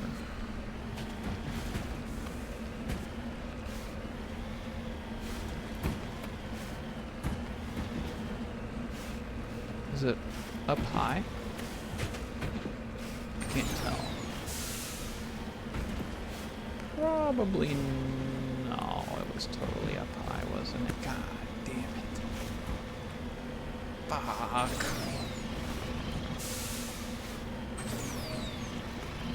It's so high up. How's a lady in a Mako supposed to get up there? With the car or something? I feel like I'd rather walk. Whatever, it's not that bad actually. I see it. Don't.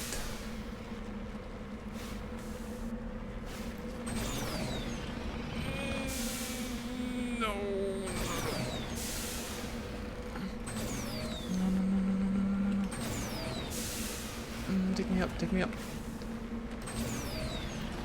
Yeah. Oh, okay. Ooh. Ooh-wee. Well, this is not what I expected. The combat might actually get challenging for a minute.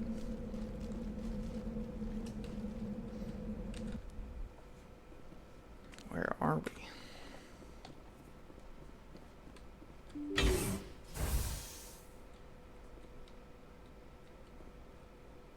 These places are so like silent and lifeless compared to some of the more lively places we go to, that they've got like kind of an eerie atmosphere. Whoa. Hold on. There's something potentially for both of you? Oh, put that on. And a katana. Whoa, put that on. Alright, we're starting to get the good shit now. The weapons locker. This is the easy decryption? Pistol assault rifle. And another sniper? Oh, there's bad people in here. Give me that. Whoa. It's a single shot. Or a burst? What is this thing? I don't know. Oh.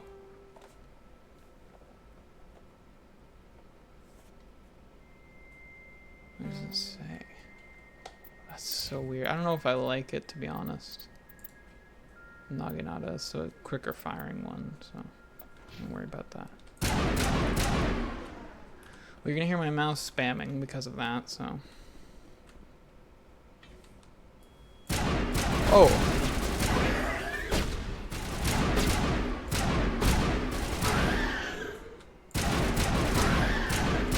It's such a heavy, it's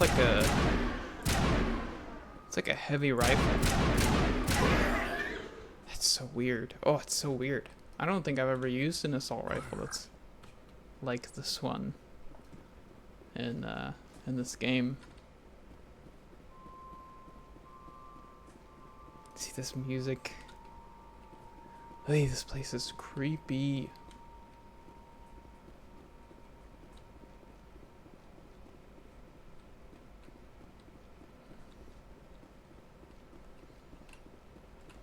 Also probably doesn't, like, probably creeping me out a little bit. I'm home alone right now, so.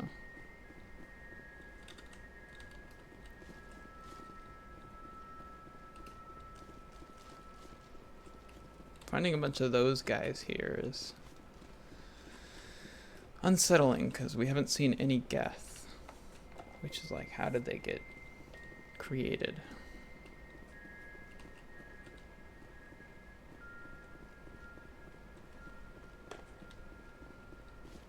Okay, I guess there's nothing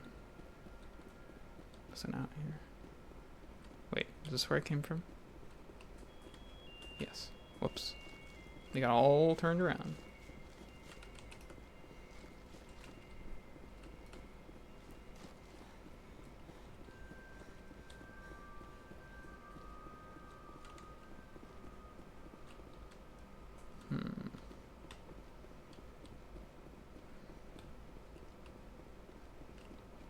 Not even one crate out here, huh?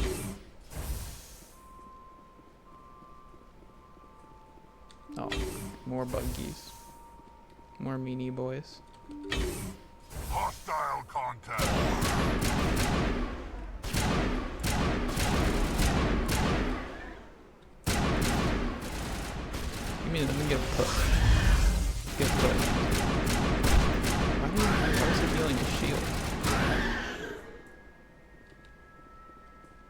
Wait, did more guys spawn, like, outside? Or did Geth show up? What, the jamming? Okay. Weird.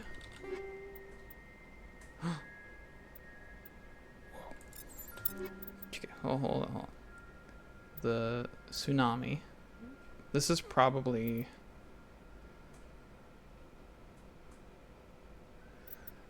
I don't know. It's interesting. What does it look like, though? Oh, it looks cool. It's so much worse. It's too much worse to use right now, but oh man, that's so frustrating.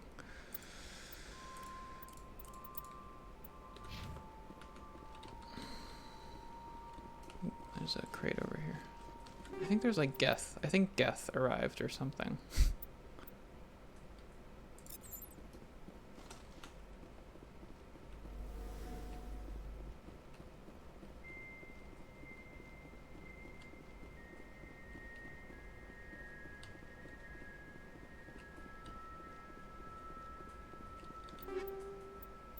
Okay.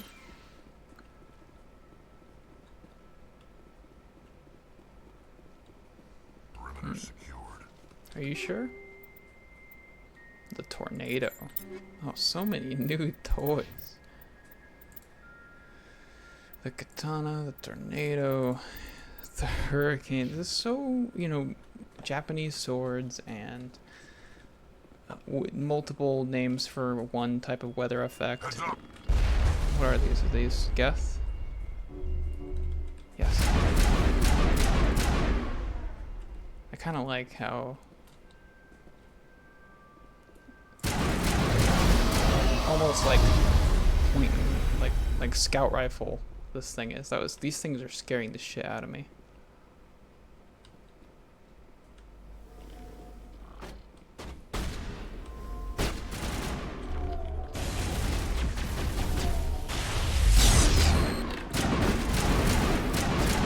Hey, hey, hey.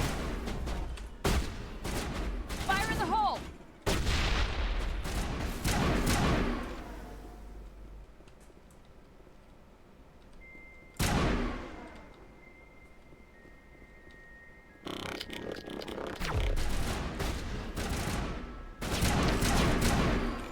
Ouch.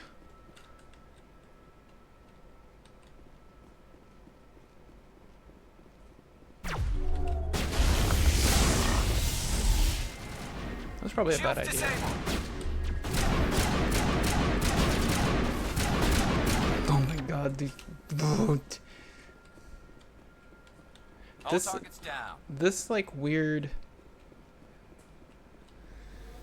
This environment has always been a weird one for me. This like little hut they use on these side missions. I don't know. It makes me like the way it's built. It's like a multiplayer map where it's like you feel like you're always getting flanked, and like cover is not worth like getting settled into, you know? Oi!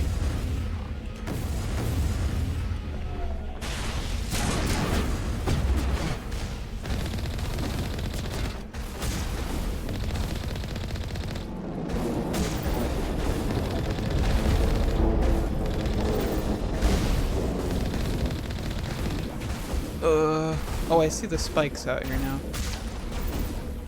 Can I... There we go.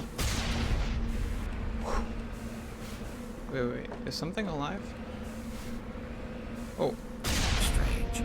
I expect one of these outposts to be the main base of operations for this incursion. Hold up. This receiver's picking up some kind of transmission. Based on the signal strength, I'd say it's coming from inside this star cluster.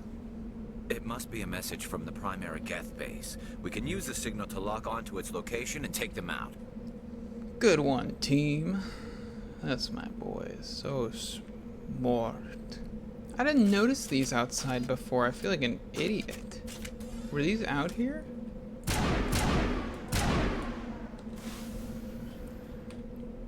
Huh.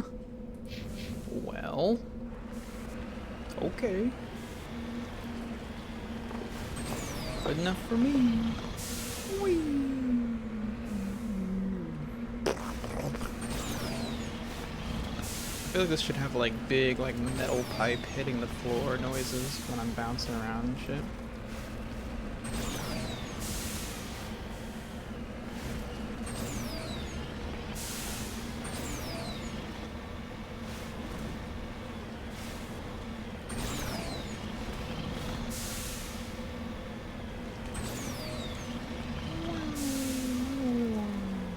This looks like parts of like Idaho. Is that weird to say? Hey, we already got, there's a third rock on here.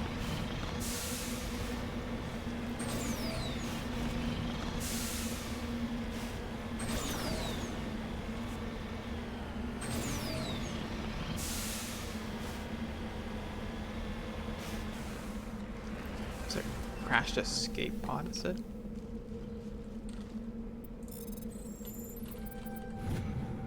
This down pod contained a League of One medallion. So there's nowhere to be found. Well, yeah, no shit. You think it's like League of One? You think it's like Lou? Like L-O-O? Or Lo? L-O, for sure.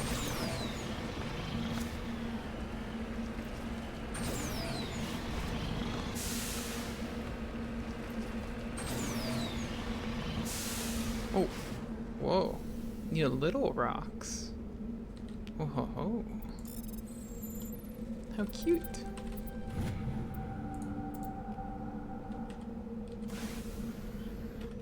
No. Kinda didn't go over here, right? I don't think there will be anything over here, but just to be thorough. Yeah. No, look, there's an anomaly already on the map. See, this is why I've just gotta be more thorough. It's not fair. Gotta deal with this shit. It's just a box. Whoa, the Ursa? Scavenger Man's camp are gone. They seem to have abandoned it abruptly a long time ago. What's the Ursa? It's not bad. Ooh, all white. I mean, I want the black and red like color scheme back because the N7 shit is the coolest. But it's not bad. It's not bad at all. It's better than the stupid camo, and it's got the same stats, right? It had the same. Yeah. Nice. I'm not looking like an idiot anymore.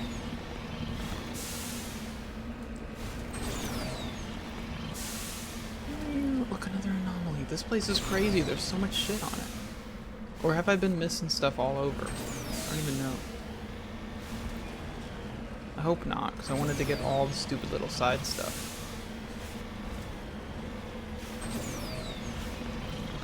All the worthless little single line of text interactable. Don't make me fight another Thresher Maul.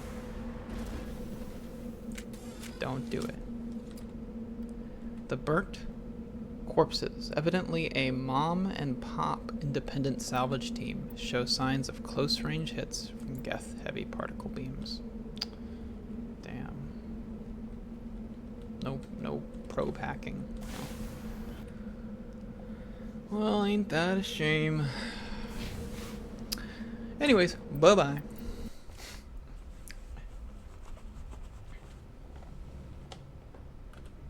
I have a lot of money now.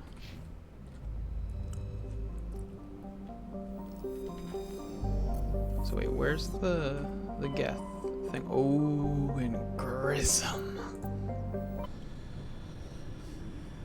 We're gonna get these Geth motherfuckers. Commander, urgent message from Alliance Command coming in. I'll patch it through. Shepard, this is Admiral Hackett from Alliance Command. We've got a situation here, and you're the only one that can handle it. Well, you're telling me I've heard that one before. Alright, what do you need, Admiral? There's an Alliance training ground where we test weapons and technology in live fire simulations. One of the VIs we use to simulate enemy tactics in the drills is no longer responding to our override commands. Oh. It's gone rogue. Are you telling me this computer is thinking on its own? We We're not hate that. stupid, Shepard. This is a virtual intelligence, not a true AI. It's not self-aware, and it can't access any external systems. We didn't do anything illegal here. Virtual intelligence support is critical to our military success. VIs process thousands of status reports and react in nanoseconds. No human can do that. We need you to fight your way through the training ground of the VI core and manually disable it. Can't you disable it remotely? Our fail-safes aren't responding.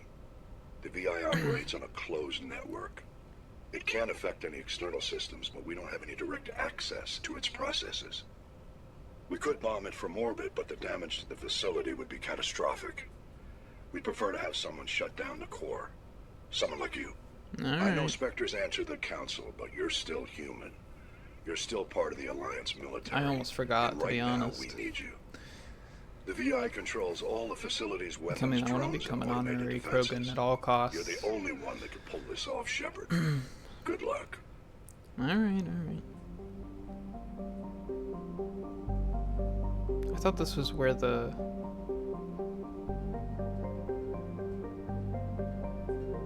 Geth base was gonna be. Maybe it is. Maybe it still is. Really? Nothing in this? I don't trust it because it's so easy to like flick over something.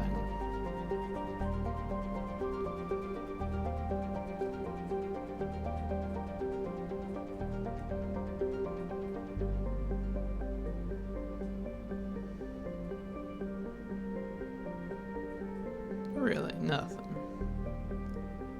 Not one thing? Not one thing for little old me? Oh! Yes! Delicious. Polonium. Very tasty. Oh, very tasty indeed. Soul crumb out of bone. Benda has a dense atmosphere of sulfur dioxide and chlorine, though technically classified as a terrestrial world. But the surface has never cooled enough for a crust to form as a global sea of molten rock. Like Sahirix, its atmosphere is being blasted away by solar wind. Once its thick atmosphere is gone, Brenda's surface will be a mere 400 degrees. Oh, medallion. Another Lu medallion. Okay.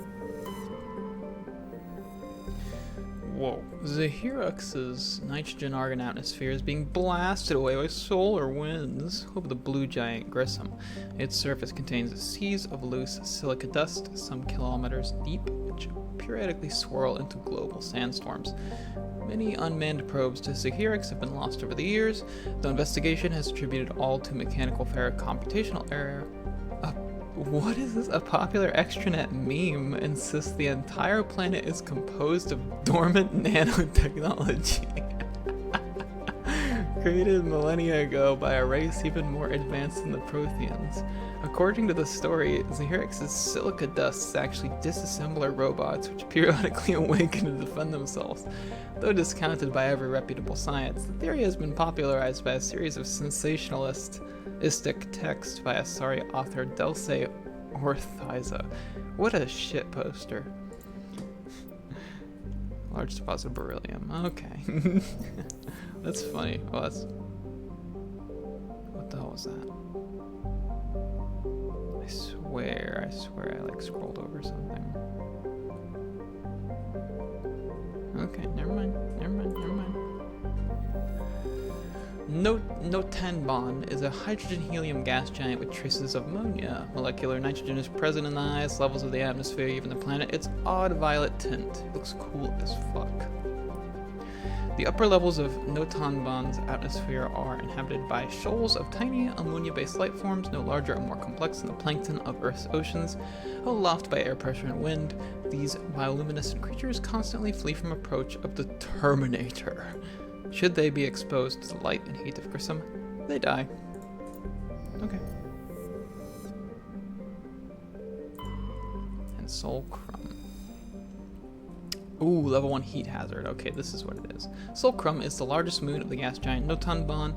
Has a trace atmosphere of krypton and xenon. The crust is composed of various metals and deposits of sodium. As with every body in a solar system, the surface is scorching hot and thoroughly irradiated by the blue giant Grissom.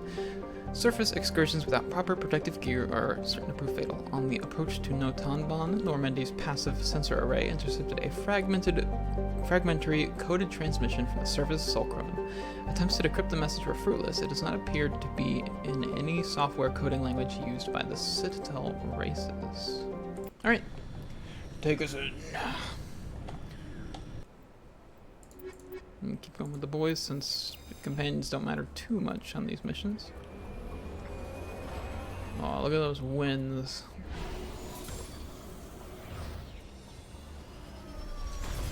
Ooh, this is gonna be a cool backdrop for a mission.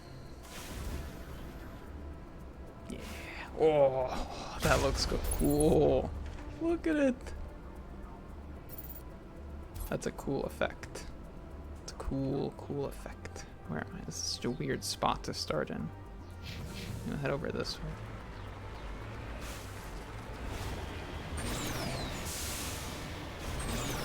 I wonder how intense that level 1 hazard is, like what that actually means for us. So we move across the ground.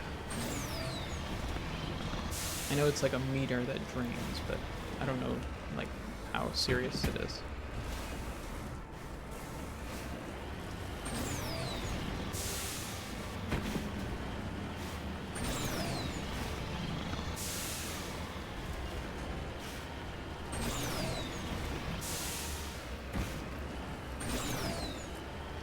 At least this place is not a pain in the ass to navigate as well. It's got like a reasonable environment. What's this? What's up here? Okay.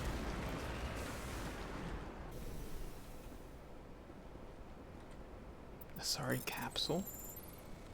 Is there a blue woman in here? Or a blue space?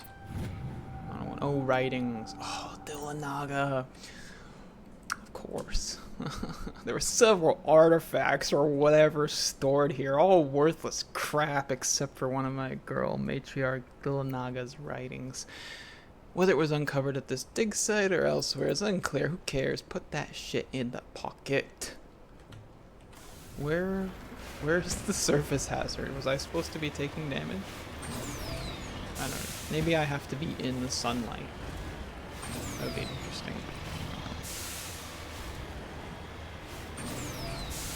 Let's see. Huh? I don't know. Weird.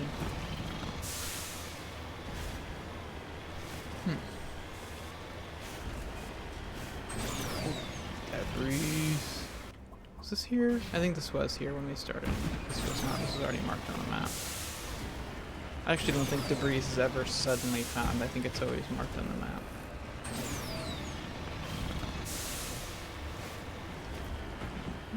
No. Move it with probe. Or escape pod.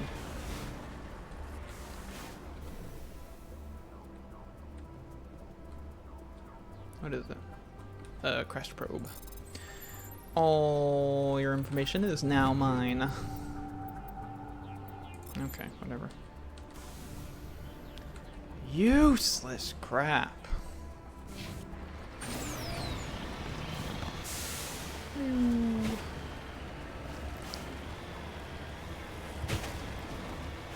It'd be cool.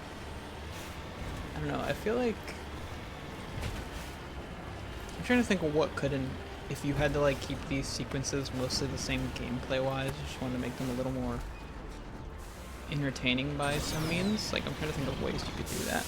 Because the way where my mind goes to is it would be cool to have like an intergalactic like radio show going on that you could like tune into if you so wanted to.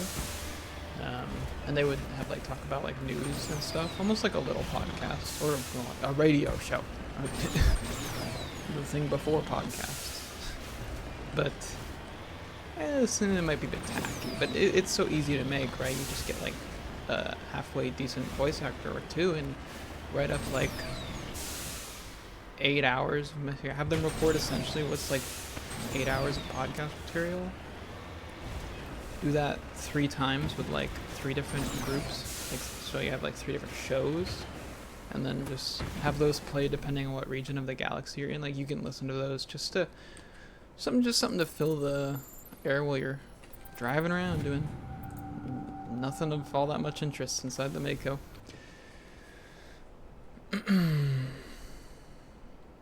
I guess this is like the military base. I don't know if we're here for the Geth or for the military base he asked us about. I don't know if that military base had something to do with the system we were going into, or if that's he just happened to ask us then to do something that's in a different galaxy, different system. Oh, this is the worst spot to be in. Get me out of the. I hate when they make these things. Get me out of here. Get me out. No, it goes on forever.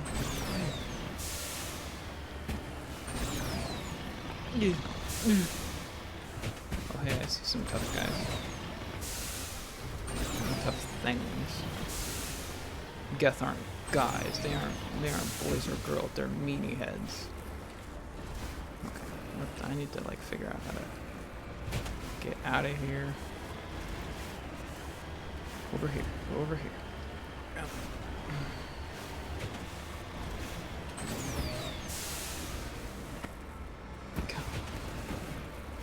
You piece of shit. Oh, it's like a whale breaching the surface.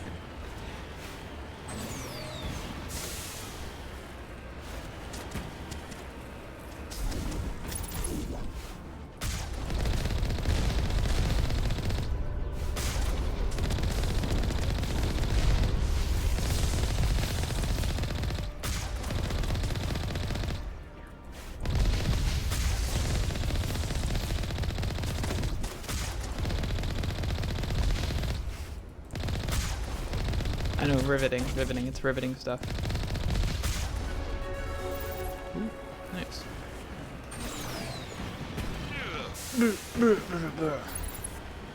Oh, there's still a guy in a tower alive.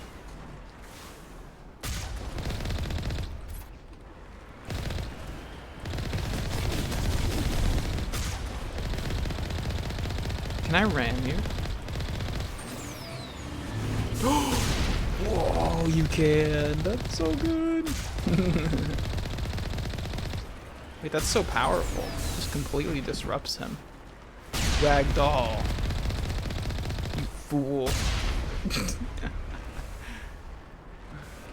Oh, nice. We'll do that, right? No reason not to. We're close to lift, which is valuable, so we'll make our way towards that.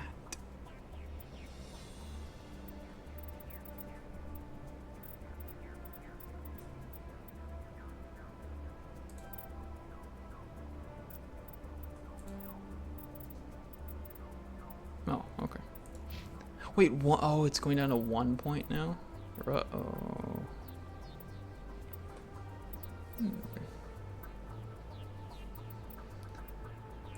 That's such a huge increase. Oh, 17 and 20. Yeah.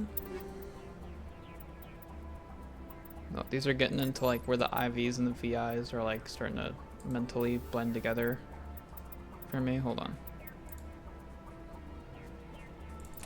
Switch over to the synthetics one. Recoil dampener. Oh, weapon stability. Yeah. Shield modulator, IV. Oh. Yeah. Yeah, that's for me.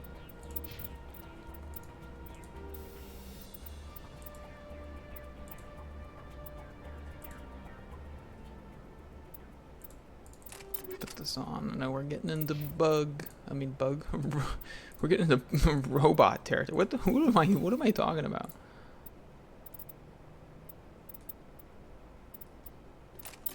Hold on. Oh, that's fine. Dude, we gotta get you some armor.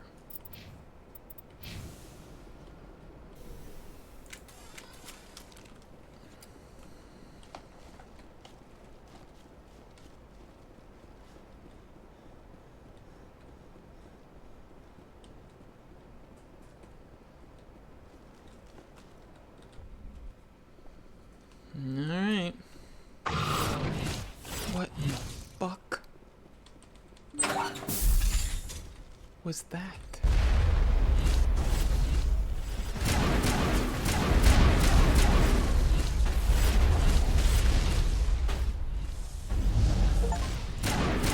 I just got an achievement of some kind. Throw mastery. Yeah, that's the third time I used it, so I'd say I'm a master. Did that just not hit me? Hey team. You wanna act like one? Sheesh. Oh, I see him up there. He's like the super one.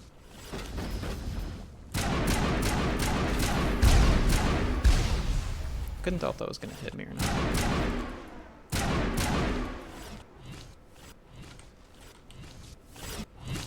What the hell is that noise?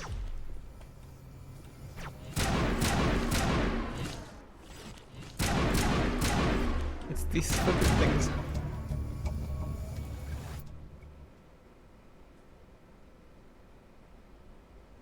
As the last Geth falls, you hear music from across the room. On the monitor, a Quarian stands before a hushed crowd, warbling a mournful capella.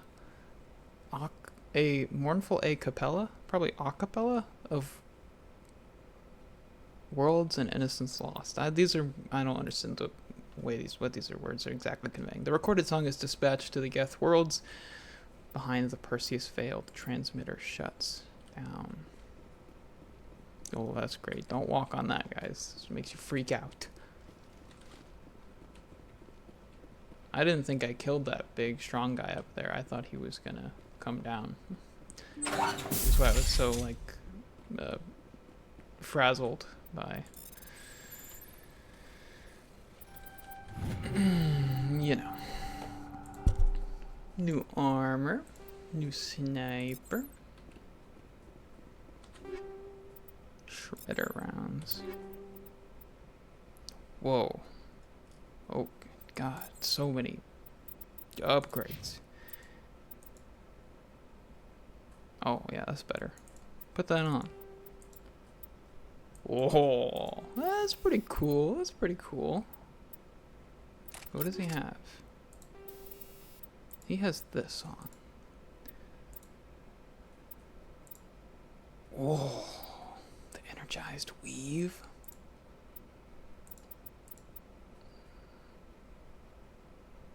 Oh, the kinetic buffer. That seems so nice. Oh, these are crazy. Okay, we give him the energized weave. I want that. The thing I just saw. The kinetic buffer. 10% shields, mobile, acting, cooldown reduction. That's great. That's exactly what I want. And then we got something. We got shredder rounds. What is that? Oh, it's max damage for organics. Figures.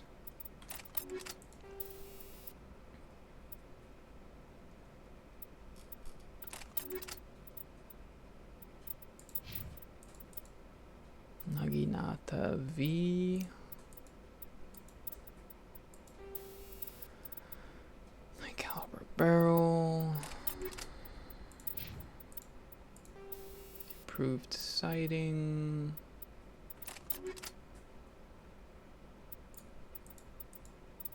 Okay, no, that's fine. I mean, I can put something in your armor still. Okay, nice. Let me do the upstairs in case doing that Geth terminal just teleports me out of the building for some reason. Which would be really annoying, but the game is known to do such things.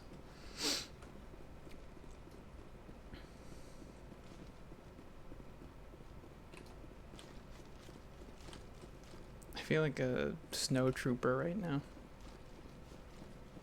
Actually, with the red hair and the full white costume. Oh, there's nothing up here. I kind of feel like Black Widow, unintentionally. You know what I wish is all these extra guns on my back that I'm not spec'd for, I wish they didn't appear, because it like crowds up the character's back a bit much for my taste. Simpler would be nice, I think.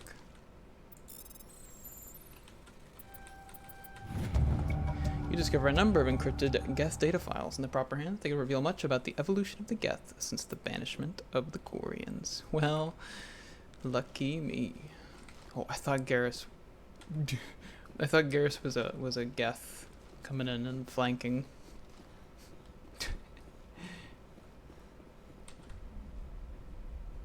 All right. Well, that was quick and easy. Oh, hey, look, the hazard is working. Oh, nice. That is not mild.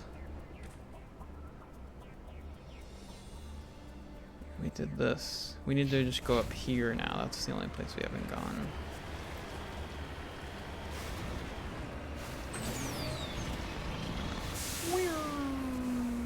Look, a rock.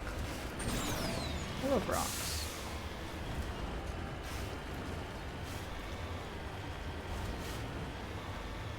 So I'm seeing textures that I think are things.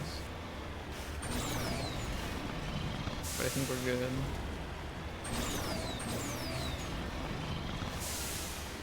We haven't found any rocks until this one, right? I don't remember. No, I think we found one.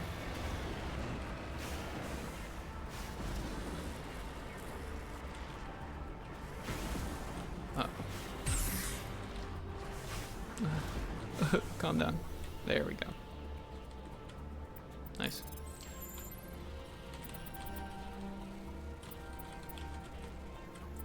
No! Oh, no, no. No, no, no.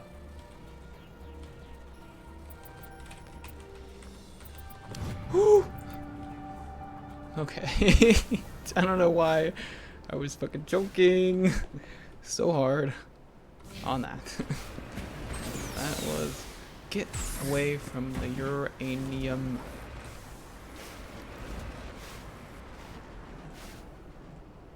Gotta be something over here, right? It's such a big open space.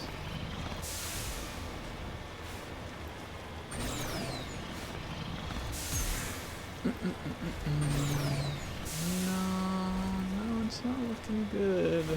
It's looking like there's not gonna be a damn thing. Is this where we started? I feel like we started over here. This is starting to blend together, all these different planets and like the flow path I took through them. I may have already been over here. It was funny, I said that thing about cutting all this out. I think I might just leave all the planet stuff and just fully. A big ol', oh look, no, there's a rock over here. I've been over here. See, nothing to cut because I was wrong. I hadn't done this yet. Look at that. It's a nice little brown rock.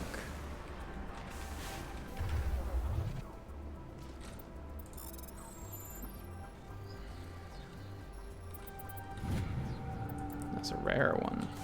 Alright, alright. Very nice, very nice.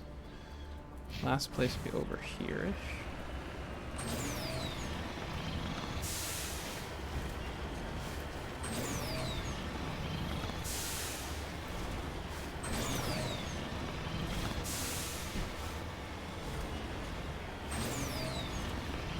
Come on, Mako. Make this a little easier on me. Let's keep it smooth.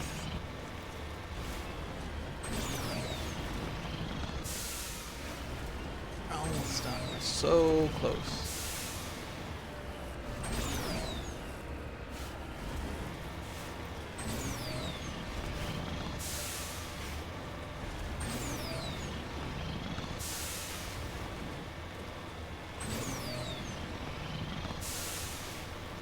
I know. Don't tell me, Joker. Don't say it. Okay. I know. You need to turn back, Commander. You're going beyond the range of the operational area. I know. I just didn't want to climb over the rocks like an asshole. It's fucking hard. Ooh, yeah.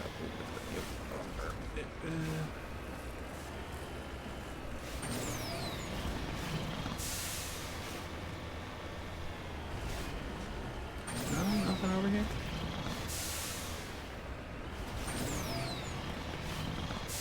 just curious. I just, you know, after how many like things we found on the last planet, I was like, oh, maybe I have been missing stuff.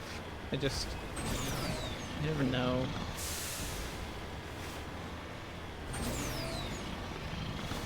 You don't want to be missing things. Yeah, unless there's something like to the right, like the hard right over here. Yeah, no, we're done. We're done. We're done. Pick me up. Pick me home. Message from Admiral Hackett, Commander. Patching it through. We just received your report. Looks like this Geth incursion was bigger than we thought. They were probably preparing for a major offensive in the system. We're increasing patrols in the Armstrong cluster to make sure they can't establish another foothold in the region. Nice job, Shepard. You saved a lot of human lives on this mission. Just lives in general. We don't have to get specific, okay? Let's relax a little.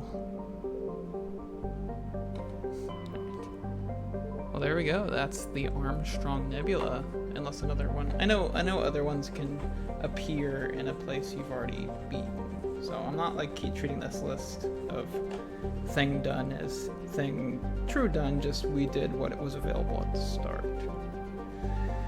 Armstrong Nebula.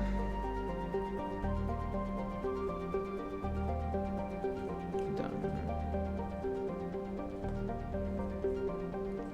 There we are.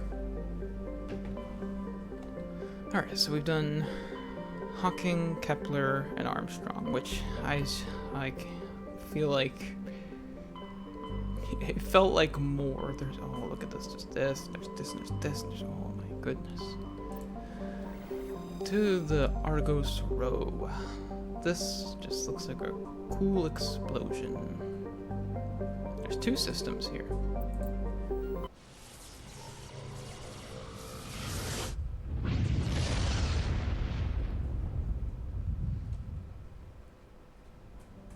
No, look at all this.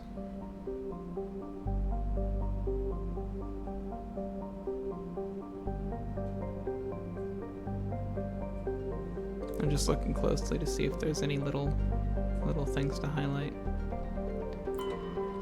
Thayar. Thayar is a large gas giant with traces of chlorine and sodium. In its atmosphere, it also has a significant amount of water vapor in the clouds. Thayar was struck by an asteroid at least 12 kilometers in diameter within the last 100 years. The superheating caused by the impactor's atmospheric passage created a large bank of vicious storms along the equatorial band. Right.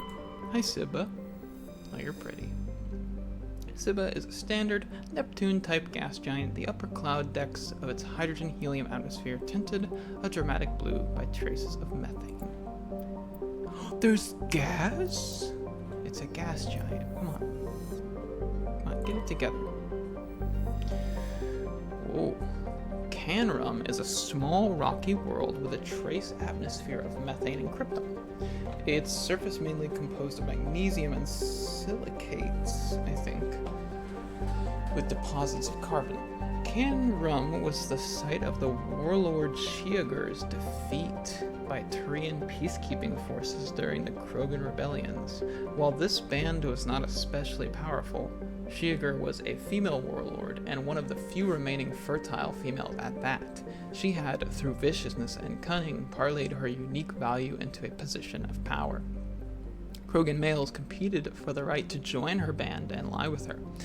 When Shiagur's death was announced, vengeful male Krogan admirers near and far swore blood oaths against the participating Turian crews.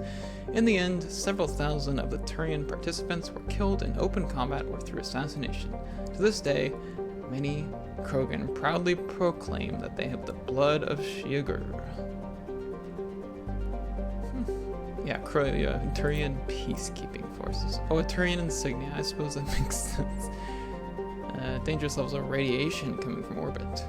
Chief Engineer Adams conducted further scans and discovered the remains of an ancient warhead marked with the... An ancient warhead? Weird. Okay. Okay, I mean, it makes sense. That makes sense. Message coming in. Oh, okay. Patching it through. General distress call. Sacred Angel medical transport. Critical system failure. Losing power. Emergency landing. Argos. Communications failing. Life support. Emergency transponder. Won't last. Please hurry. Oh, to heat hazard. Okay, oh, hold on. We'll look at the other one first. Varmolus has a thick atmosphere of nitrogen and helium. Its surface is scorching hot, mainly composed of alumina with deposits of borax. The planet has an extensive network of subterranean caves formed over the millennia by volcanic processes. In these relatively cool areas, some primitive life has developed. Like what kind? When we say primitive life, I feel like you need to be specific. Wait, did we look at Sam? Yeah. Yeah, we did. And we looked at yeah. How many? 1, 2, 3, 4, 5. See, 5 planets and 5 bands. I don't know. It looked like there were 6 bands for a second. All right. Metgos is a large terrestrial planet with an atmosphere of carbon dioxide and nitrogen. Its hot surface is mainly composed of nickel, with deposits of potassium and heavy metals. It is a mineralogical treasure trove with concentrated heavy elements constantly being brought to the surface by volcanic activity. Metgos is inhospitable and dangerous, and expeditions must be well prepared to survive any length of time. With its high mass, heat-trapping clouds, and constant volcanic venting, Metgos seems well on its way to become a Venusian pressure cooker world. Take us in.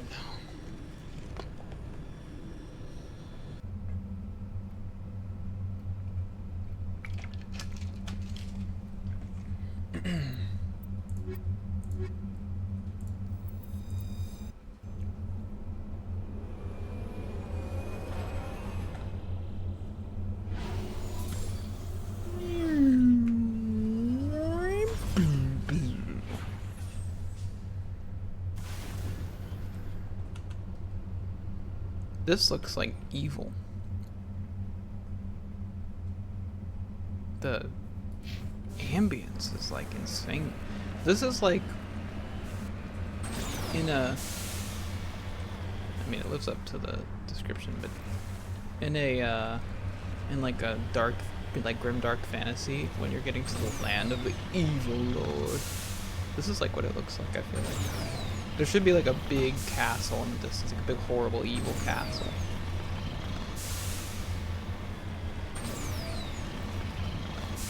And a volcano. And then the lava is spilling out of it. It kind of looks, if you squint your eyes, it kind of looks like a big skull, like billowing out like lava. Get on the hill. Get on the hill, you stupid fucking car.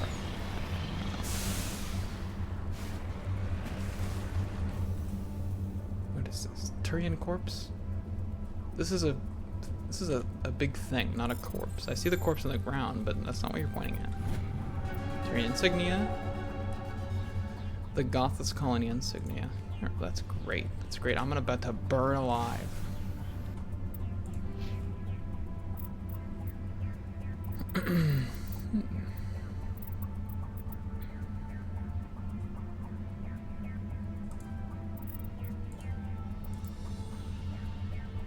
Alright, lift. Cool. Am I screwing myself by not moving forward in the story as is that why my charm is locked? Level 22. We go to level 60 though. We should be fine, right?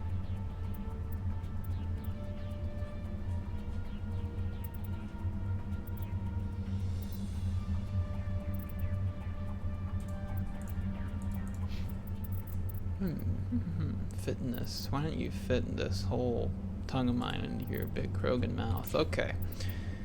Back to the mission at hand. Where go? This way. I feel like there should be like lava rivers I have to like navigate. That'd be more fun than more rocks. I don't like. I'm sick of rocks. I'm sick of rocks and like mountains and like samey terrain shapes that are really annoying to drive the car over.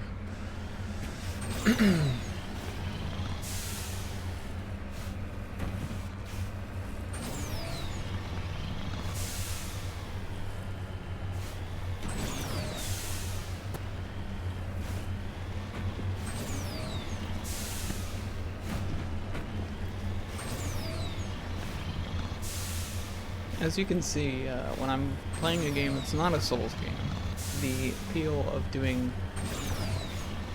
I literally cannot shake the appeal, the call to do all side content before engaging with main content. It's like a super... It is an irresistible, beckoning, alluring sirens summon that just flutters through my heart when I play a game like this. It's the reason I've finished almost 0 Bethesda games, is because even if the side content's kind of crap out a lot of the times, I'm just like, I want to do it all. I gotta do it all. I gotta get stronger. Like, I can't be just like pushing my way on to the main quest. It's stupid. Just lead the way. I am. Okay, I am. So don't tell me what you think I should do. Wow, it's at 100,000. What is There's the wreckage. The signal must be coming from there. Okay. Careful, Shepard. I've got it. Get! It's a trap! Oh my goodness.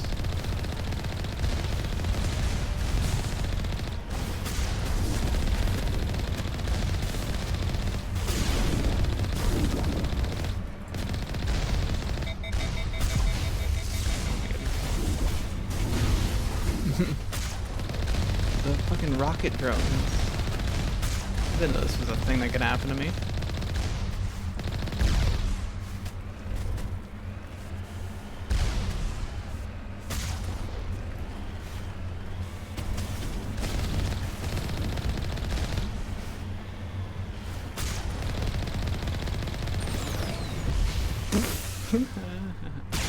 Idiot. No, no, you're not gonna get up. Oh, nice try. It's a fucked up trap. Nothing else to see here? Alright. Is it just a completely fabricated broadcast, or what?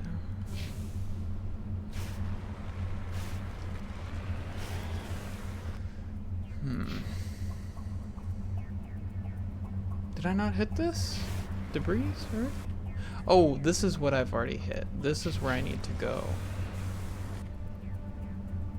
Or I guess... Where did I start? Oh my goodness.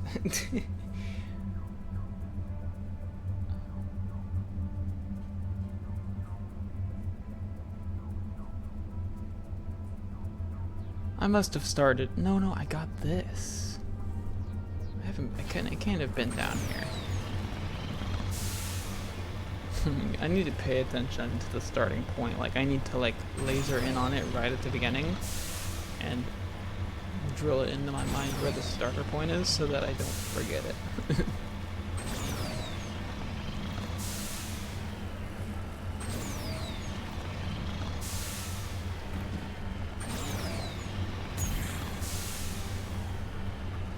Again, at least this place is like one of the easier to navigate ones. Makes it far less frustrating to go through. Here's some rocks. Those are good. Like those. The money rock.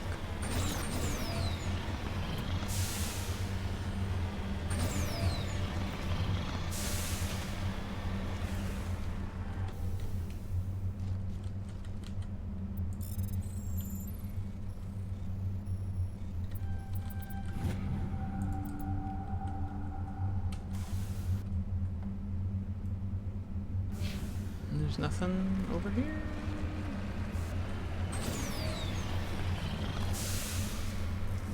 Fuck you. Fuck you.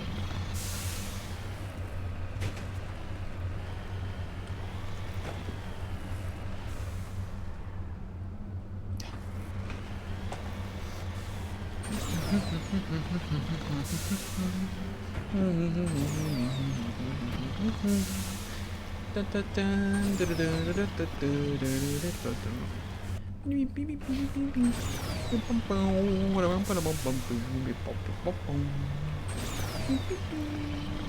the Doki Doki Literature Club theme I feel like should be playing over this area.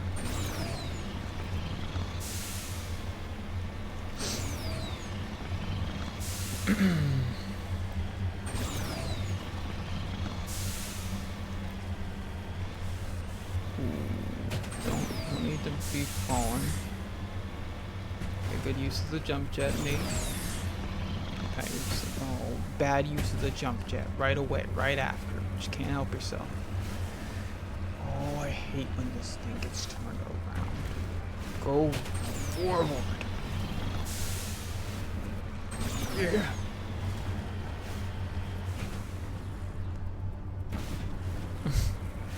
It's another escape pod or something.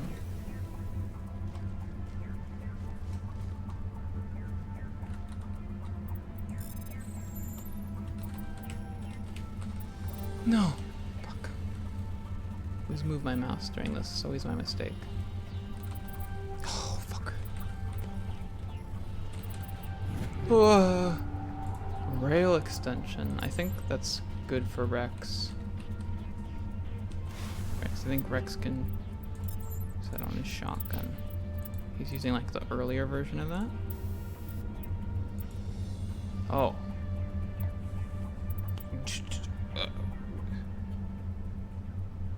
No, that's for me actually. He's using improved sighting.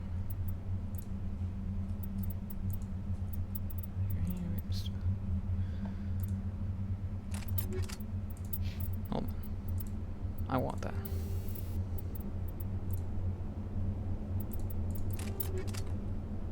Completely like subverts the need for any of the bonus damage types that you might get for like different species or like organics versus synthetics. It's just straight up 23% more damage. Yeah, sure, downside is the heat thing, but this is such a slow firing assault rifle, I'm perfectly fine with that. Oh wait, no, I can stack this with the bonus damage. Oh, that's disgusting. Alright, I don't think there's gonna be anything over here, but I'm glad, because this place looks like such a royal pain to navigate. Could have been a cool volcano river, but whatever. No, I'm sure their dev time was probably, I don't know about tight, but they wanted to focus on certain things, and it's probably for the best they did. Alright, that's good enough to me. I think we did it. Take us home to those roads in the country. Actually, we haven't visited the shop in a while. No, it's not that way, you idiot. You fool.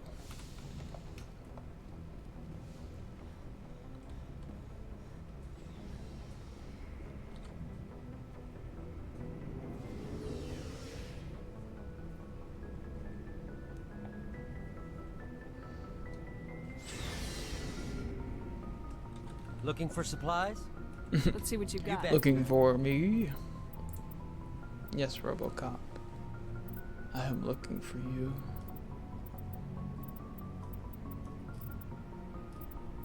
I actually feel like this has changed at all. I'm using the Thunder, which I really like it. I do. And I don't think I'm gonna get a better one, actually, not until I go with the super weapon.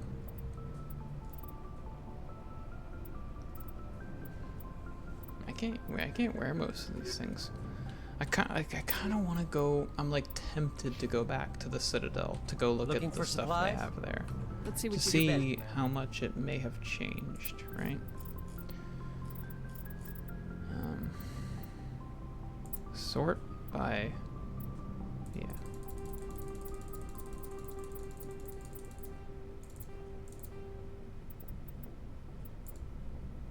We only have one Krogan. We're only gonna ever have one Krogan, so. Really? I don't even think we need level 3s at this point. I think we can sell like all of these. Not the mods. Not the mods. The level 3 mods I think matter. Maybe we don't need like 4 of them though.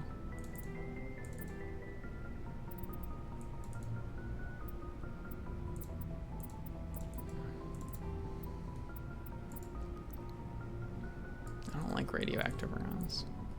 I don't like phasic rounds either. These things are not useful to me.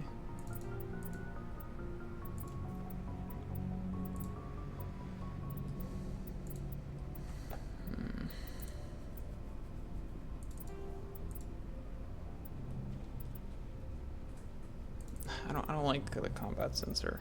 I don't like that.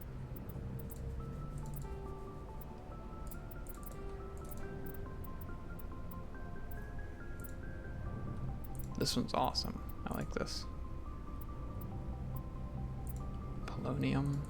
It's fine. I don't need that. Proton. I mean, we'll hold on to one of those.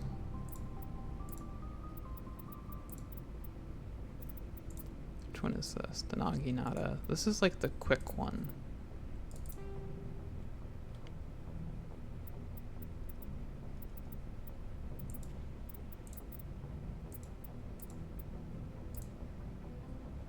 Sell that.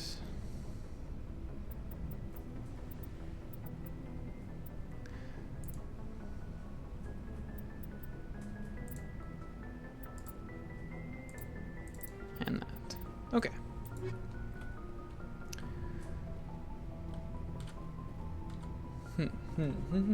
Here I am.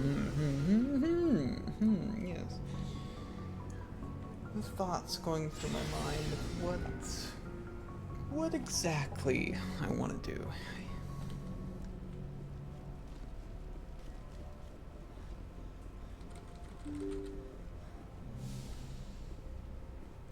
Here's what I'm thinking, because this has taken well, much longer than I thought.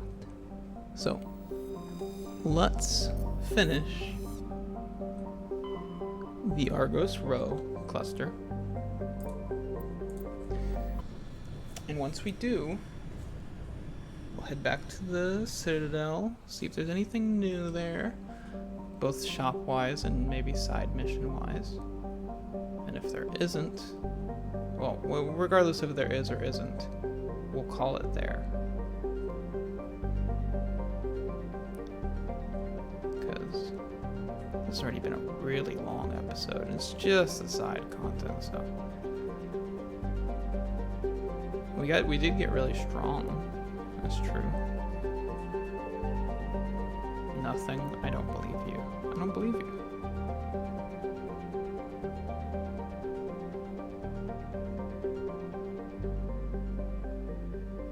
Nothing. I don't believe you. I don't believe you. I think you're lying to me.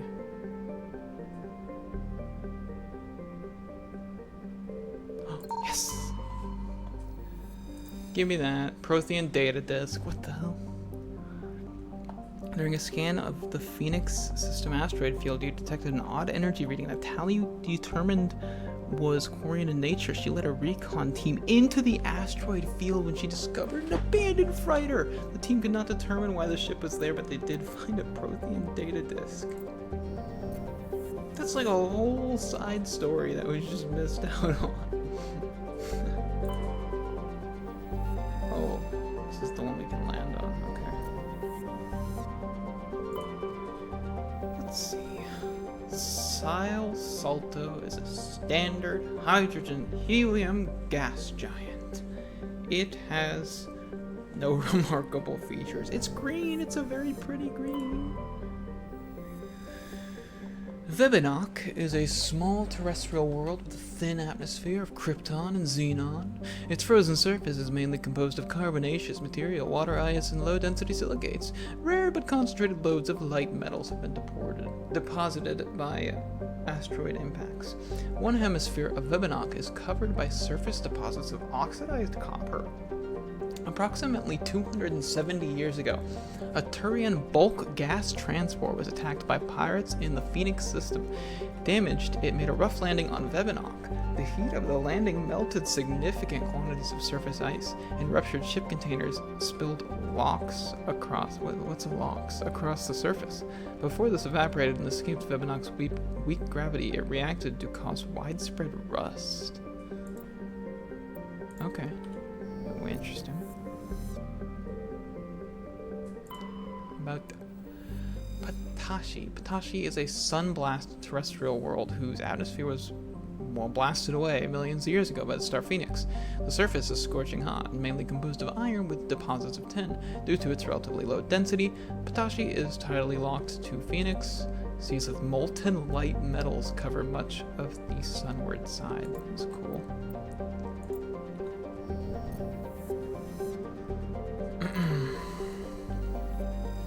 Now, Tuntao is an enormous, low-density terrestrial planet with a thick atmosphere of methane and helium. Despite being nearly 20 AU from Phoenix, the star's great heat and the insulating thickness of the atmosphere make the surface surprisingly temperate.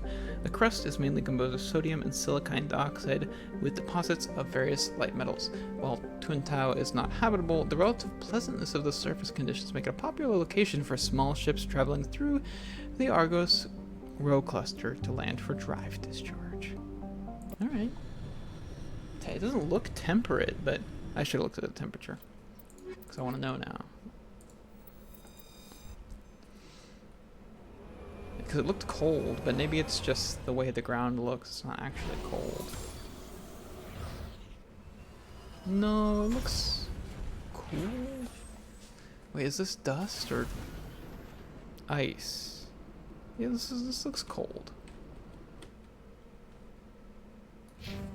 Interesting. There's a whole fucking. This is an exclamation point. Is this one of the side missions?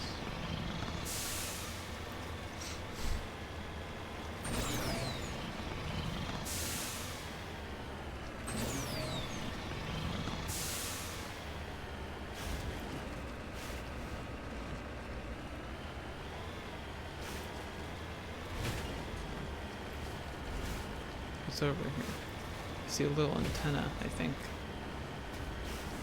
Oh. Pirates. Well, pirates ain't immune to being evaporated by a cannon, are they? What do we have here? A bunch of idiots. We're about to get some. Okay, thanks for the pistol.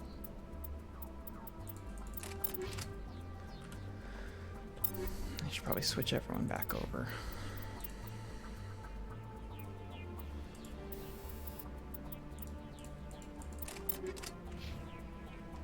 I think Garrus is still on the right rounds. Pirates. I know who runs this place. What? Have you been here before? No, but I was planning to come here before you and I met. This place belongs to a Turian scum named Ton Actus. It's a long story, but he's got something that belongs to me. What's that? Is it?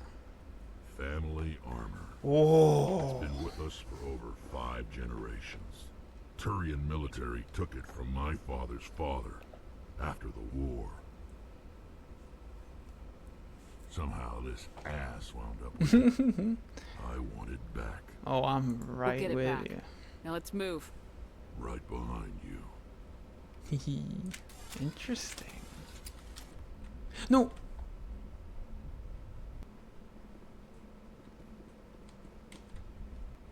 You gonna say a thing again? Fuck.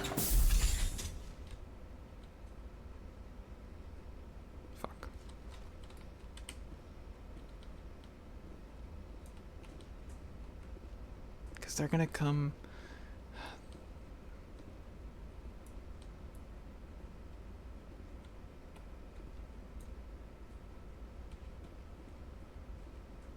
It's so weird that I can't see anyone right now.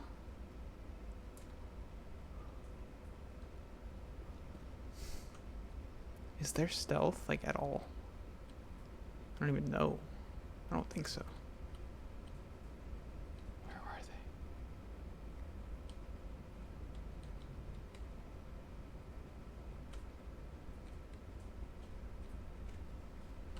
they? Oh.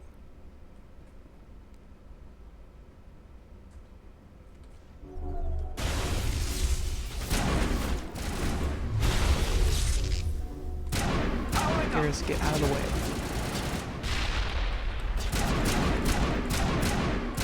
Holy moly, this guy's tough. That's with the shredder rounds and shit? Oh my god, that guy was tough.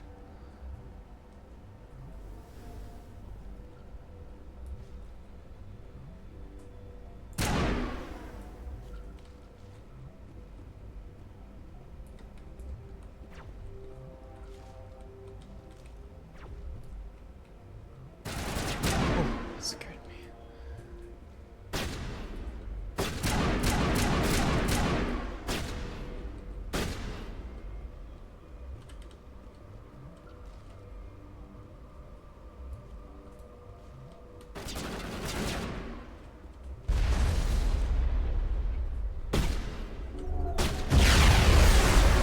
Oh.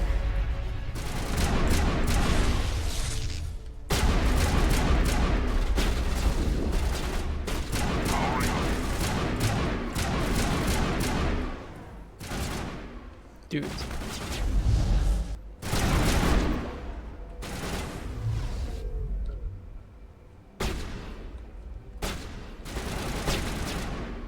Where is he?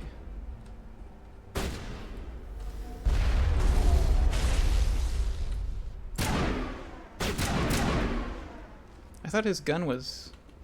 I thought that would have fucked up his gun. I thought that's how it was supposed to work. Damn. Those guys were kind of tough. That was kind of tough. Not too bad though, not too bad.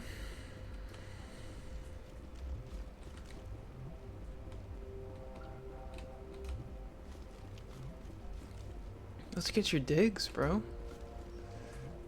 Let's get your snazzy little outfit.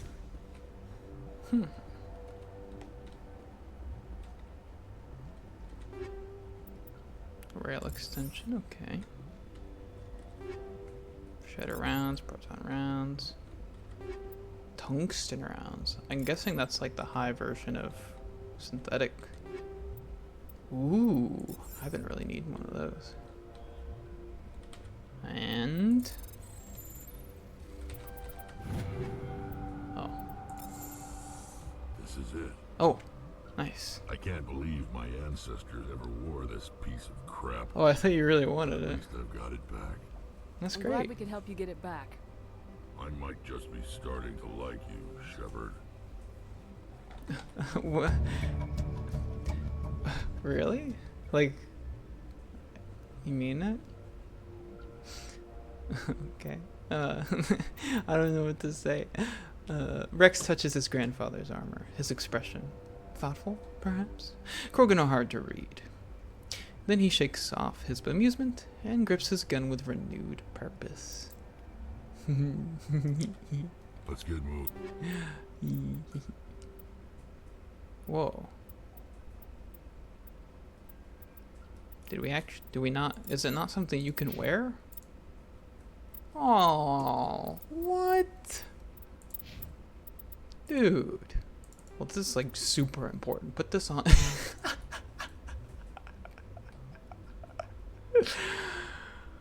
What are you wearing? You look awful. Oh my goodness.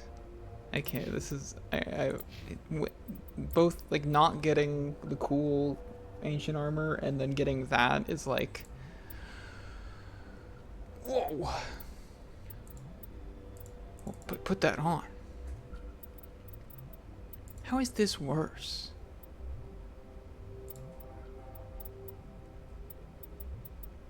Okay, whatever. I'm fucking losing my shit right now.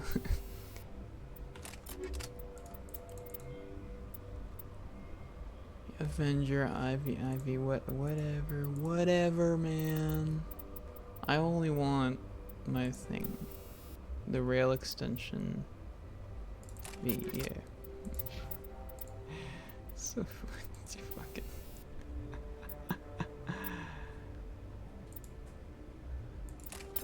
I can't believe you're wearing that, man. I cannot believe you're wearing that. That's so funny.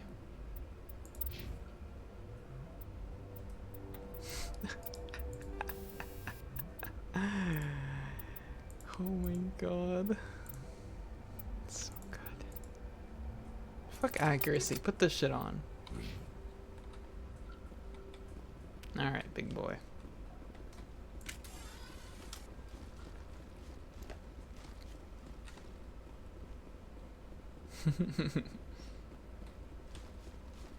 Was there a little side? Sometimes there's a side. Yeah, there is one.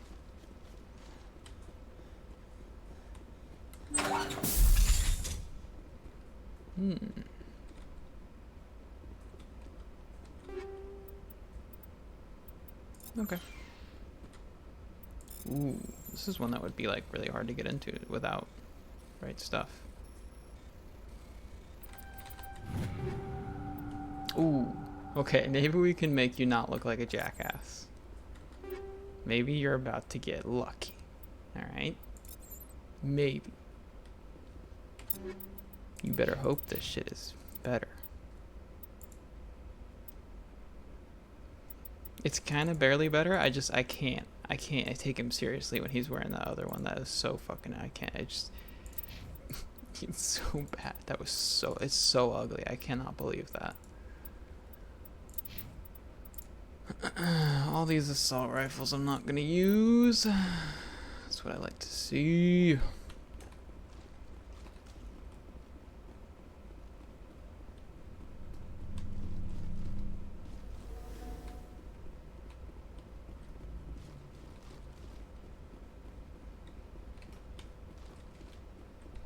Yeah. Adios, pirate chump station.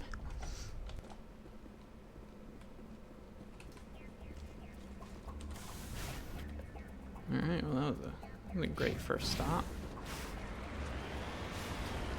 Can I go around? Will you let me? It'd be very convenient and nice for me.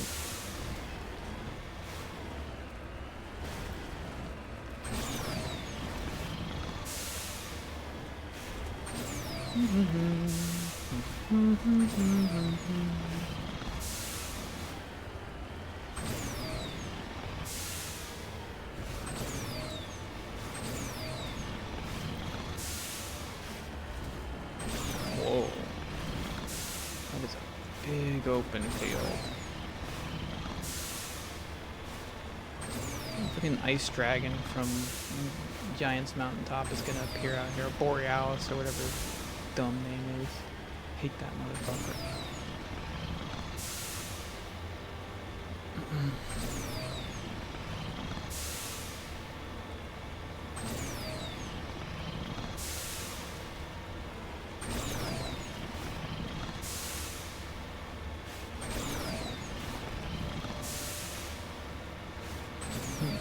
Okay. Nothing. A field of nothing. Well, this place looks kind of nice. They've got like the God Ray tech in here. I don't know if that's from the remaster or the original, but it gives a good feeling of like size or scale, I guess, to the game. I like it.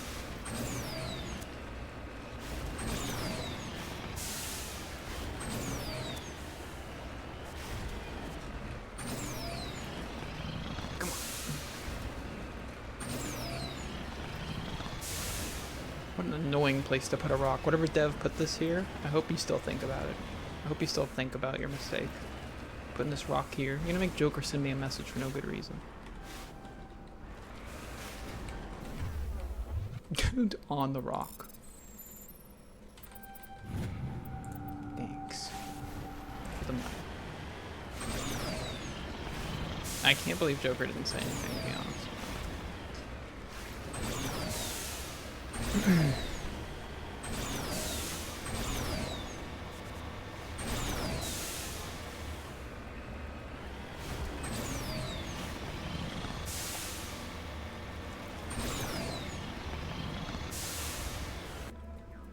Okay, we're heading to Deborah.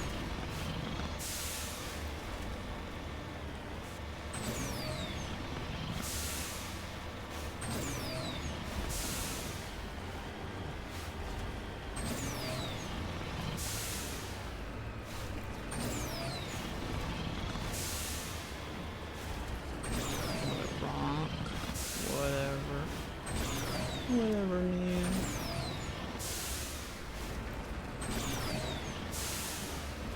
Hey.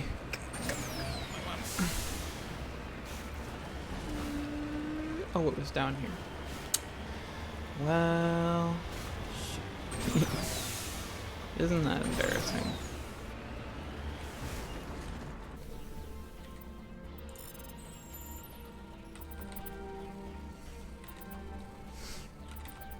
Woo! Okay. Okay. And go over to the last anomaly. I'll go the wide way because I think there should be an easier route to go the wide way.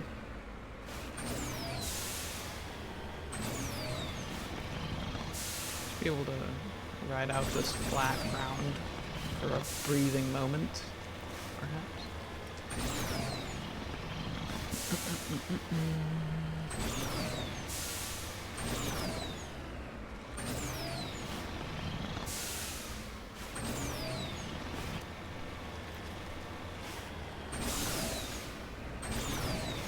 Oh yeah, the rock.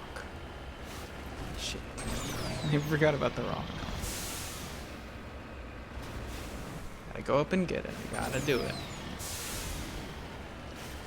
I wonder if, I know some things you do have, like, will come into play in, like, Mass Effect 3 and stuff. I wonder if, like, getting all these rocks and writings and little insignias and shit, I wonder if this is one of those things that actually contributes towards stuff in 3. That would be hilarious, because then I can cite this 6 hours of side content, and however many more it takes us, because we gotta do a second session of this. As worthwhile for enhancing our experience in Mass Effect 3.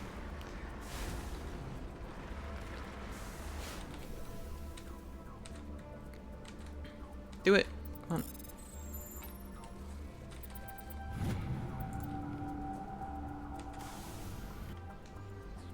Alright.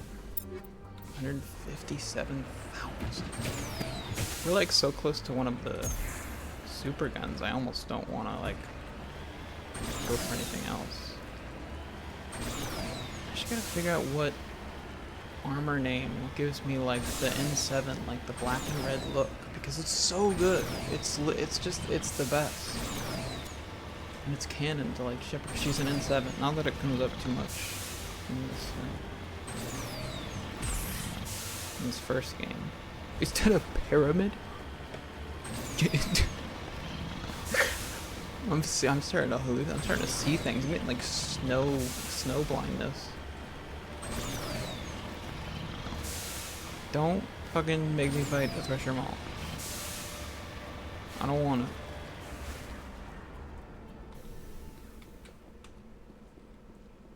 Oh, we got the game. Stop. We gotta run.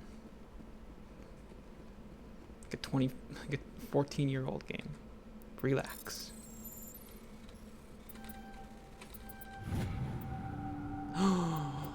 worth Dillanaga. Oh, so worth it. What in the fuck is this? Is there nothing to say or do with this?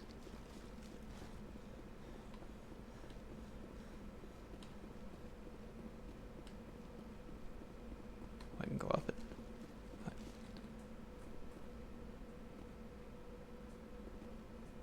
What the fuck? Okay. No! Sorry, my headphone disconnected. I didn't think it was that low on battery. I also did not realize I leveled up.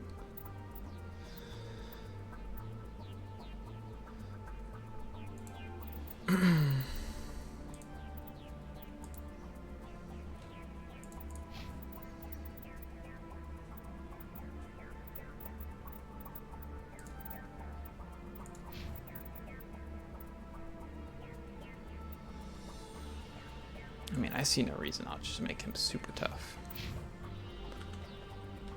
Okay. Okay. We're good. We're all good. This game is audio mixed a little weird for my liking. I think it's not perfect. But let's get out of here. We're done. We're done here. Okay, we're done.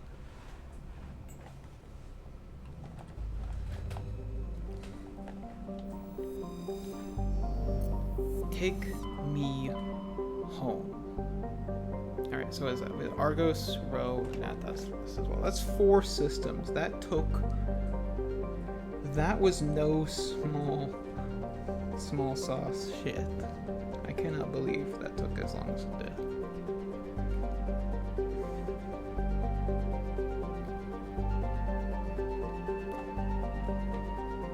Let's go back to the Citadel.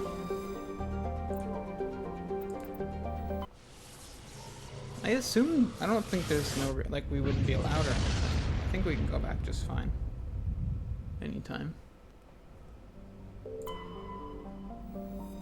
Yeah. There we go. Oh. It's the same cutscene as before, probably. I think it had music before, that's it. Shepard, do you mind telling me why you've returned to the Citadel? Yeah, I wanted to make sure there was nothing new at the vendors, you know. They restock every time I level up, so I just figured, you know, being level 23 myself now, probably worthwhile.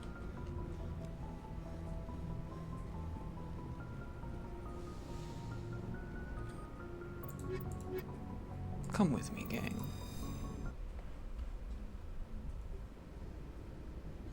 Equalizing interior pressure with exterior atmosphere. We all kind of match a little bit. Logged. The commanding officer is ashore. Exo Presley has the deck. Man, my assault rifle looks evil as fuck. Alliance officials report that a Geth incursion into the Armstrong cluster has been repulsed, with the Geth suffering heavy casualties. You're welcome. In the event of future Geth activity, the Alliance plans to maintain a strong security presence in the area.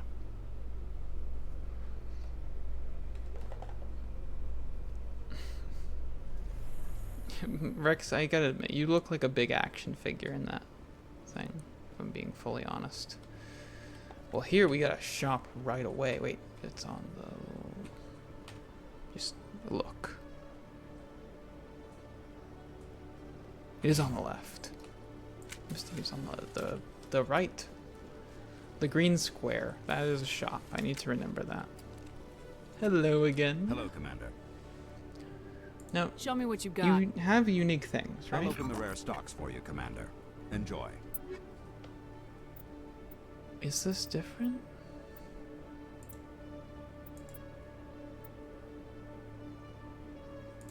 I don't know. The Onyx. It's not better, but...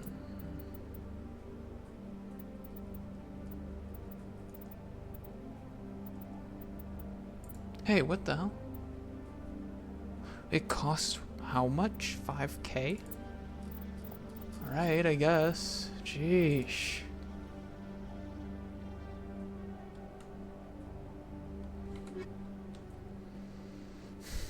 Fucking ripoff.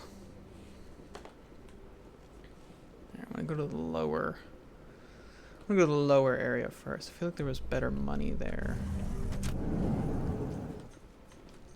Alliance officials have raided a dangerous cult controlled by a former Alliance officer, Major Kyle. Major Kyle surrendered and is now being treated for severe post-traumatic stress disorder.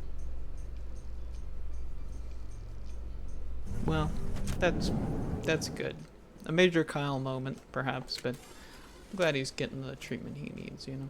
No ill will. Are you the same? Hey, Commander Shepard. Good to see you again. Anything you need? No. I have to go. Right. You're probably real busy. Well, see you around. Yeah, I don't know if there's really gonna be Commander.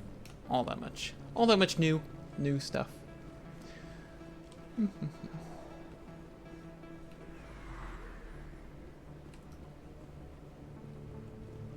This is a shop. There's a shop lady in there. Medical stuff. What the hell is this?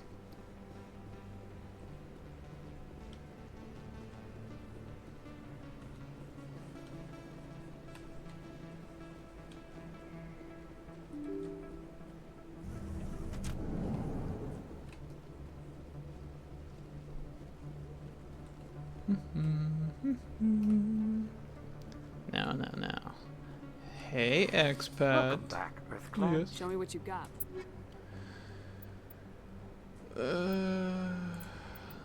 Assassin? That's what I'm wearing.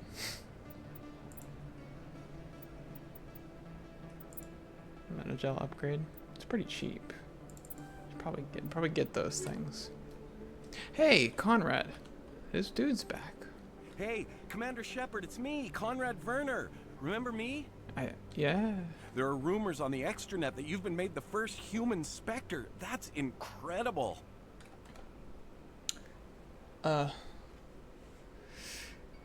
Right, Conrad. We talked a while back. You remember me? Wow. Guys must try to talk to a lady like you all the time, but you remember me. That Oh, really boy. means something. This is Hey, my... Can I get your picture? This is my syndrome as Shepard.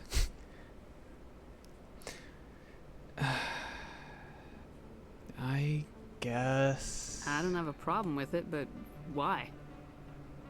Are you kidding? Nobody will believe that Oh, I talked okay, with the beautiful okay. Commander Shepard unless Okay, I you're get being a weird. picture. Just hold up your Oh, no, gun. don't do it now. Oh, after he says it like that, I would have not done it. Okay. Thanks again, Commander.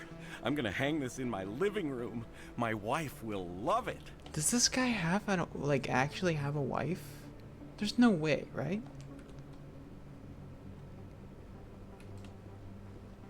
There's no way. No way.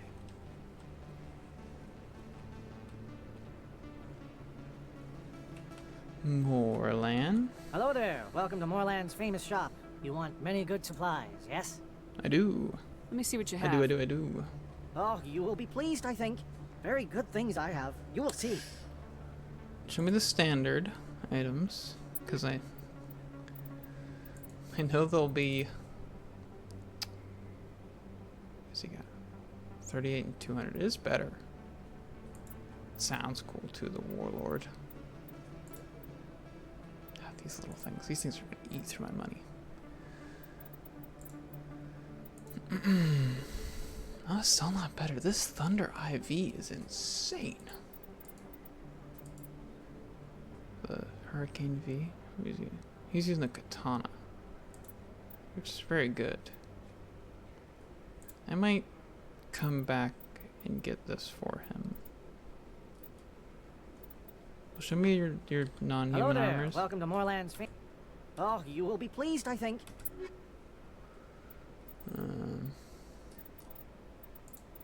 Heavy armor Krogan's Onyx.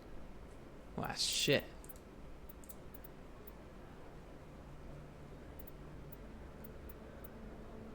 Thermal armor. No.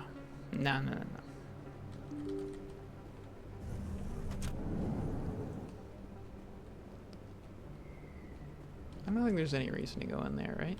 No, there's no reason.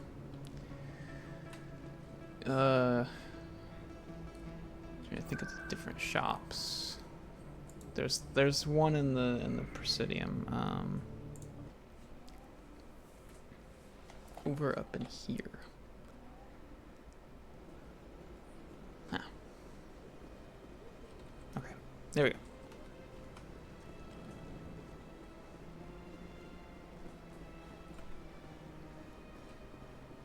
Hello. You. Commander. Yes, I'd like to Show buy me your something. items.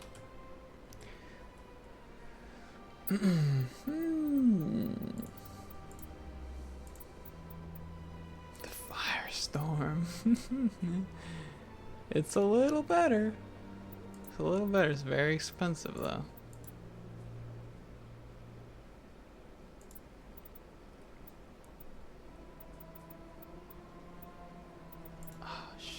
many new licenses. I guess this means the guy on the ship will get better, so... Oh, this one is... That'll be fine.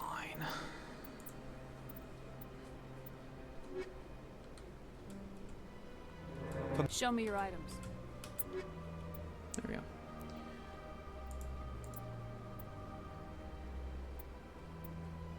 No, it's not really better. Alright. There's no other shops up here, right? I don't believe so. Do we need to talk to anybody here? Oh, I actually go talk to her, Tally. Okay. Interesting. Soul system. Protein data discs. These are just collect the thingies.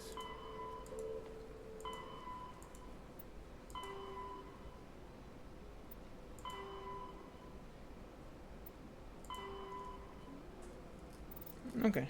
No, we don't have anyone to talk to here. Wait. There was one more. Oh, there was a couple more. Uh-huh. 2 crime lords, remember that. A lot of stuff in the Hades Gamma. You know, we did so many systems and almost none of them happened to be like the high value or like the explicit side missions from this place. It's kind of ironic.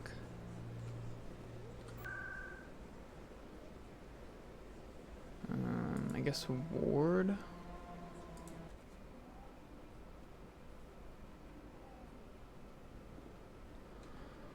Alright, man.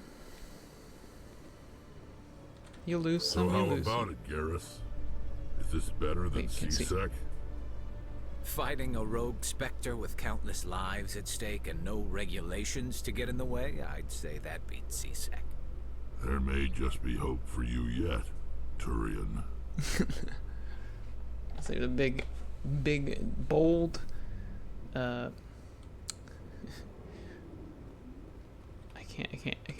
can't think. I don't know what I'm saying. What word's the word I'm looking for? Italicized. Bold, italicized Turian. You really rub it in. Stand by, shore party. Decontamination in progress. Logged. The commanding officer is aboard. Exo Presley stands relieved. Mm-hmm. Yeah, he's pissing himself right now. Fully.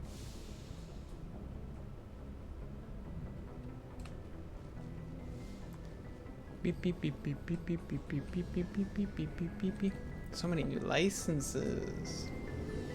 There better be good stuff to come from them. You know. Looking for supplies? Let's see what you got. You bet, Commander. Mm-hmm. Yes. I see V's. I see a lot of V's. And that's, you know, for the most part, that's good. The Scorpion Ivy? It's another one of the similar type. I wish you could preview them. It's not as many things as I thought are here now.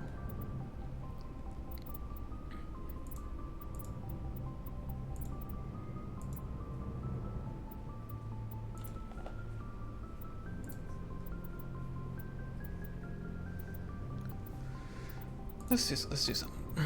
Let's do something.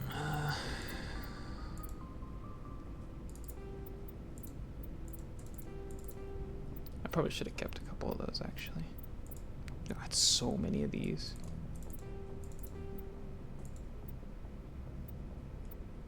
Proton rounds.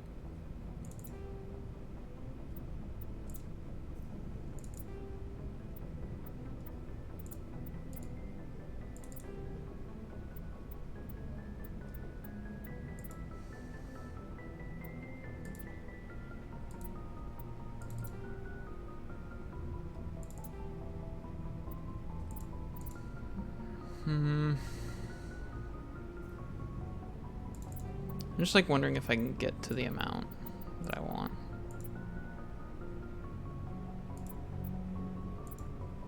Oh, this is one I just got for him. That's like super ugly, right?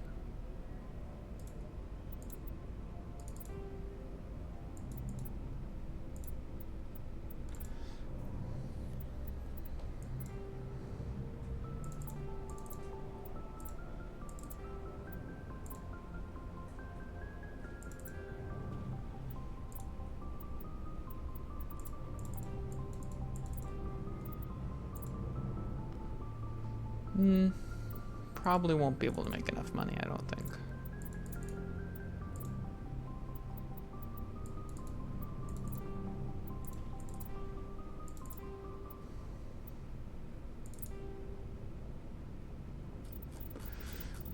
I mean, I could sell a bunch more and I could make enough, but is it worth it?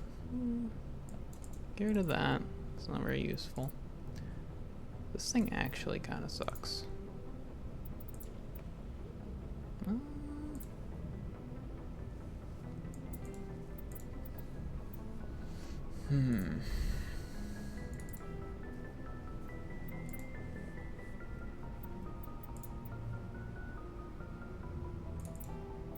Maybe? The toxic ones suck. I don't want them.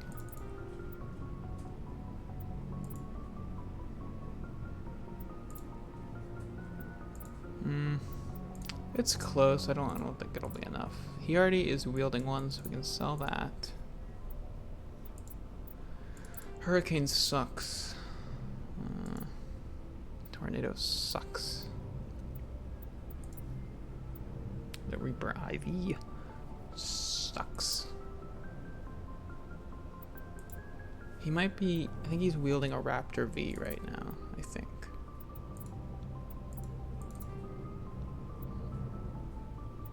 What am I wielding?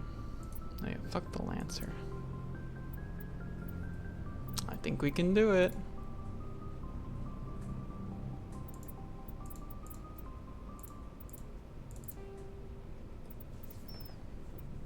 It's like 237, right?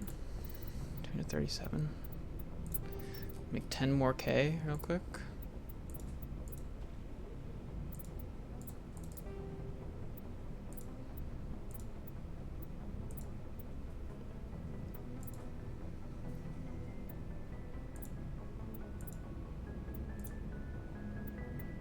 I guess if we're about to, we don't need these assault rifles.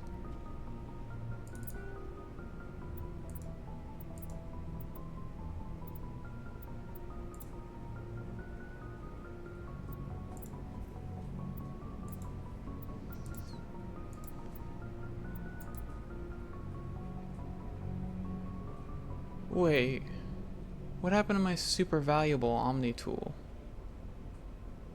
Was I looking? Maybe I'm looking at a biotic amp. Maybe that's what I'm thinking of, but.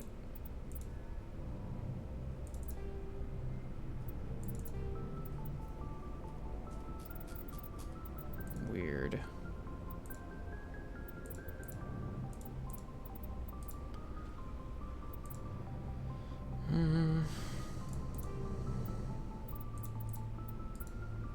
One more thing can be cheap.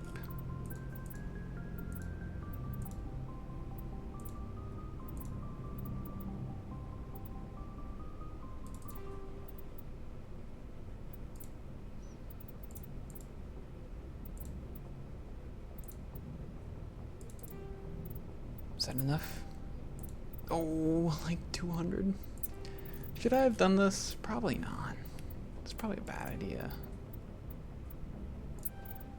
But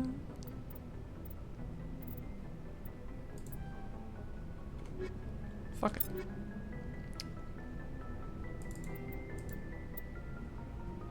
This is a high rate of fire one, isn't it? I feel like I remember that. It's like a really high rate of fire, isn't it?